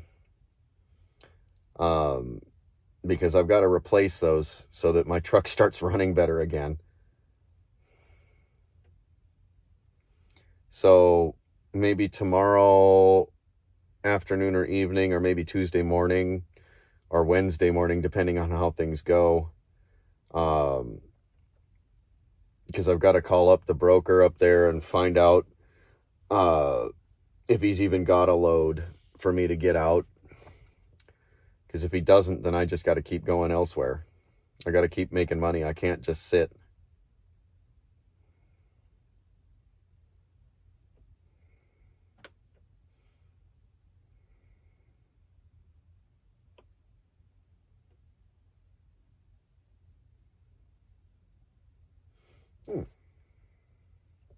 Speaking of, oh, why am I in top chat? There we go.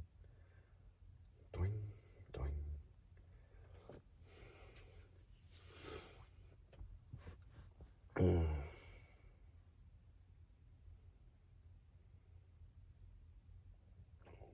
You make money sitting and thinking. Yeah, I make money sitting and staring out a window all day. And the great thing is the scenery is constantly changing.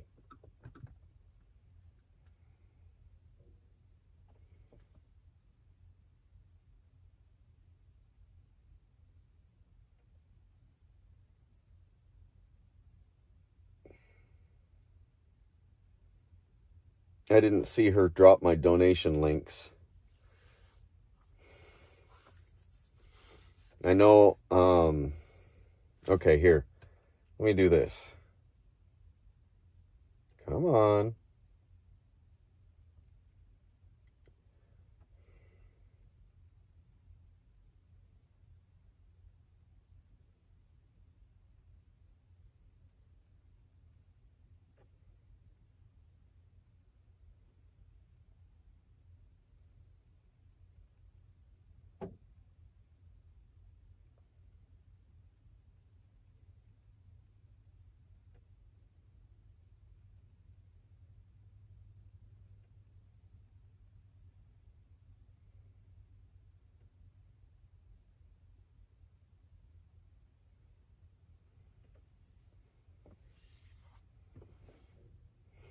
Oh, there you go.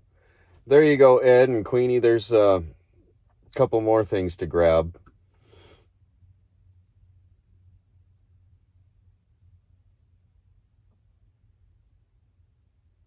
All right. You have a good night, Carol. It's nice to see that you finally found my new live stream. You know, I know I hadn't seen you in a while since I got locked out of my other account. So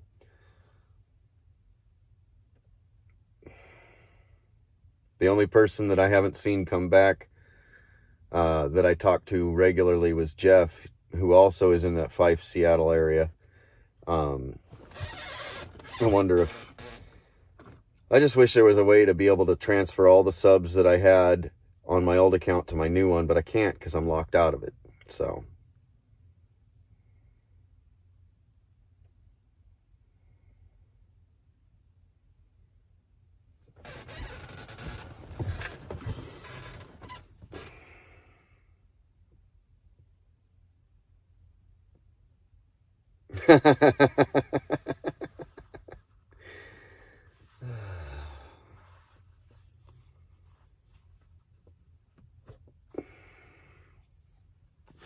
yeah, let me check this out. I want to see if other people are live right now.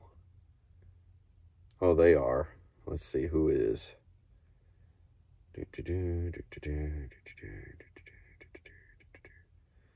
Oh, Patriot News Network's always on. We the People, Wyckoff's. Oh, WYSIWYG's on. Zabby.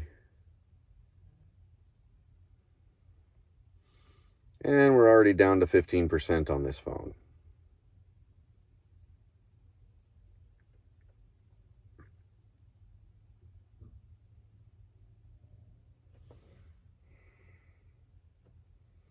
Let's check this out. Oh yeah, I got to go through the commercials. Thank you, Rosie Rowe. Thank you for putting all that up there for them. That way they can grab those and they have them on their ability to use.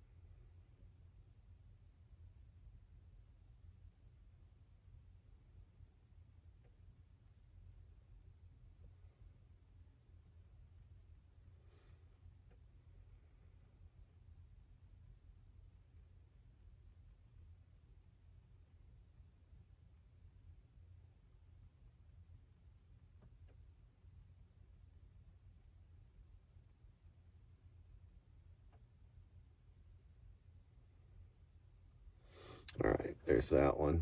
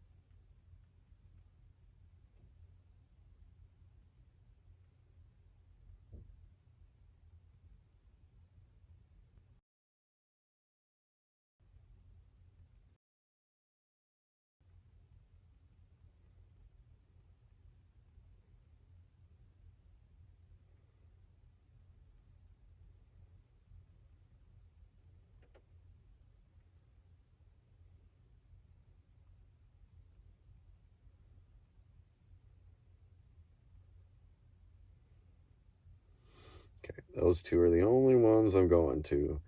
Now let's get back to me, my channel, and we're there. There we go. All right. Yeah, let me catch back up on the comments here.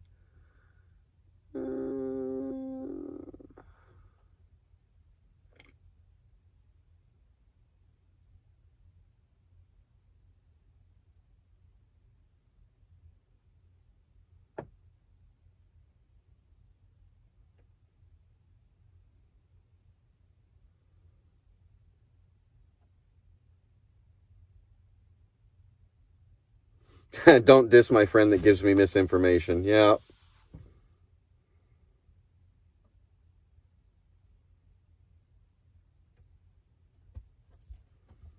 Thank you, Rosie. Thank you, Rosie Rowe.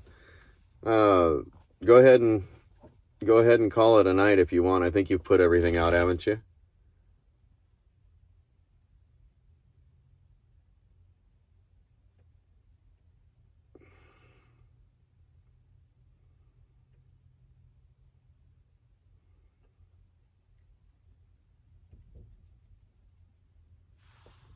Be ignorant. You like to be ignorant, adorable? No. No.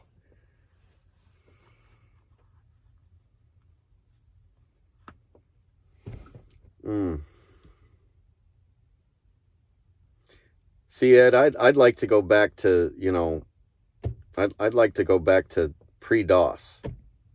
That's where the majority of my programming skills were.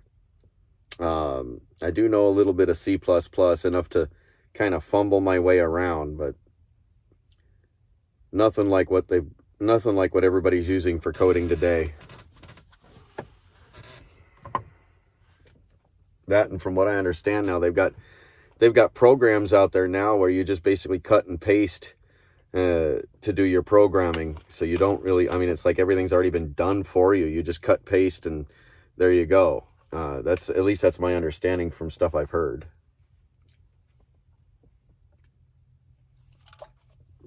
Except, some of the old guys that are still out there like you, doing it key by key by key and not actually cutting and pasting.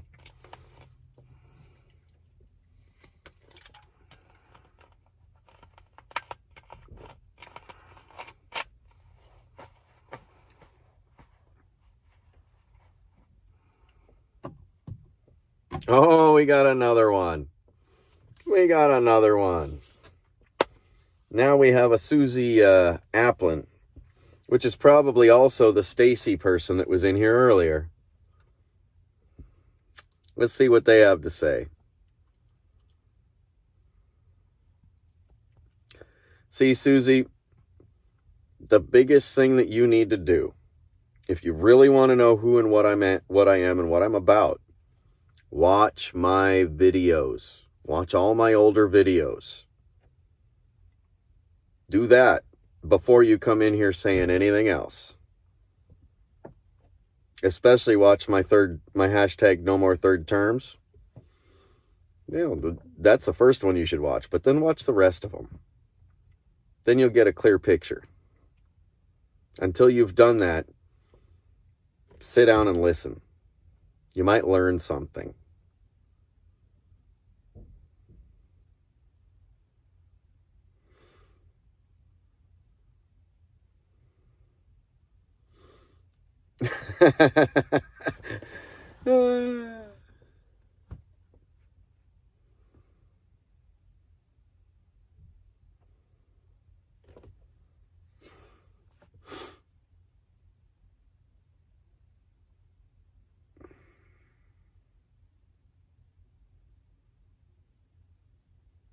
No, adorable, you're not nobody. You're somebody.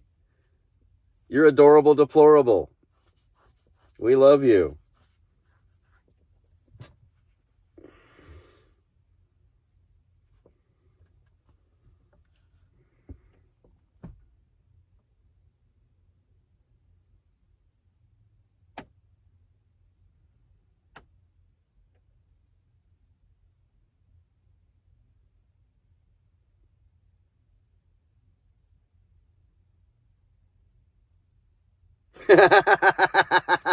I answer the phone and then suddenly everybody's got a wrench.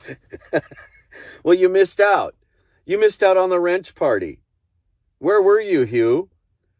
I mean, I had a few wrenches that just kind of flew out there and landed in various places, and you weren't there.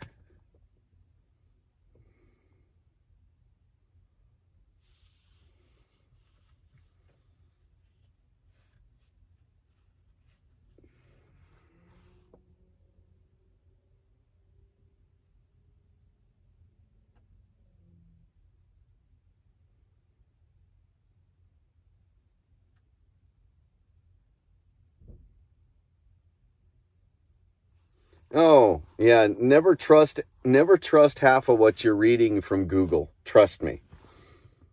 Don't take it as fact. There is so much that Google has already hidden from people, and there's a lot of other stuff that Google has literally manufactured to say a different point of view than what reality really was.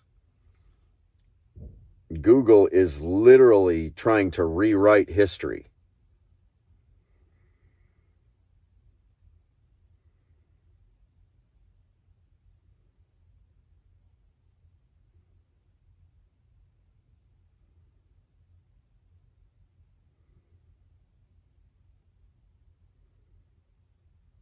Oh, yeah. Yeah. But just understand something, Susie. When it comes to that other topic, there's a lot more stuff going on behind the scenes than anybody knows, and most of it can't be said until the show. So please, just sit back, relax, and have plenty of popcorn. Have it ready. Because the show is going to be great. Yeah, thank you there, we the people. Thank you. Always good to see you coming in and giving a like. I know I was just in yours giving a like, so. Yep. It's good to see you. It's nice to see you're out and actually streaming tonight.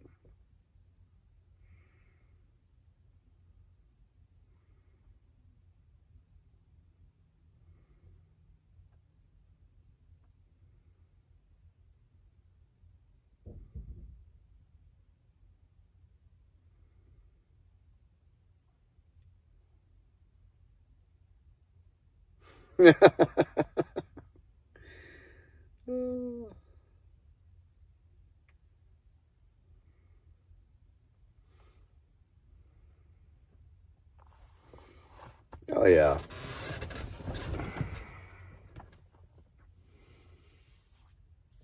No, we've just had we had somebody in here earlier, Susie, that was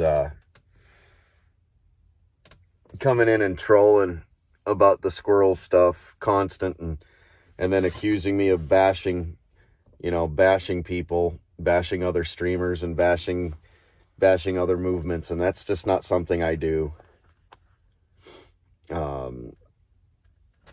Of course, I'm watching all the other movements. I'm watching the squirrels. I'm watching AP. I'm watching 1776. I'm watching all of them. And the biggest reason I watch them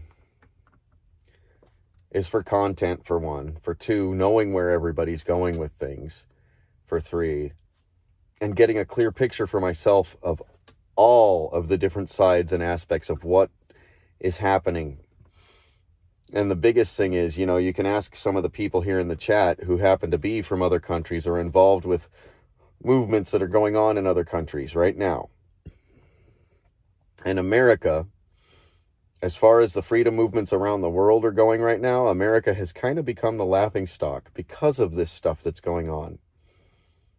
And most of those movements have not been able to move forward also because of the stuff that's going on with the 1776 and the squirrels and all of that whole mess, should I say? Trying to be nice about it, but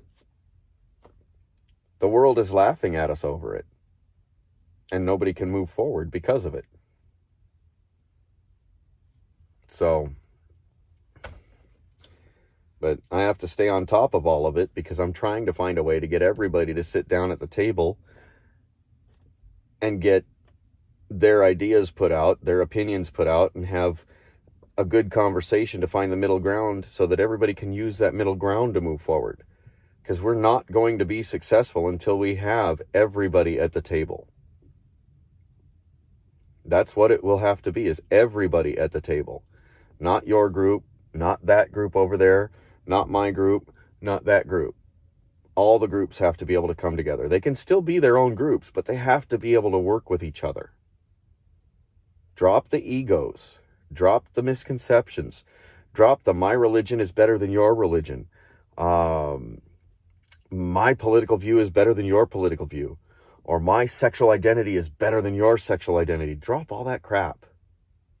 Put it all away. And start realizing we are all human beings. Period.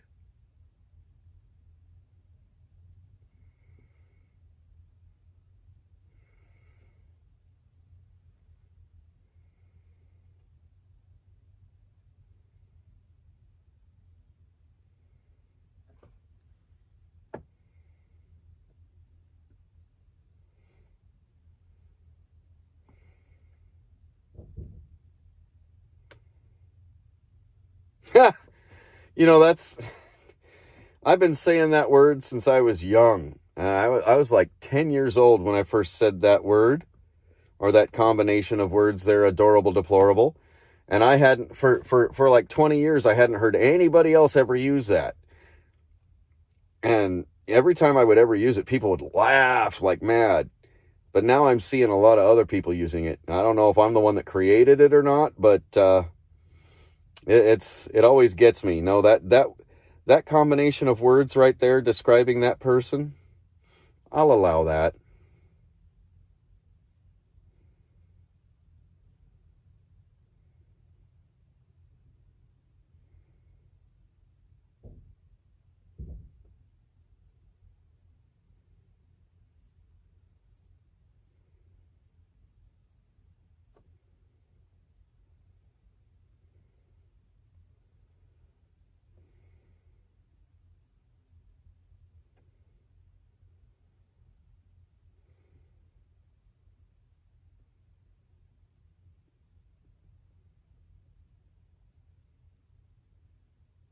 Well, see, the TPC never took over AFC. AFC absolutely refused to drop their name, absolutely refused to give up their financials, absolutely refused to give up their donations, the whole nine. The AFC stayed the AFC. And when the People's Convoy left Hagerstown and went back to California, the AFC stayed in Hagerstown up until the first week of July. The AFC was still in Hagerstown, and the AFC was still running as the AFC. Nicole is a very great person. I mean, I've spent time with her. I've talked with her. You know, I've convoyed with her. Even while the People's Convoy was still coming back from California to Hagerstown, I was actually out in Hagerstown and spent a day with the AFC, and actually did a little convoy into Frederick, Maryland and back with them that day. And even after the TPC came back to Hagerstown, I went back out and spent a couple of hours out there with them, and I introduced a few people from the People's Convoy over to the AFC. See, the big thing about the People's Convoy was that everybody that joined them, no matter where they were, say they had a convoy of 20 trucks and blah, blah, blah. Well, the People's Convoy made sure that if you were going to join, that you had to drop your name, you had to give up all of your donations, give up all of your financials, give up everything, and just become the People's Convoy and let the People's Convoy be in charge of everything. It was more of a, let's put it lightly, it was more of a dick measuring contest. And yeah, that was some of the problems, at least from my point of view.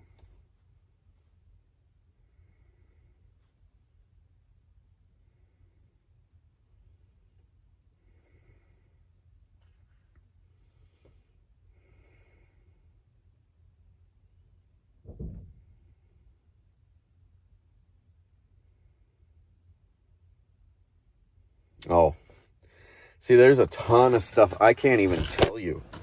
I can't even begin to tell you, but there is so much that happened with the TPC that will come out eventually, but I am not at liberty to say. And it's going to shock everybody because there was a lot of dirty everywhere.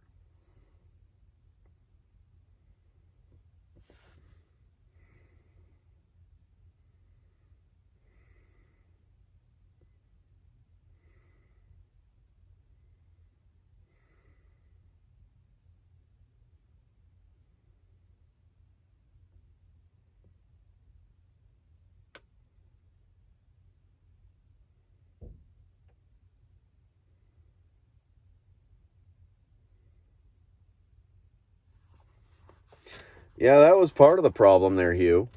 That was part of the problem. And, you know, the biggest reason... So originally the People's Convoy was going to start in California on the 1st of March, and it was going to leave California around the 5th of March because they were going to be there for a big event. Well, the biggest reason that they upped their time of leaving to February 23rd instead is because the AFC said, nah, we're not waiting. We're going now. And we're going to be there on this day. And in order to meet that day, in order to try to be the first to show up, in order to try to be the only convoy that anybody would talk about, the People's Convoy upped their date and tried to get there first. But when we got to Hagerstown that first day, the AFC was already there and had been there for like 5 days.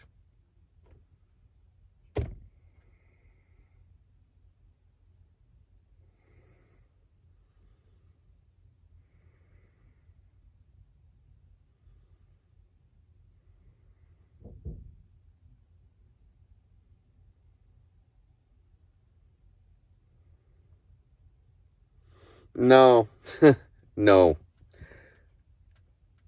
adorable. They're two completely different things. The TPC and the 1776, two completely different things. And I don't think they learned anything from the TPC. Not in my opinion.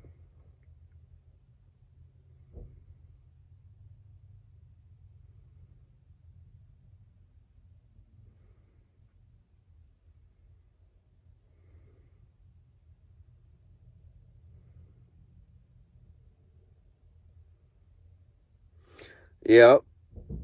Well, when did you start getting told to donate to the TPC?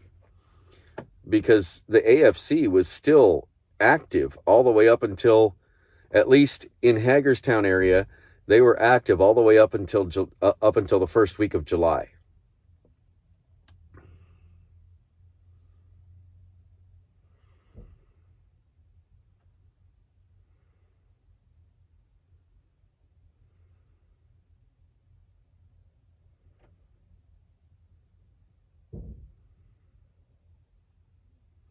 Yeah, adorable. It did. And, you know, even driving across the country, when I'd look up at the overpass and I'd see just a sea of faces and everybody waving flags and cheering us on and everything. I mean, the amount of tears that would come out of me in one day, just tears of joy and shock and everything else, were just, my tear ducts were dry by the end of the day, every day. And it's a feeling that I don't think I could ever I don't think I could ever have that feeling recreated.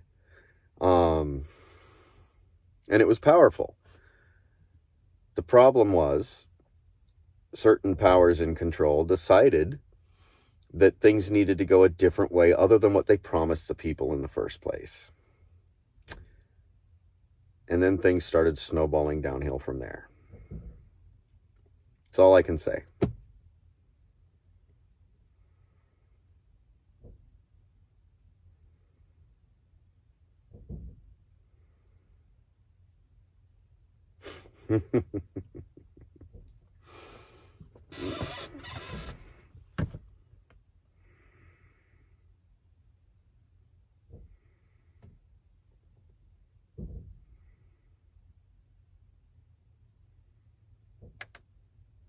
Yeah. Now, see, Hugh, I wasn't with the convoy in Gillette, but, you know, I did catch up with them when they were in Sheridan. I spent a night with them in Sheridan and then drove with them into Casper the next day and spent a couple hours there and before I had to leave. As a matter of fact, I rerouted myself through that nasty windstorm an extra, 400 miles just to get there for a night. Yeah, I was there.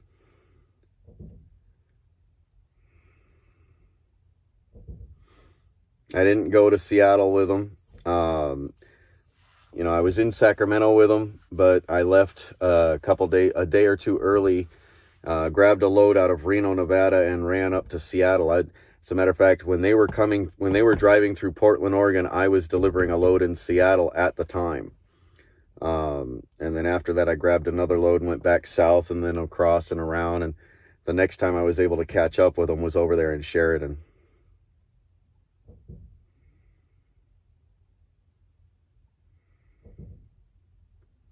Oh yeah. It was very powerful at the beginning of the TPC. It was. But when you make promises to everybody in the country and around the world and get them to donate and tell them that you're going there and you're not leaving until your job is done, one way or the other, until the job is done. Well, guess what? The job never got done. And they still turned around and ran back to California. That's what the world saw. That's what the people viewing saw. That's what everybody saw. They turned their backs on what they promised. That's what everybody saw. That may not be the reality of everything, but that's what people saw. And it was sad. I just can't wait for all that information of what really was going on to come out.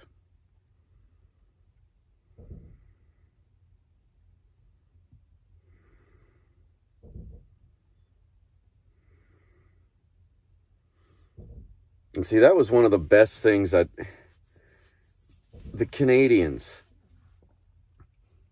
from everything I've known about different countries of the world, and the fact that I have driven in and out of Canada so much myself, delivering loads, picking up loads, stuff like that, the Canadian people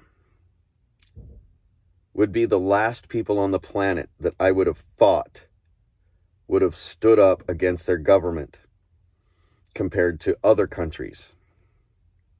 But in this case, they were the first to stand up, which shocked the heck out of me, because they are very nice people up there. They are very easygoing, and they tend to let things go a lot easier than most people in other countries would.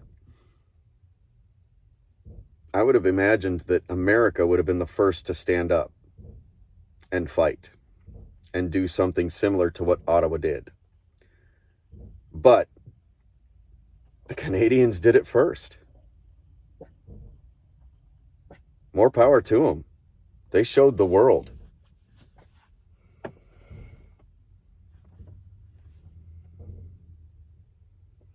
They showed the world the way to go. They grew the balls. They grew the backbone.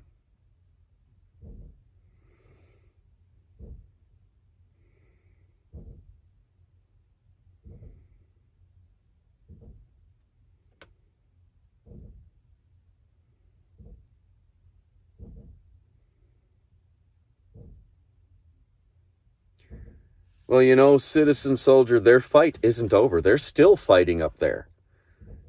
They're still fighting up there. They're just finding new ways to do it.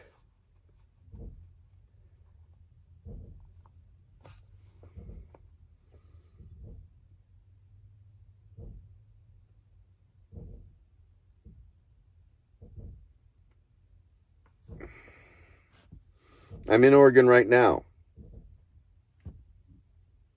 Matter of fact, I'm down in McMinnville, Oregon right now.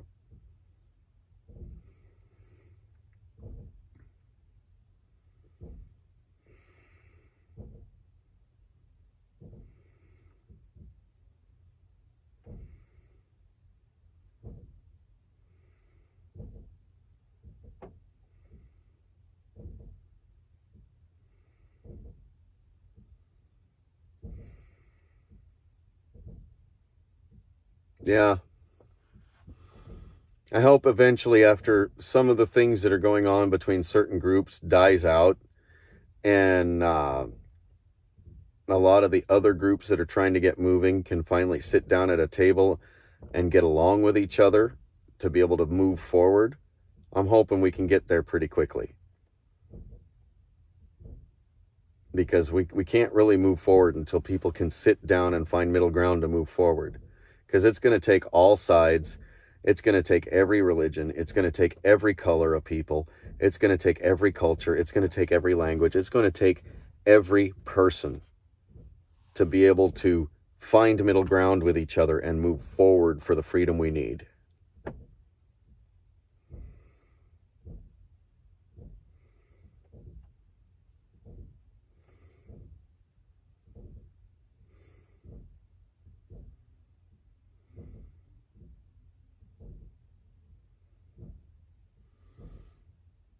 Well, Hellraiser, I'm not sure what you're getting at.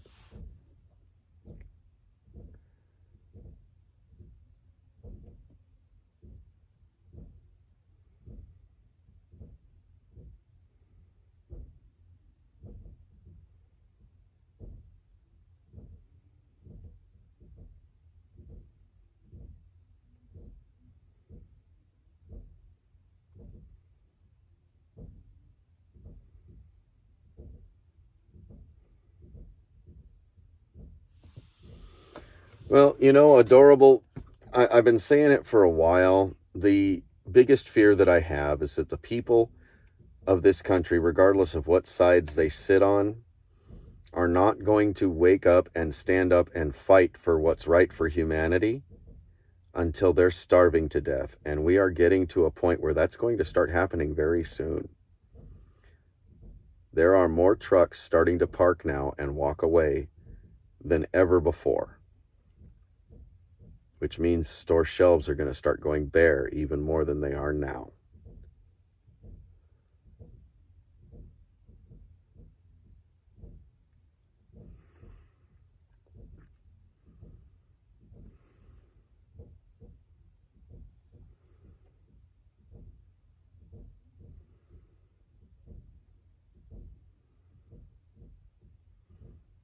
Yeah, I mean, it wasn't just occupying a public lawn.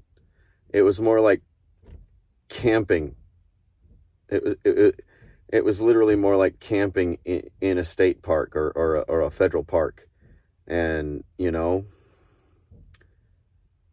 really didn't see them getting up and doing much of anything besides sitting in chairs and yelling at people. Yelling at them that they need to read the Constitution and stuff like that. Well, now the 1776 is sitting there taking a class on the Constitution like they didn't know it in the first place. I don't understand what's going on. I mean, I may have missed some live streams here and there, but I don't know.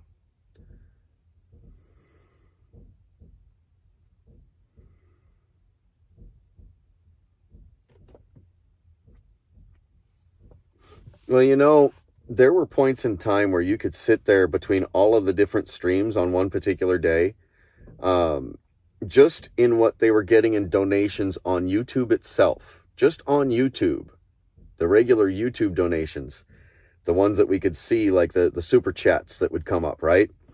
Between all of the different live streamers there, I think within a 3-hour time frame, they'd raised over $27,000 in one afternoon during 3 hours. So yeah, I don't know how that works out, but, cause I'm not monetized. I don't beg for money. I tell people if they want to donate, they can donate. That's fine. I'm not going to refuse it. I'm not going to tell them they can't. I'll accept their money if they're going to donate it, but I would appreciate them taking the time and to sit and think about what could possibly happen in the future that they may end up needing that money for. Because I would rather have them keep their money, no matter what's going on with me, no matter how big a hole I'm in with certain things, or like right now I've got certain parts that I need to, fix on the truck that I don't quite have the money for, but if people want to donate, they're going to donate, and I can't stop them from doing it. But I would really wish that, the way I see things, we're heading into a full-blown depression that's going to be worse than anything ever seen in history. And I really wish people would keep the money to themselves so that they are better situated for what's coming. Because you don't know if 2 weeks from now or 2 months from now or 2 years from now, something happens. And that money that you donated to somebody would have been better used in your own pocket to save your life or put you in a better situation during a time of great need. You don't know what's coming down the pipe. Exactly, citizen soldier. Money is not the answer. Money is the root of all evil. I can survive without money very easily. And everybody in the world can easily survive without money.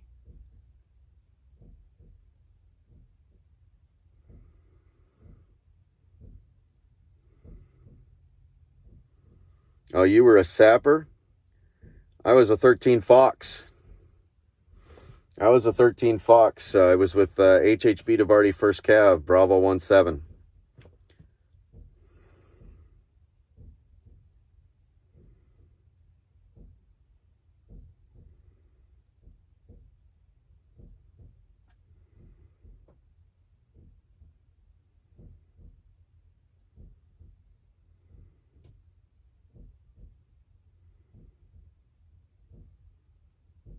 Well, Susie, I don't think anybody in the country really realizes that as long as the emergency powers are in effect, and as long as the nation is labeled as being in a state of emergency, that your constitutional rights are suspended.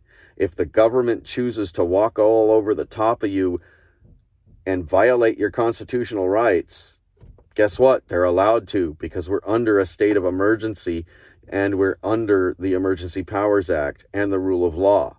Or, I mean, not the rule of law, but the law of war manual. So guess what? You don't have any rights right now. You just have the illusion that you do. Because the government could wake up one day and say, oh, wait, we don't like the message you're putting out. We hate everything that you're saying and doing. So we're going to stomp on you and take everything away and shut you up so you can't be heard. And they can get away with it right now. Look at what they're doing to the J6ers. And they're doing that because we're under a state of emergency. And they're using the Emergency Powers Act to remain that way.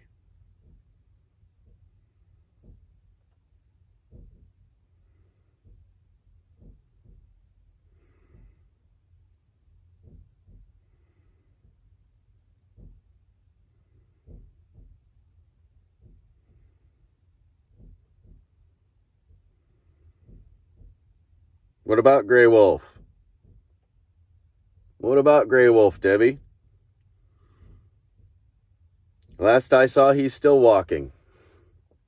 He's going to be walking for quite a while. He does look a lot healthier now than he did when he first started.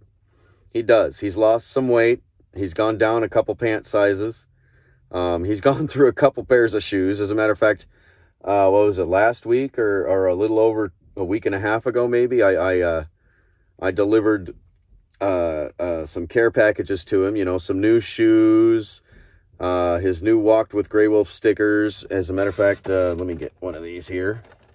See if I can grab one. Come on, give him one.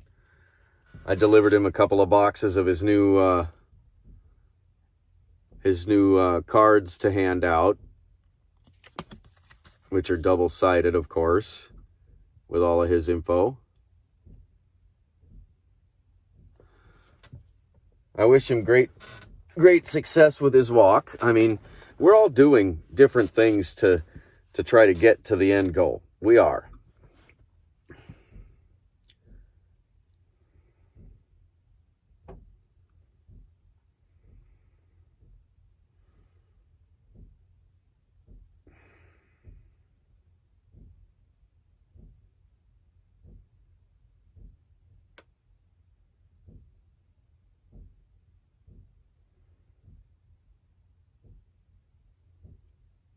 Yep, he did. He got blisters real bad the first couple days.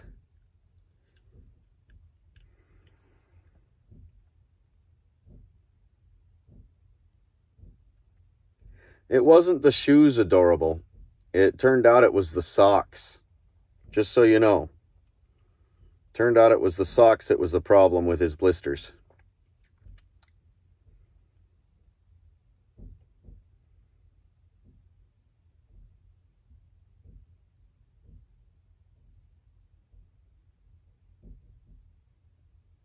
Yeah, I wasn't talking about Grey Wolf and donations, though. I wasn't talking about Grey Wolf at all at the time, Debbie, so I don't know where you came from with that. I really don't. Maybe you can elaborate a little better?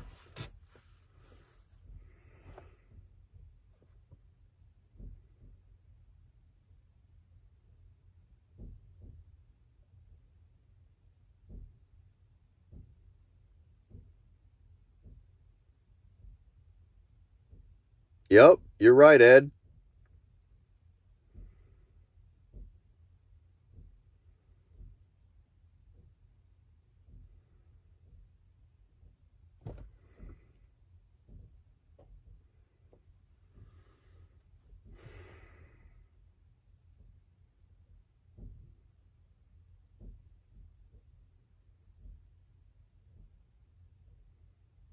So, Hellraiser, how are you going to put an end to the emergency powers BS here in Oregon?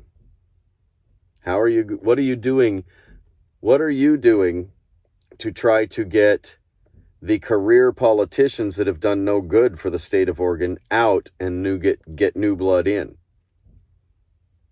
Are there any rallies going on? Are there any convoys going on? Are there any protests going on in Oregon about all this stuff? Is there any action to educate the people on how to properly vote? In other words, vote educated? Do your research on your candidates? Is there anything like that going on in Oregon?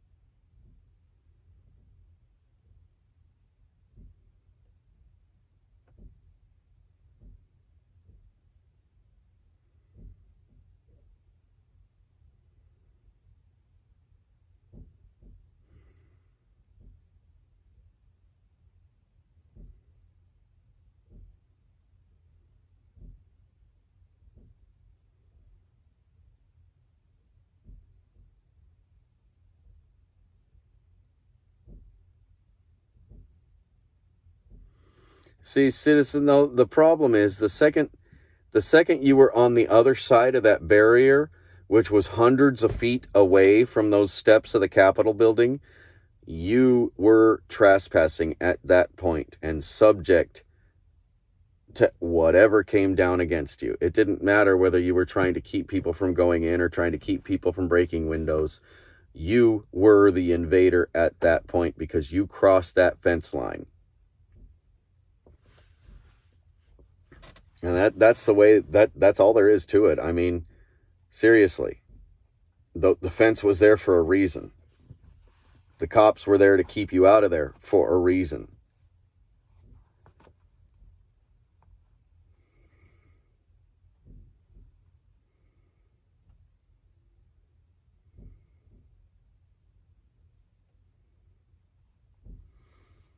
Well, Hugh, it's being allowed to stay in operation because all of the people that are currently running things are the ones that put it there in the first place. And they're the ones that would say, oh, no, it's illegal. We can't do that. Let's hammer anybody that put it in place and put people in jail. And they're not going to put themselves in jail. They're not going to hammer themselves. They're the ones running the show. So, of course, their illegal mandates and their illegal use of things is going to be overlooked because they're the ones controlling it.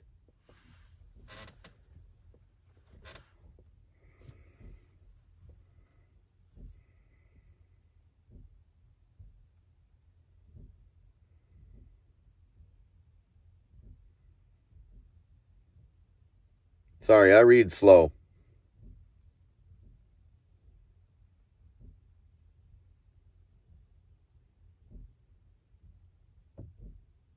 Oh, see, that's where you're wrong. 10 square miles of D.C. is foreign soil. It is not American soil because it's not technically owned by any one particular state. And the U.S. government is established on said ground simply because no state shall have control over any other state. Period. That's why the U.S. government also, in the D.C. area, also cannot be its own state. The federal government cannot reside on any property whatsoever that belongs to any kind of state that might have control over any other state. It's in the Constitution.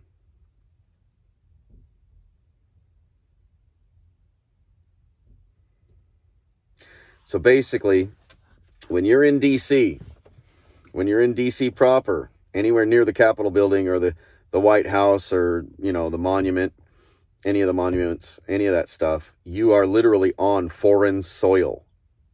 It is not owned by America. It is owned by the American government, not the country.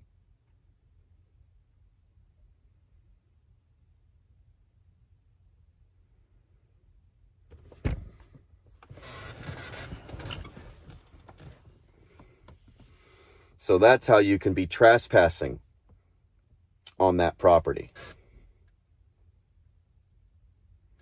You don't own it. The American people do not own anything in D.C. The U.S. government does.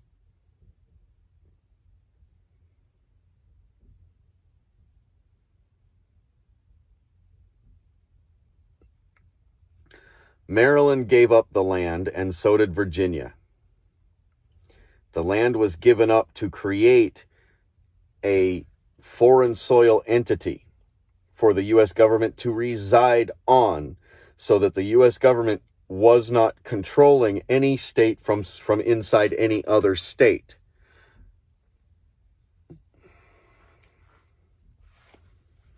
It's U.S. territory, but it's not U.S. property.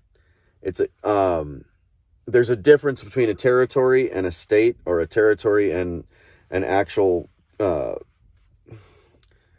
it's hard to explain, but I'm sure Ed can give us all the real data on that. The reality is, the soil that DC sits on, the soil that the Capitol building sits on, the soil that the White House sits on, is not actually owned by America, the country, or by the people of America. It is owned by the federal government, because the land it sits on does not belong to any one particular state. It's technically foreign soil. That is also why you have foreign dignitaries from other countries, especially NATO and the United Nations. The United Nations, the Blue Helmets, they are not allowed on American soil when they're in uniform. But when you go to DC, they're all over the place in uniform because they are allowed to be there that way.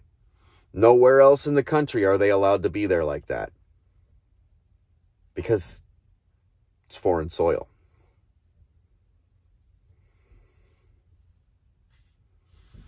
Just like you can go to the embassy that belongs to a different country. Say you have a Russian embassy in your city, in your state, right?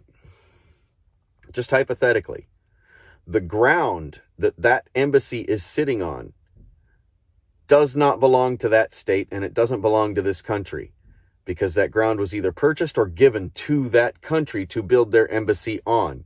That embassy is technically foreign soil inside of America.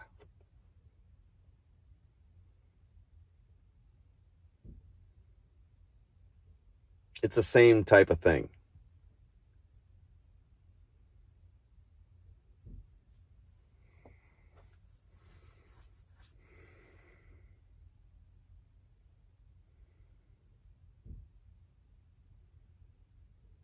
Thank you, G-Gab.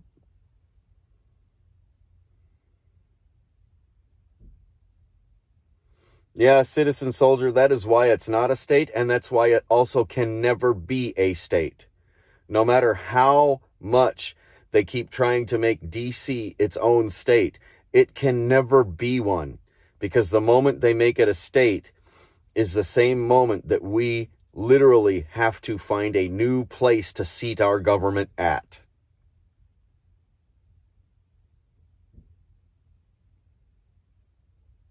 And if we can't do it, if we can't seat our government somewhere else, and they turn around and they make DC a state, but keep our government there, that's the moment we're at war with our own government. And I do mean a war. That's every state against that would be every state against what would now be known as the state of DC. It will happen if they were to make DC its own state. I guarantee you it would cause a war in this country.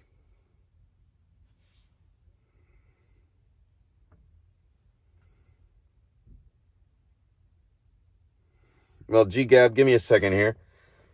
The screen went dim because I'm about to die on this one. There you are. And boom. There you go. There you go, G-Gab. Feel free to drop the links and everything for We the People and some of the other places you mod for.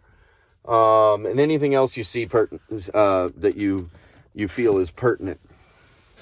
Oh, and especially if you have the links for the the pipeline petitions, drop those. I have them on that phone, but not this one, and I can't really get to it very easily without killing the live stream on that phone. So, and this phone's about to die. What have I got left? I've got 5%, so yeah, go ahead and drop We the People's link. And anybody else's that you mod for or that you support, feel free to do that, G-Gab.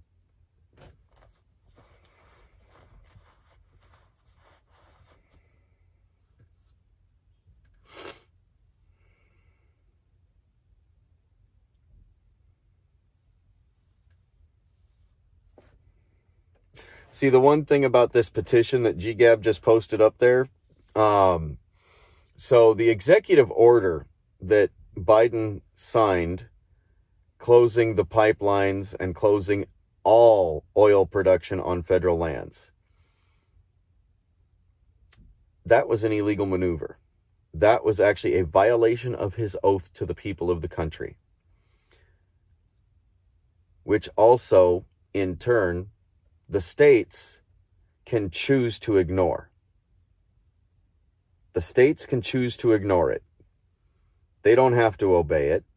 The states that have any kind of oil production whatsoever, anywhere from the drilling to the pumping to the refining, all of it, any of those states, every single bit of oil production in this country was shut down. It wasn't just the Keystone Pipeline. It was every single bit of oil production in this country. And every state that has oil production going on in it has the ability to turn around and reopen all of it, regardless of whatever the president said. Because the president does not have the right to tell any state what they can and cannot produce. Period. So we can have it all reopened. That's why we're doing these petitions. We're going to petition each state individually and get them to reopen their pipelines or their oil production per se. Because believe it or not, we were energy independent and we were barely using hardly any of our own. But now you shut us down. You took away all of our own and you're making us buy it from OPEC, which is Saudi Arabians, it's the Arab Emirates, it's China, and it's Russia. That's where we're having to buy our fuel from right now. That's why the price is so high. And it does not make sense. So the price went back down here a little bit because, Brandon turned around and took 80 billion barrels of oil away from the U.S. military emergency reserves and gave it to OPEC. which brought our fuel price down a little bit. But it won't last long, for one. For two, well, gee, you just gave our oil to our enemies. Literally. And you're forcing us to buy our petroleum products and fuel and everything else from our enemies.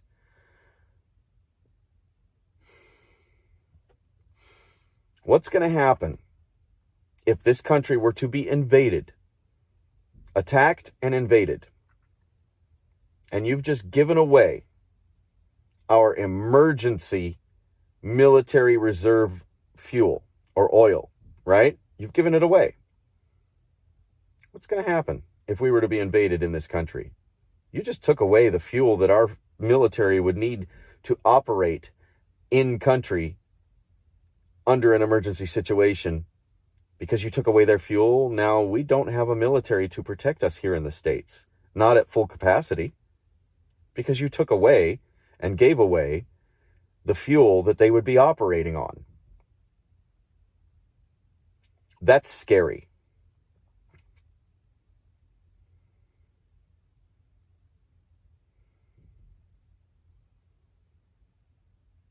Well, you're wrong there, Hugh.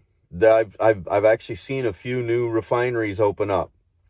Matter of fact, I've delivered stuff to some of them.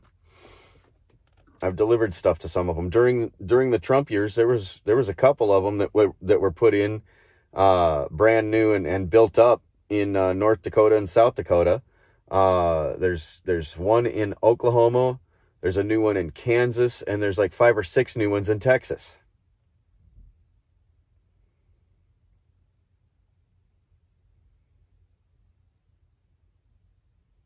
Oh yeah, that's the other thing. So let's get rid of everybody's guns, because everybody knows that even the Japanese weren't stupid enough to invade America during World War II, because even their emperor said it at the time, we could not invade America because there was a gun hiding behind every blade of grass.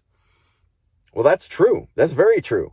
But now you're going to get rid of all our guns. You're going to try to take all our guns away. And when you succeed in doing that, now you're going to invade us. And now our military can't protect us because you gave away all our fuel that the military would have used in an emergency situation. Scary. Look at the plan. Look at every little thing they're setting up along the way. Look at the fact that almost all of the big cities along the eastern coast for the last couple of months now have been practicing nuclear strike drills, which is something we have not done in over 50 years or more. They're practicing for a strike and an invasion. And maybe that strike isn't even going to be real. Maybe it's going to be a false flag.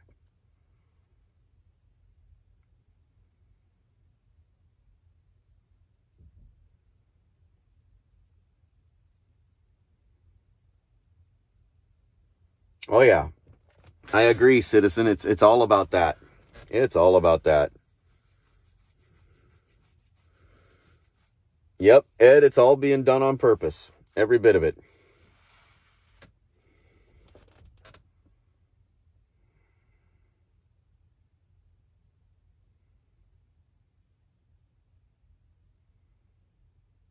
Yep, they're weakening our military, and they're poisoning our military in a lot of ways.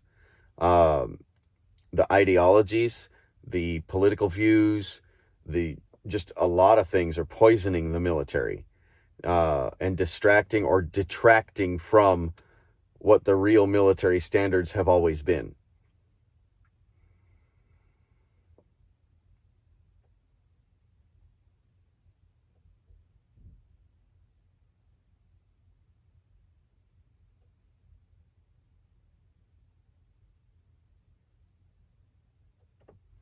Yep, but if you want to know a lot about the NWO there, Hellraiser, go back and look at Bush Sr. During his presidency. He was talking all about the New World Order and how great a thing it was going to be and that we were going to be entering it.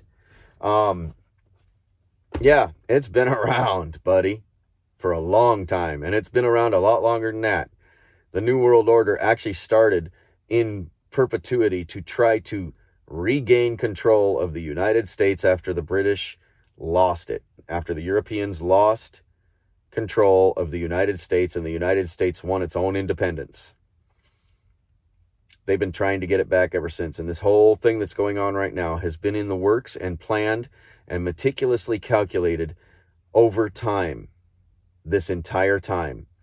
And they now thought that they were big enough and had infiltrated enough and had brainwashed enough people and created enough division that they could not be stopped.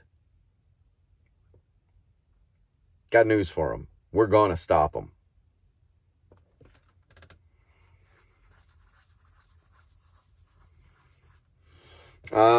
Which article? Which article? I can't see this screen. It's already gone too dim.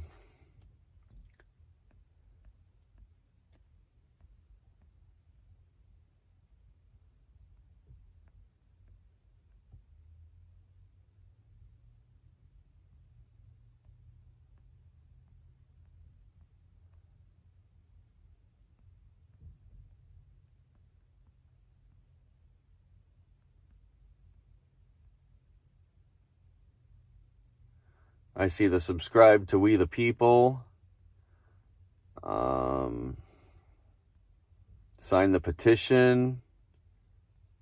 GGAB, that's really all I see that you posted.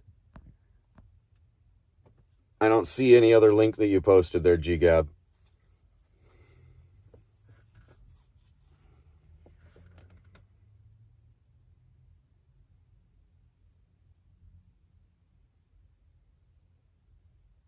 No, I didn't see that. No. If you've got the link to that, go ahead and drop it in here, and I'll copy it and save it real quick over to a memo so I can look at it later.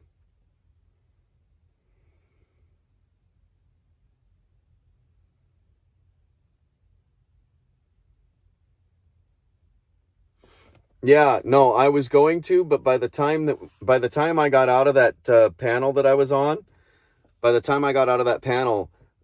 it wasn't in my, I went and pasted it into my web address, and it was like there was nothing in my clipboard.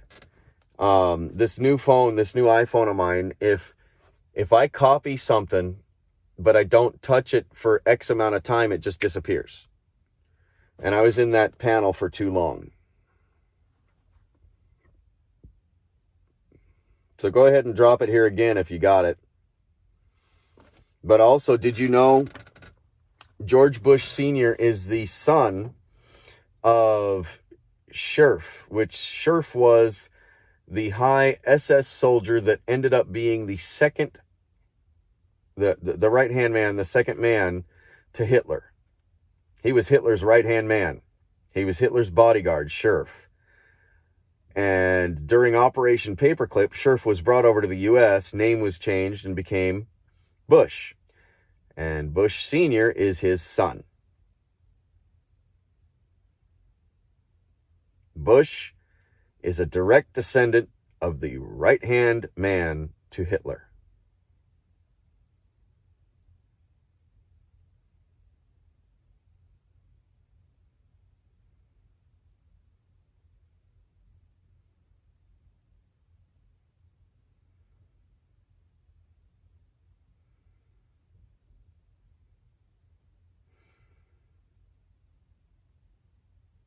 Oh, what did Let Freedom Ring get another one of those YouTube slap on the wrist type things going on?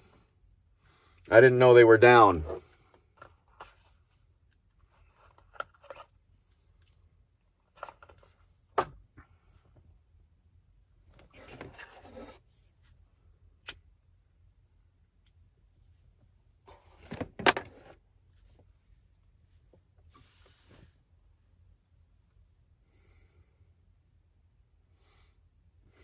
Yeah, I'm going to shut this phone down before I lose too much power on it. Ooh, what does that say? I can't even read those, dude. I'm going to show them for now, but I can't read them, so...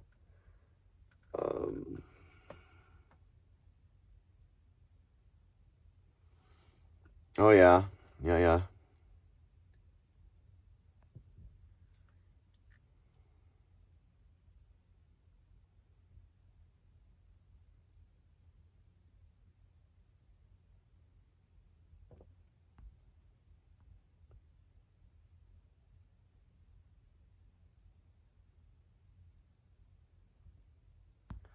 Yep. You know, they're already doing that kind of thing in Denmark right now. Literally. The people of Denmark are on rations, and not only are they on rations, but they have to make their ration card has an exact day of the week, and an exact time is the only time they can show up to the grocery store, and they're only allowed to get the items on their ration card. They're already doing that kind of crap in Denmark.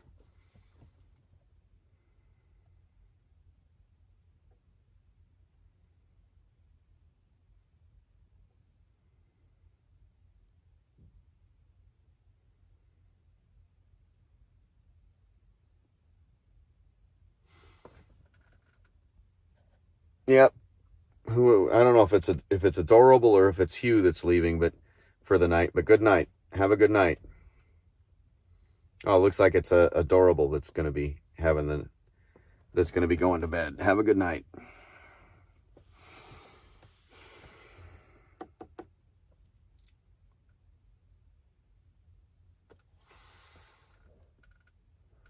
Oh. Okay, so LFR went on vacation. That's more power to him. I mean, I saw Tommy Temper go on vacation, and I haven't seen him come back, really. I mean, he's been doing a lot of other stuff lately instead of actually just being a constant restreamer like he was doing before he went on vacation. But right before he went on vacation, he also got slapped by a YouTube thing that shut his channel down for like a week or two or whatever. He was in YouTube jail, and then he went on vacation.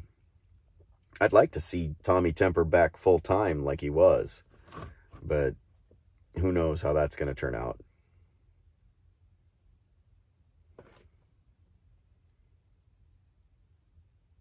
Were you able to copy the link?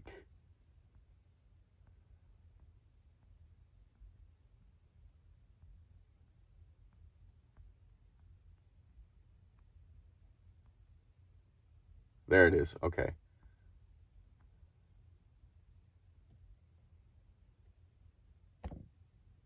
No, I don't want to do that. Cancel that. I can't go to it. Hold on.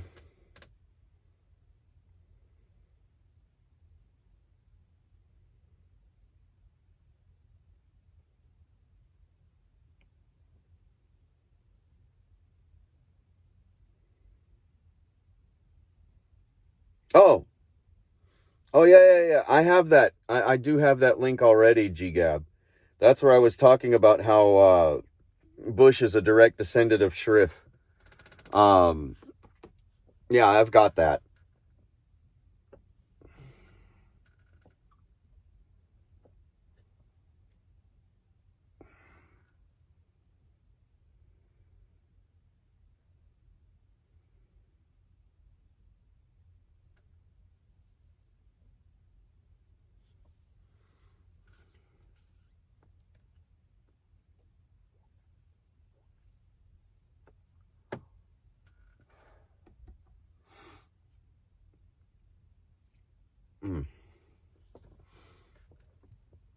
Thank you, GGab.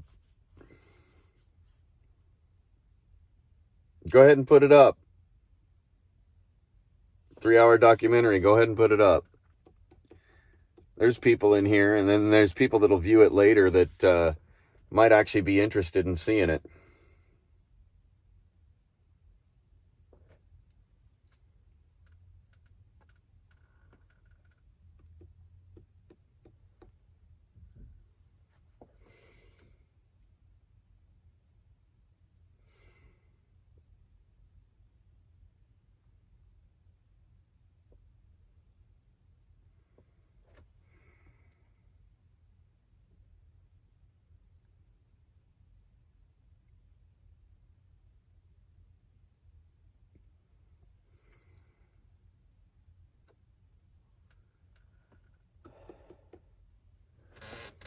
Oh, yeah.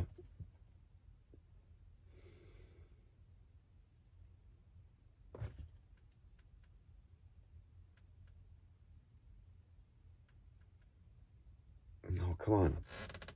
I keep touching it, but it keeps trying to give me different options. There we go.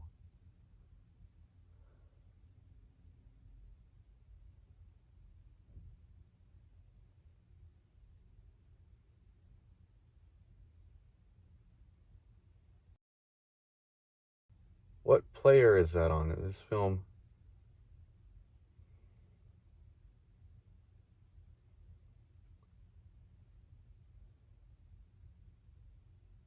Francis R. Connolly, from JFK to 9/11, everything is a rich man's trick.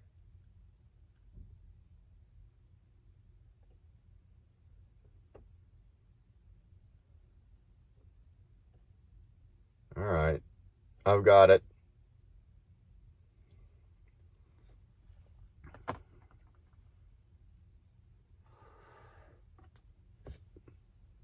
Texas Brat, hello.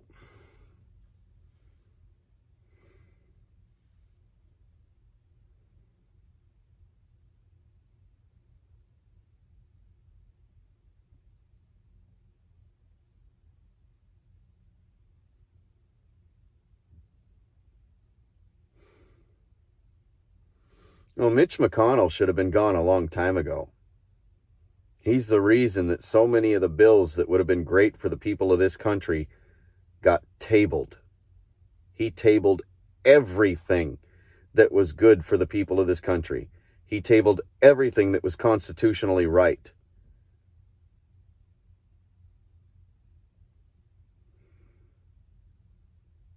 He did more damage than good.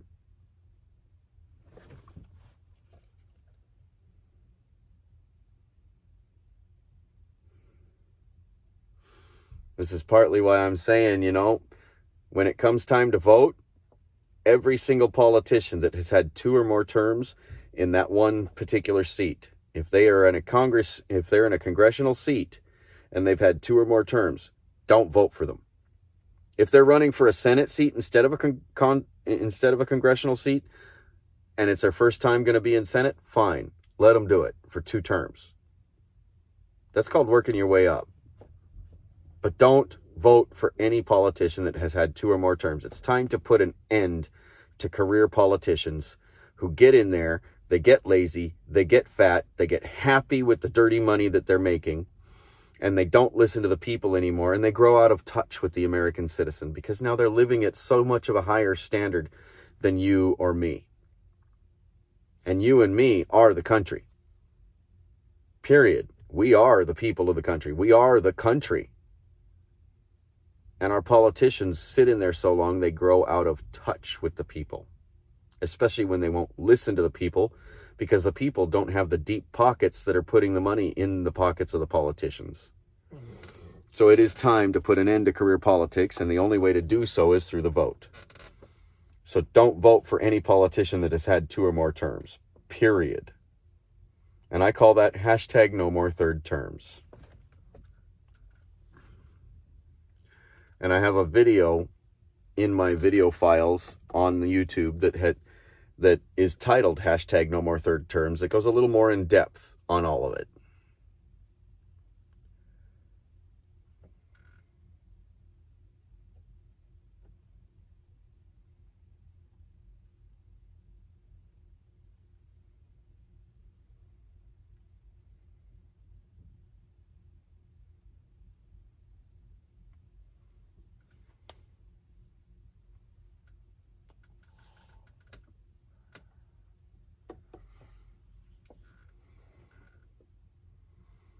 Yeah, no, ding dong, the witch is gone. Cheney is out. Cheney is out. I never did understand how in the world Cheney got elected into a government position representing a state that she did not reside in and did not own any property in. Doesn't own property, doesn't reside in the state. How in the world can she represent the state?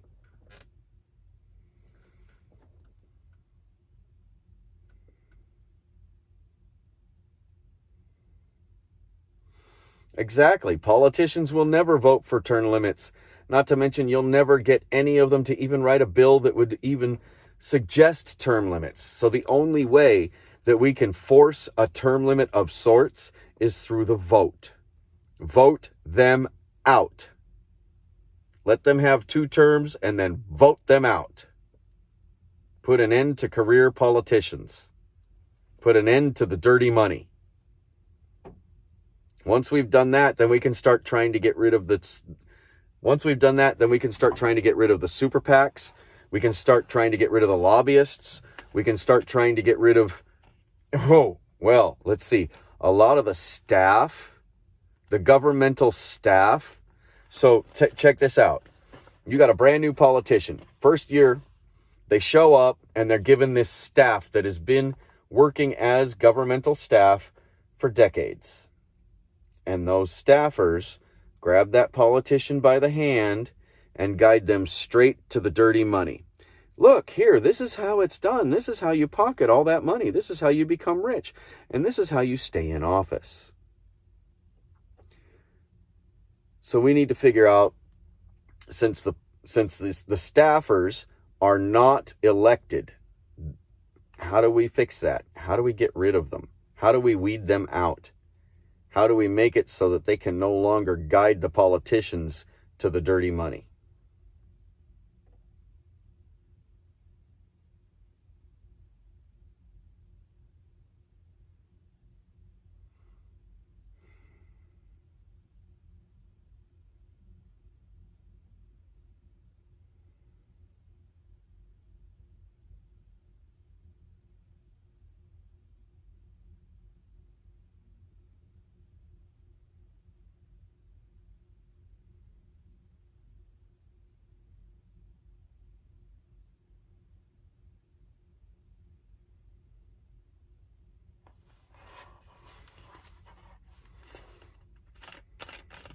Now, see, there isn't a left side. There isn't a right side.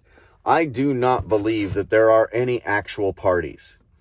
What I believe is that all the politicians are literally all on the same side. They put on an awesome show. They're the best paid actors in the world. Because this side will come out, our supposed side will come out and say, oh, we got all these great bills that would be awesome for the people of this country and be so beneficial for our economy. But we can't get it passed because these people over here are not willing to work with us. And they do that all over the media. And then the other side does the same thing with bills that would supposedly be great for the people of the country and for the economy. But neither one can get their bills passed because the other side won't work with them. Okay. So if you can't get the good bills passed, how is it every single bill that is bad for the economy and bad for the people of this country just magically passes right on through? Because there are no parties. You're in cahoots with each other and you're putting on a great show in front of the media to make people think that you're at war with each other on the floor and trying to get bills passed, when all you're really doing is pushing forward one agenda. There are no parties. There's only one agenda, and it's not a good one.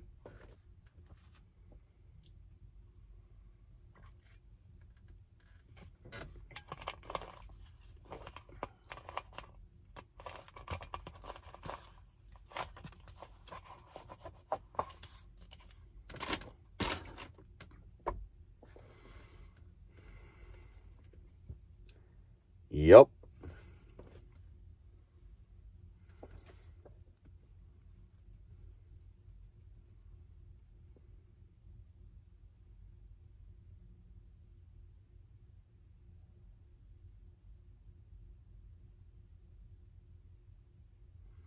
Yeah, I believe it, Hugh. I believe it. But you know, the good thing is, my concealed carry permit still covers me in Wyoming.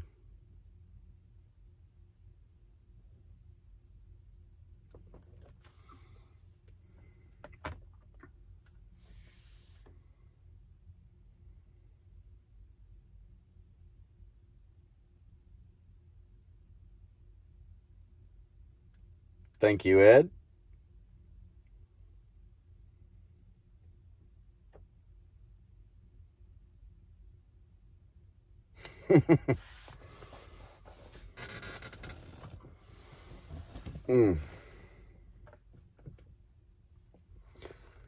So, how do we get people to come to the table and actually sit down and have a conversation with opposing views? Because I can sit down. I'm not a conservative. I'm not a liberal. I'm a constitutionalist. But I can sit down with a conservative and have a conversation, even if we have differing opinions, and we can find middle ground peacefully. But for some reason, I can sit down with a liberal, and the second I even hint that my opinion is different than theirs, they shut you down, they won't listen to you, and they tell you you're an idiot and you don't know what you're talking about, and that's not how it works. This is not what I was told by the news media, or this is not what I learned in school, or, they won't listen.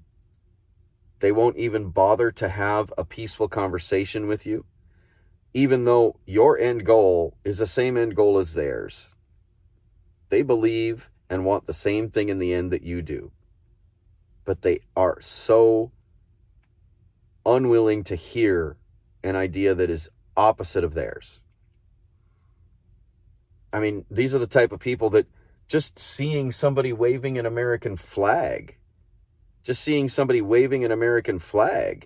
sets them off in a rage of violence. And I've seen it. Being part of the convoy, I've seen it, especially in California and in other places. Just waving an American flag incited violence out of people.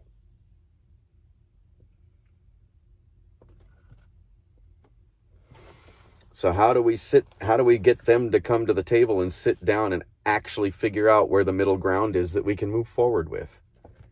Any good ideas?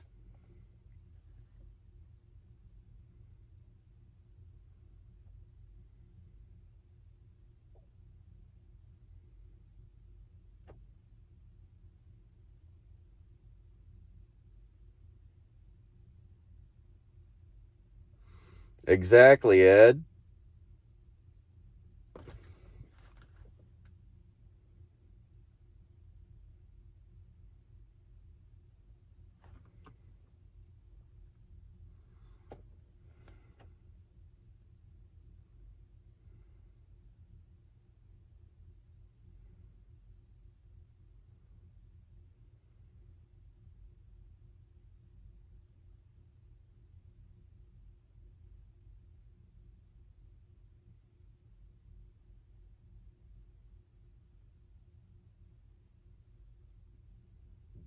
Nope, haven't seen that on Rumble. And please refrain from using profanity in my chat.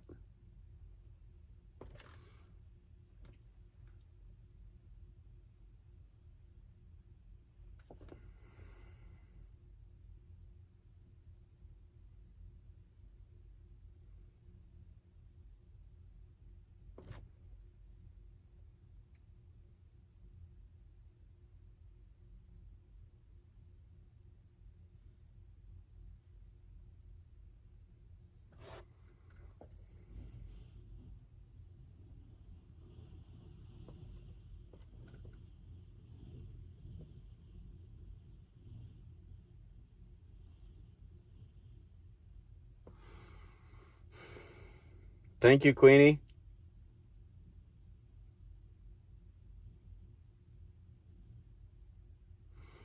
No, the true division comes from birth. The true division comes from birth. It starts at birth. From the moment you are born, you are being programmed. You're being programmed by your parents and by the people around you, by your environment. And then you start getting programmed by the cartoons and the commercials and the other TV shows and movies and everything else. And then you start being programmed by your school, by your teachers, by your peers. We are so programmed for division in every aspect of our lives, even in our churches. Even in our churches, we are being programmed with division. We are so divided that we are practically nothing more than individuals instead of American citizens. We can't possibly stand shoulder to shoulder with anybody else because we are so divided that the person standing next to us is somebody that we've been taught from day one is on the wrong side of the fence in one way or another. And it's ridiculous. I mean, it's sad to say, but like I said, even in our churches, we are programmed for division.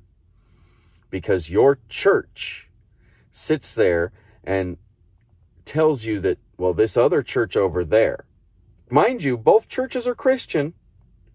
This other church over there, we're not going to cooperate with. We're not going to work with them.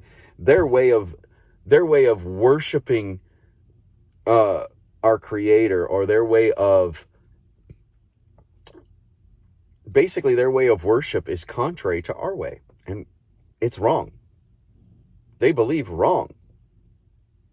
And your churches also turn you away from certain kinds of people, whether they have different sexual identities or whatever it is, or whether they are of different races or of different cultures. It is amazing. It is amazing how certain churches can turn their backs on everybody else that believes the same. They just don't believe it exactly the same way, or they don't practice it exactly the same way. But even in your churches, and by the way, you know, I've been to a few church services in the past here recently, and they are very political. They are spouting all kinds of propaganda inside their church, preaching about this gentleman here is running for such and such, and he's a great man, and we've backed him so long, and blah, blah, blah, blah, blah. Again, and let me reiterate it, there's a separation of church and state in the Constitution, and it is a double-edged sword. It means there shall be no politics in church, and there shall be no church in politics. In other words, the state can't have their hands in the church, and the church cannot have their hands in the state. Does not matter what your religion is. Your religion has no place in politics. Your religion shouldn't even be talking about it in your church.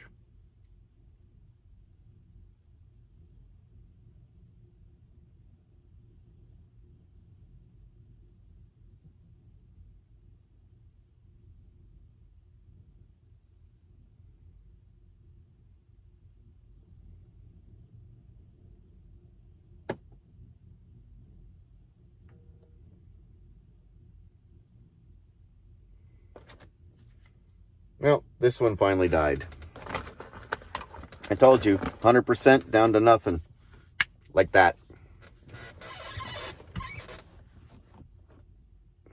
It's only been, what, an hour and a half? When it went from 100% to 0.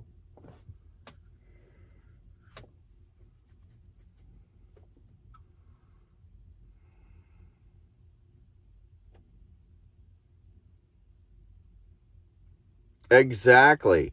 That's another thing. Oh my God. So many people, you know, the type of clothing that you would wear when you go to church is more important than actually showing up to church. I mean, how petty and ridiculous do you have to be? Do I literally have to be an ultra rich person with the fanciest, most expensive clothes just to be able to attend your church? When I go to church, I dress like this. This is what I wear when I go to church.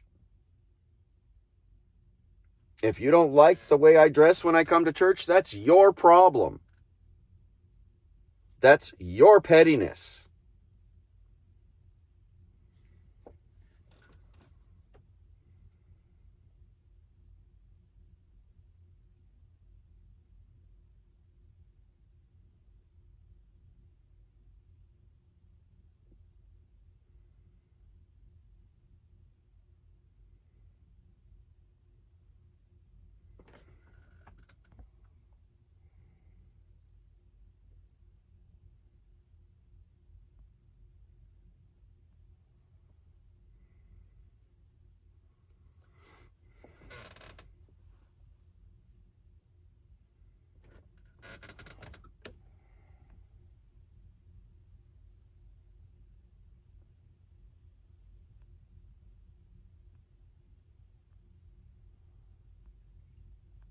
Problem with that phone is it's hermetically sealed, Ed.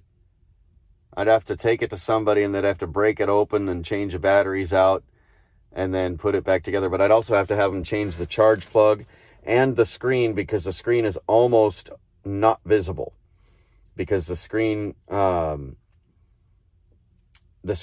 been used for a little over 4 years, practically 24/7, because I use it for business. And so it's really hard to see what's on the screen, especially since a lot of the stuff like the pages where some of my apps are on, and like my driver's log, you can literally see the outlines of the things on my driver's log burned into the background of the screen. Not to mention the CPU got a lot slower. It doesn't handle things like this anymore. It's like, oh, you wanted me to do this. Yeah. No, the phone's barely usable anymore. That's why I got a new one.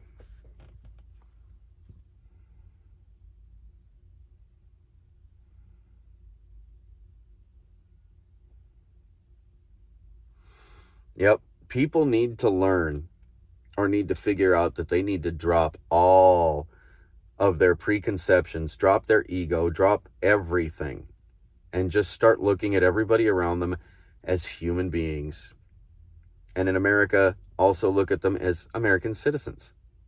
Or in Canada, look at them as Canadian citizens.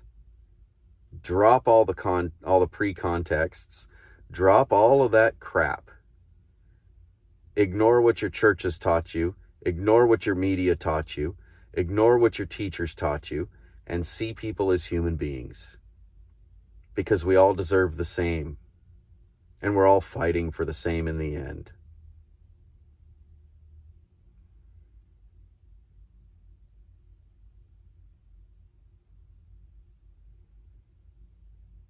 Very true. Very true. Plato had it right. That's right, citizen.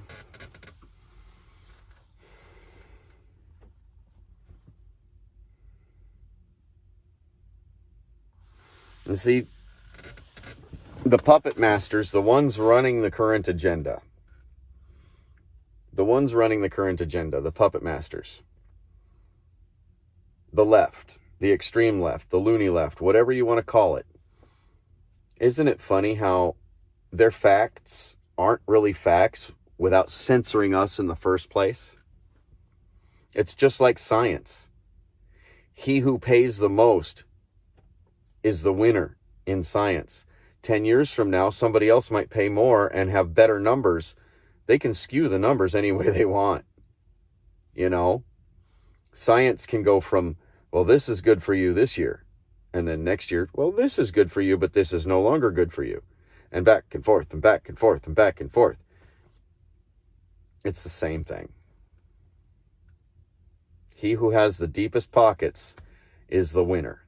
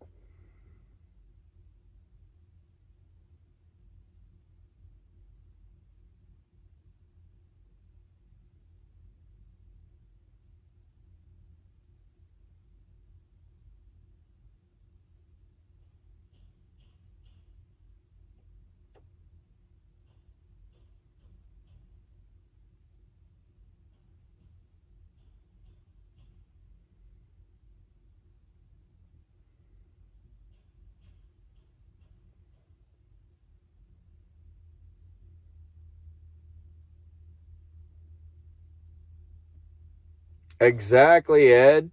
And you're a scientist. I'm actually surprised I got away with saying what I said, and you actually agree with me.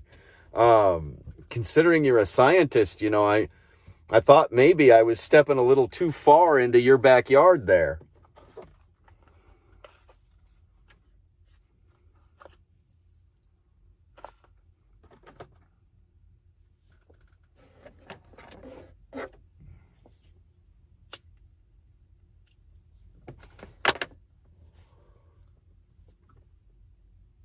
Even if they own the building, the government can take it away just like that. In Canada, even if you own a building, if you own property, in Canada, your government can walk in and take it away just like that. And they can do that here in the States too. It's a lot harder, and sometimes they don't get away with it because it becomes a national thing on the media and everything, just like what they did with the Bundy Ranch in Nevada. You know? That became a whole national thing. And turned out, well, gee, the only reason they were trying to kick them off their land in the first place was because underneath their land, even though the Bundys owned the land and owned all mineral rights and all water rights, etc., etc., etc., once they got them off their land, Clinton, Hillary, turned around and sold that land in the name of the U.S. to Uranium One, because it's saturated with uranium underground. And Uranium One is a Russian uranium mining company. So every bit of that uranium under that ground is going to get mined up, and it's going to be shipped to Russia. Why are we giving our uranium to Russia?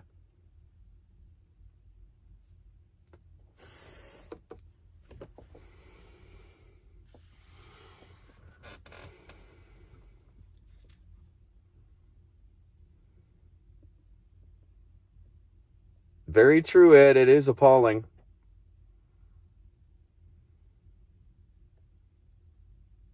Yep.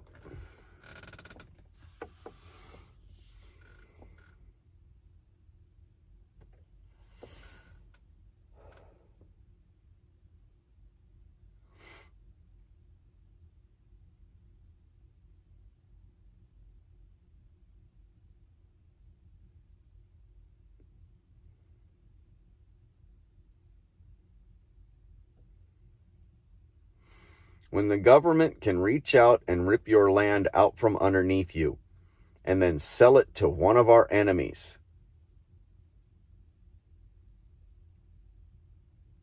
that's when you know your government has gotten too big for its britches. It is out of control, and it needs to be reined back in.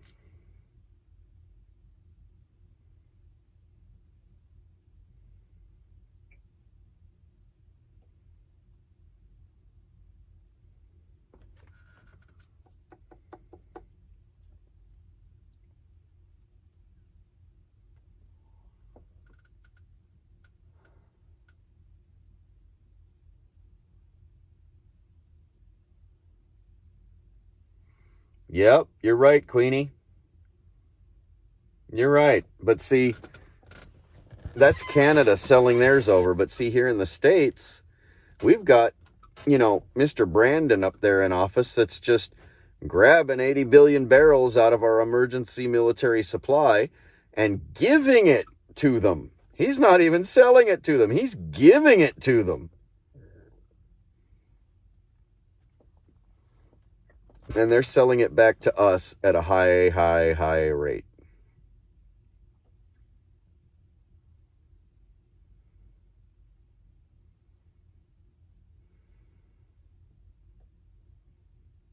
Very true, Ed. There should not be a single piece of land or a single business being owned or operated by anybody in this country that is not a citizen of this country. And it should be the same in every country. If they own land in Canada, or if they want to run a business and own a business in Canada, they should be a resident and a citizen of Canada. Just like here in America, they should be a resident and citizen of America. Period.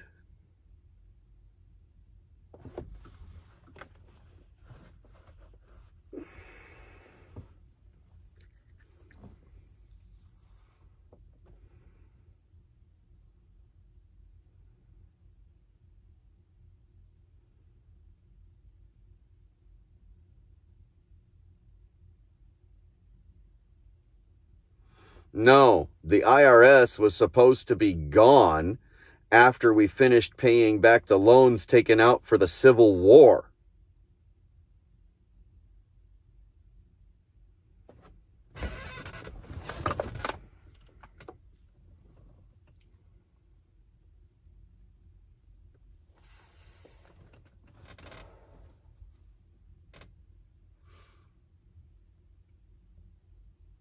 And that's a fact. Just like our Social Security was meant to be an untouchable retirement fund for the elderly. You worked, you put money in over time, and you get X amount based on what you had put in over time for your retirement. That's money that you put in. That's your money. It was never supposed to be able to be touched at all, except for when you retire and the money starts coming to you in a monthly dole, right? Well, they found some kind of loophole some way to where now they're taking more money out of it and putting it right into government pockets than there is going in. And it's been going on for quite a while. By the time I'm ready to retire, there probably won't even be Social Security anymore. And I've put thousands and thousands and thousands of dollars into it, which means they've been stealing our money.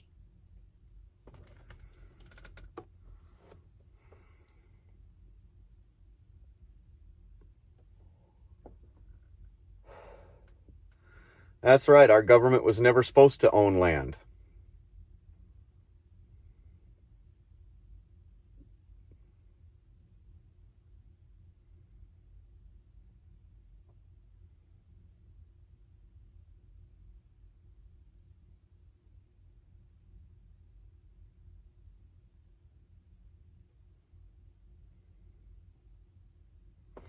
Yep, I believe it, Queenie, because that's exactly what we're doing here.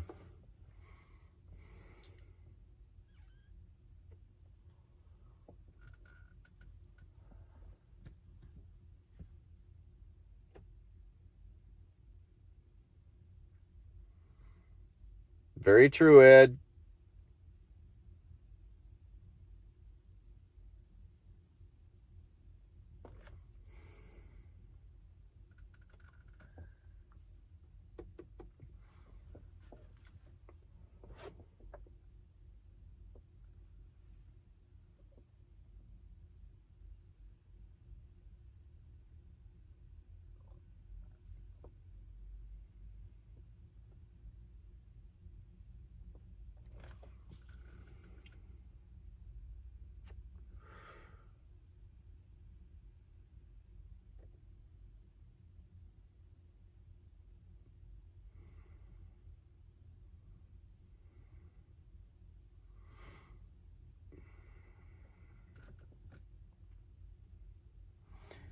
Texas Brad, I've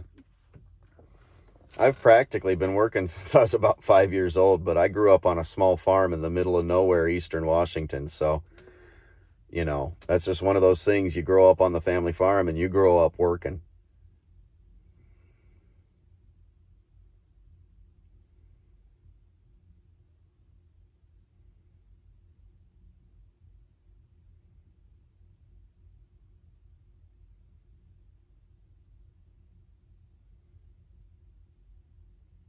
Yeah. Yeah, we literally ran out of money during World War II. I remember that. I remember learning about that. That's not something they actually teach in school anymore, though.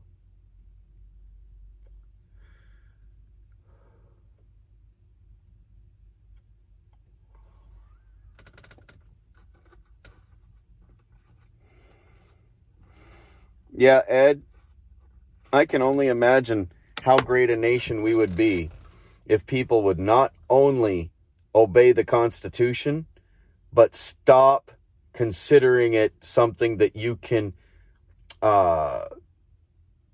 interpret. It's not a document meant to be interpreted. It is word for word exactly what it means. Period. There's no room for interpretation of the Constitution or the Bill of Rights. But everybody seems to think, oh no, I interpret it this way, or oh no, I interpret it that way. No, there is no interpretation. Take it word for word, period, as written.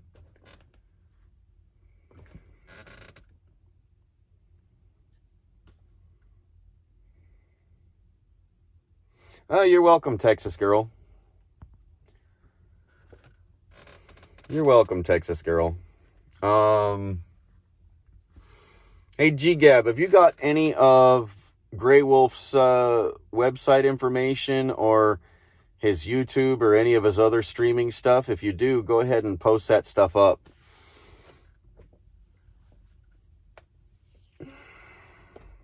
Or Ed. Ed might have it too. Either one of you can do it. Oh, thank you, G-Gab. Go ahead.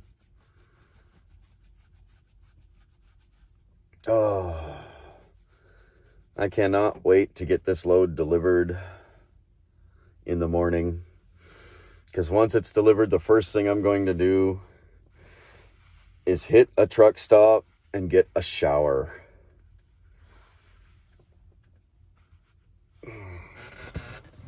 Because that shower I had yesterday afternoon is already worn off.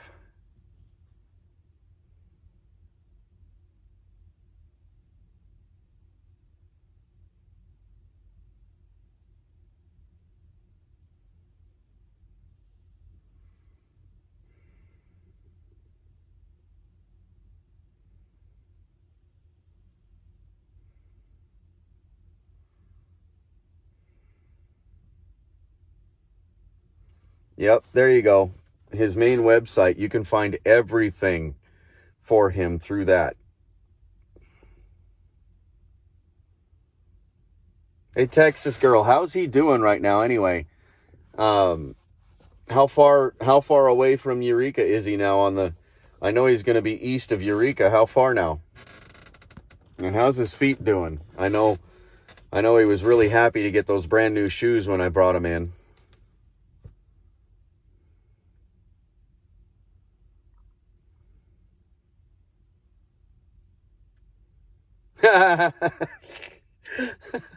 Good night, Ed.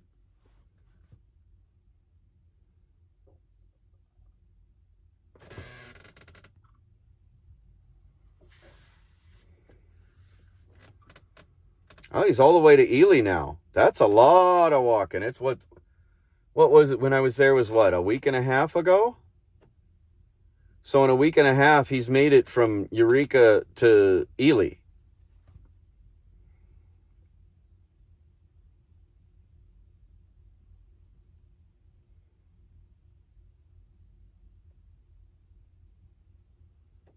Good. How's Abby? I know she was not doing too well when I was there because she had gotten, I guess she got sick. They think maybe it was because of somebody's sunscreen and she licked his bare leg with sunscreen on it.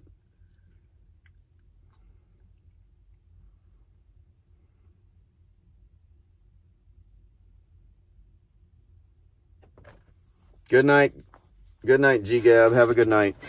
Now, I'm getting tired myself, so I'm going to be calling it quits soon, but I'm kind of interested in catching up a little bit with Texas here.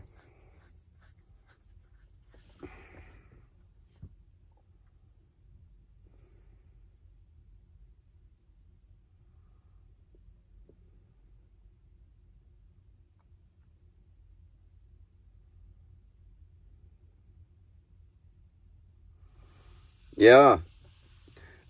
Queenie, it's my understanding that Grey Wolf and James Top have been in communication with each other quite a lot lately.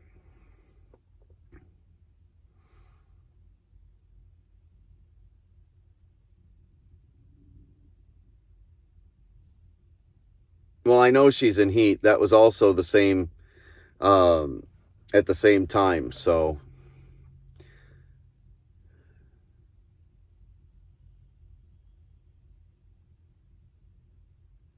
Yep.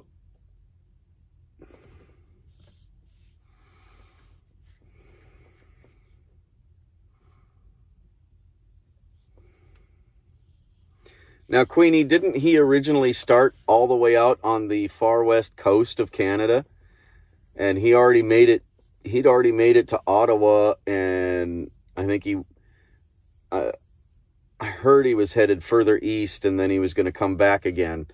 So how much has he really done? You know, gone from west to east and back, or has he just gone to Ottawa from the west, and now he's just past Ottawa?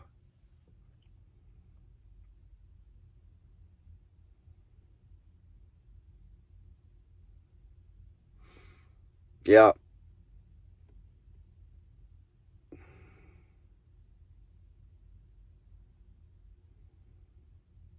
Oh, he's in Nova Scotia now. Nice.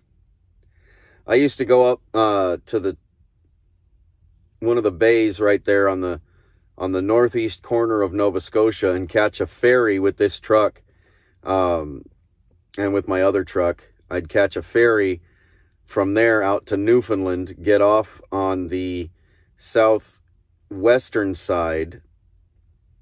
Yeah, so in Nova Scotia, it was one of the northeastern bays, and in Newfoundland, when we'd hit the island, we'd be on the southwestern side, and I'd have to drive like a 24-hour drive from there all the way around the outside of the island to get to St. John's.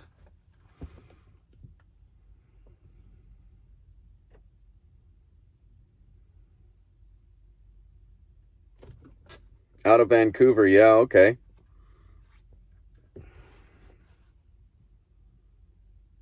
And he's not done walking. He's still walking.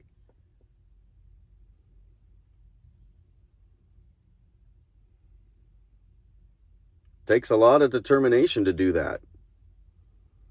Takes an awful lot of determination to do that, especially when you've got all the different kinds of inclement weather you're going to get hit with along the way. Just Mother Nature in itself can be pretty nasty when you're trying to cross the country on foot.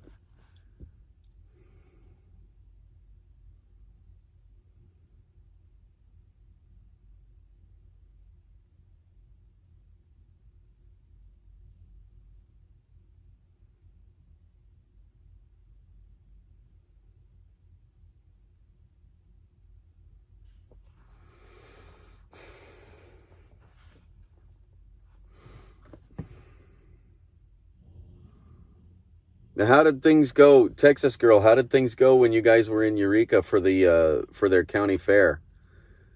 I know I saw he was doing kind of a round table while the fair was going on in the background.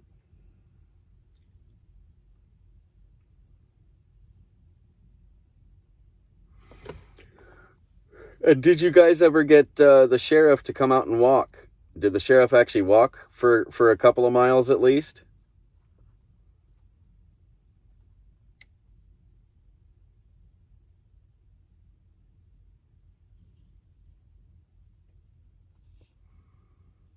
Yeah, Terry Fox. Okay, I'll have to look that up. Let's see if I can learn more about him. We also have a guy that's living in D.C. now.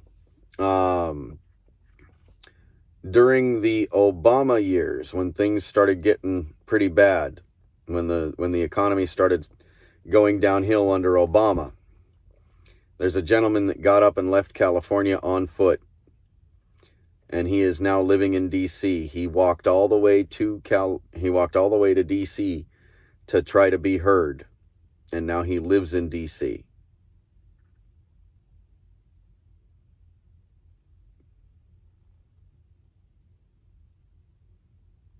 I don't remember his name, but he was on one of the videos on a live stream that I watched. It was 3 or 4 weeks ago when I don't remember whose live stream it was, but it might have been Wyckoff's or Polish Agnes's.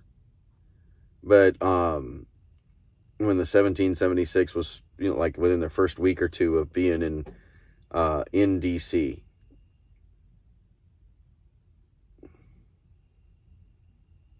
Nice.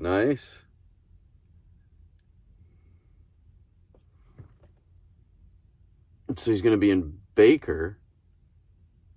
Huh.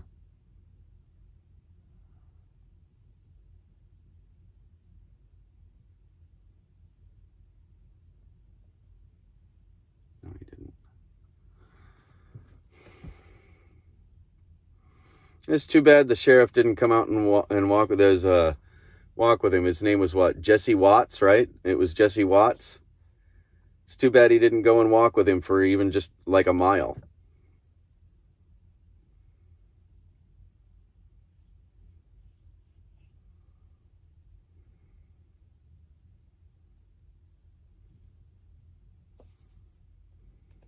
Hey, Whispers. You're just in time. I'm about to be ending my live stream here soon. I've already been gone. I've already been on for just over 6 hours. 6 hours, 7 minutes, and 14 seconds.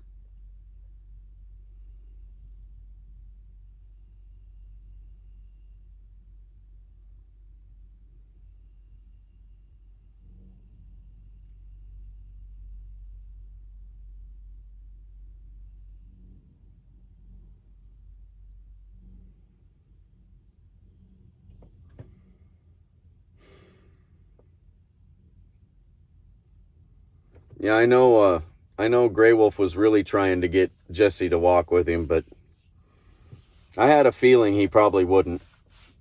And it's too bad, because that was an opportunity.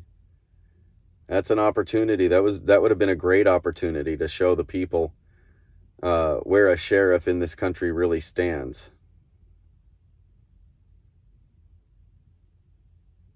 Oh, you've been listening. All right.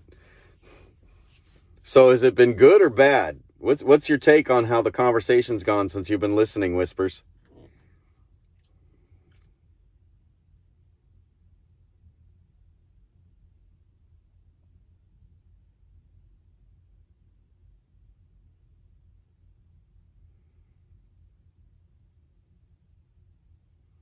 Thank you, Queenie.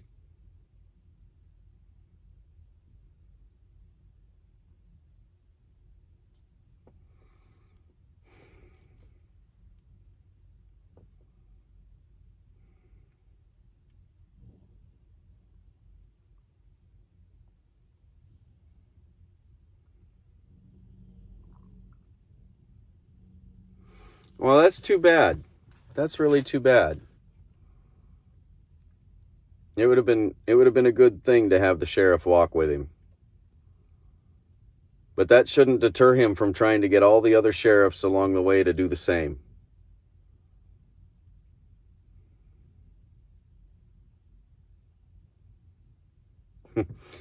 Thank you, Whispers. Thank you. Oh, and before I get ready to sign out, everybody needs to have a pocket constitution on them.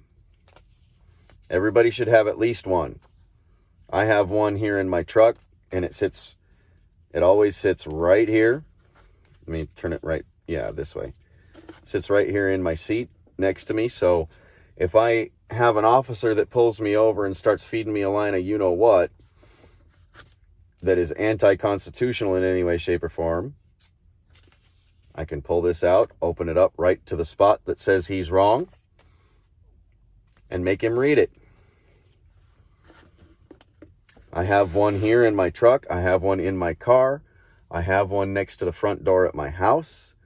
I have one just about everywhere I can possibly be. There is always one within reach. So everybody should have a pocket constitution. And if you don't have one and don't know where to get one, I'm pretty sure some of my mods know exactly what to put down. There's a web address that you can go to get one. Get one or get multiples. Hell, get a couple boxes of them sent to you, and you can turn around. You can turn around and start distributing them in. Go to your local shopping mall and start leaving one underneath the windshield wiper of every car. Get the word out. If people actually read what was in here, they would be so mad at what our government has been doing. They would be so mad at everything that has happened, at least in the last 40 years alone. Not counting all the stuff that happened even further back. Seriously. Everybody should have one. Let me see if I can find the...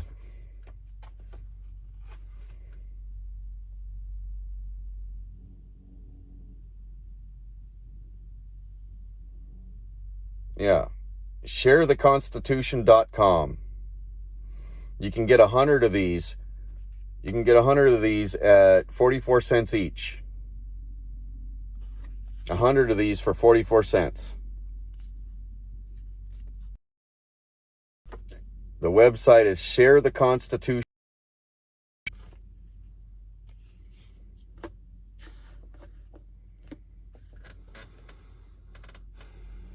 Yes. Join the Convention of States. Join the Convention of States, because that is one of the best, most legal and constitutional ways to try to enact change in this country.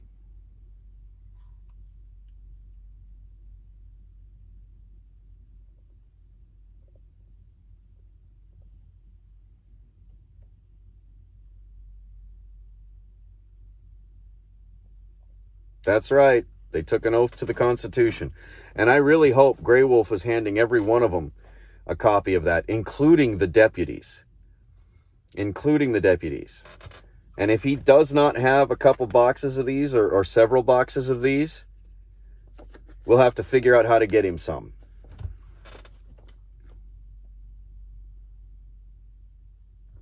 And Texas Girl, you don't have my phone number, do you? I know Grey Wolf has my phone number, and Jen Coleman has my phone number. You should... I'm going to do this. I'll give you my email, and you can email me.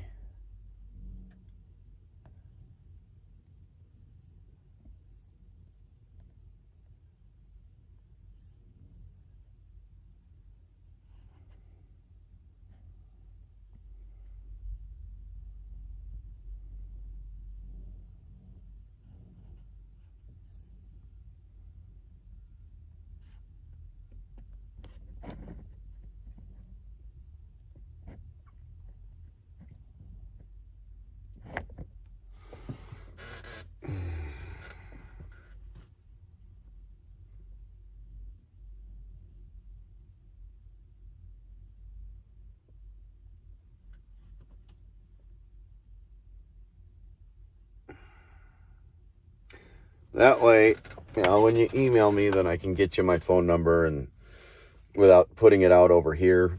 Because, if there's something he needs and I happen to be available to, I'll do it. If it comes to ordering a couple boxes of these, we can do that. And we can figure out how to get things where they need to go.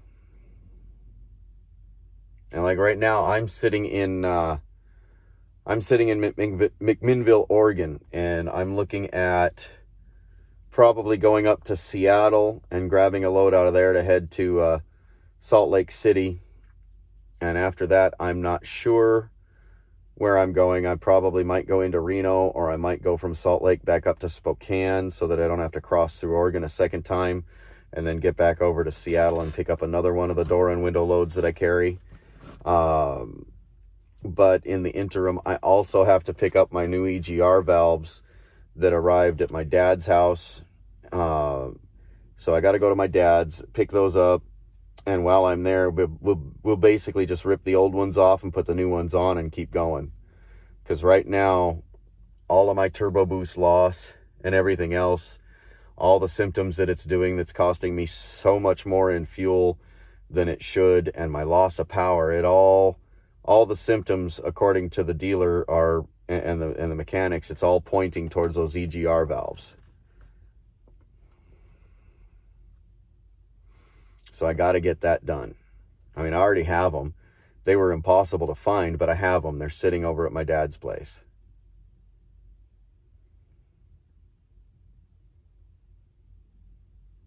They were expensive too. Oh my God. Oh my God, were they expensive. I practically had to take out a loan. Not cheap. All right. Thank you, Texas girl. Now, everybody else, it was a pleasure. I'm glad you were all here. As always, remember, we're no longer blind. We're no longer sheep. And we will no longer be silent. And freedom on. Have a peaceful day. Good night.